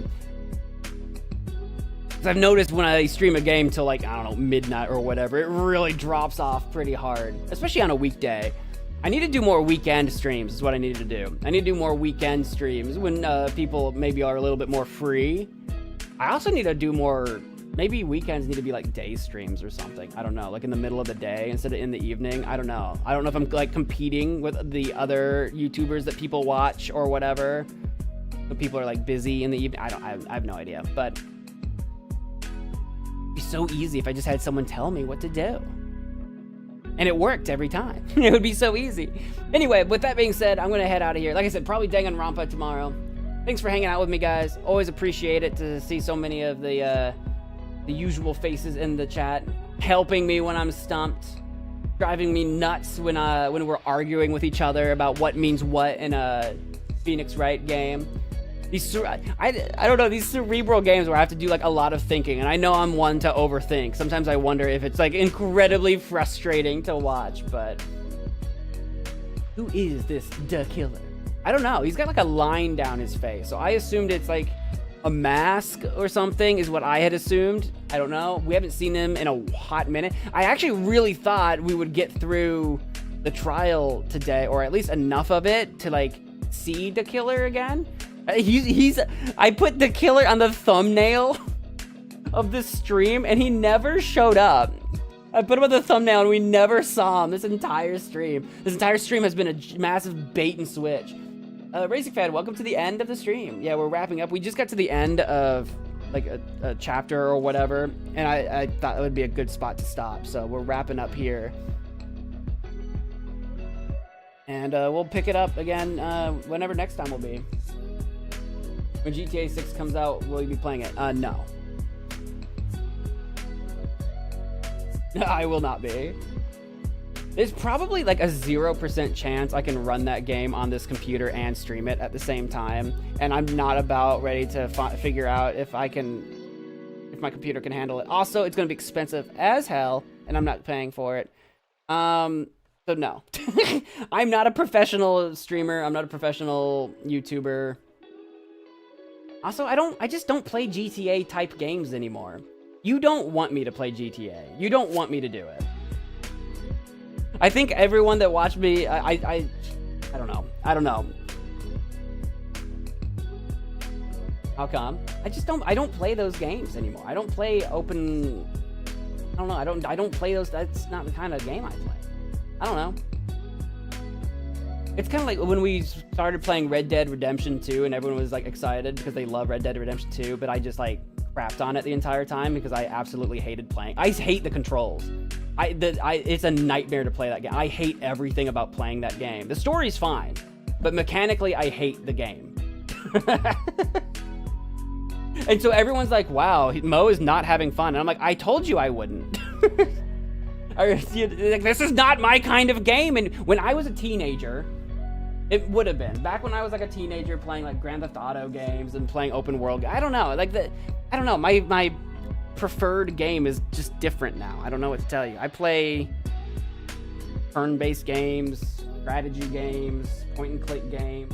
Every now and again, I branch out and do an open world type thing. Like I really loved Cyberpunk. I played the crap out of Cyberpunk. I was never gonna stream it. I don't think it would have worked on this channel. Also, when it came out, it definitely would not have run on my computer while streaming. Buggy as heck. But every now and again, I find a game that I really enjoy. But GTA 6, I didn't hardly play GTA 5. I played some GTA 5 on the PlayStation 3. When it came out on the PlayStation 3, yeah, it's that old.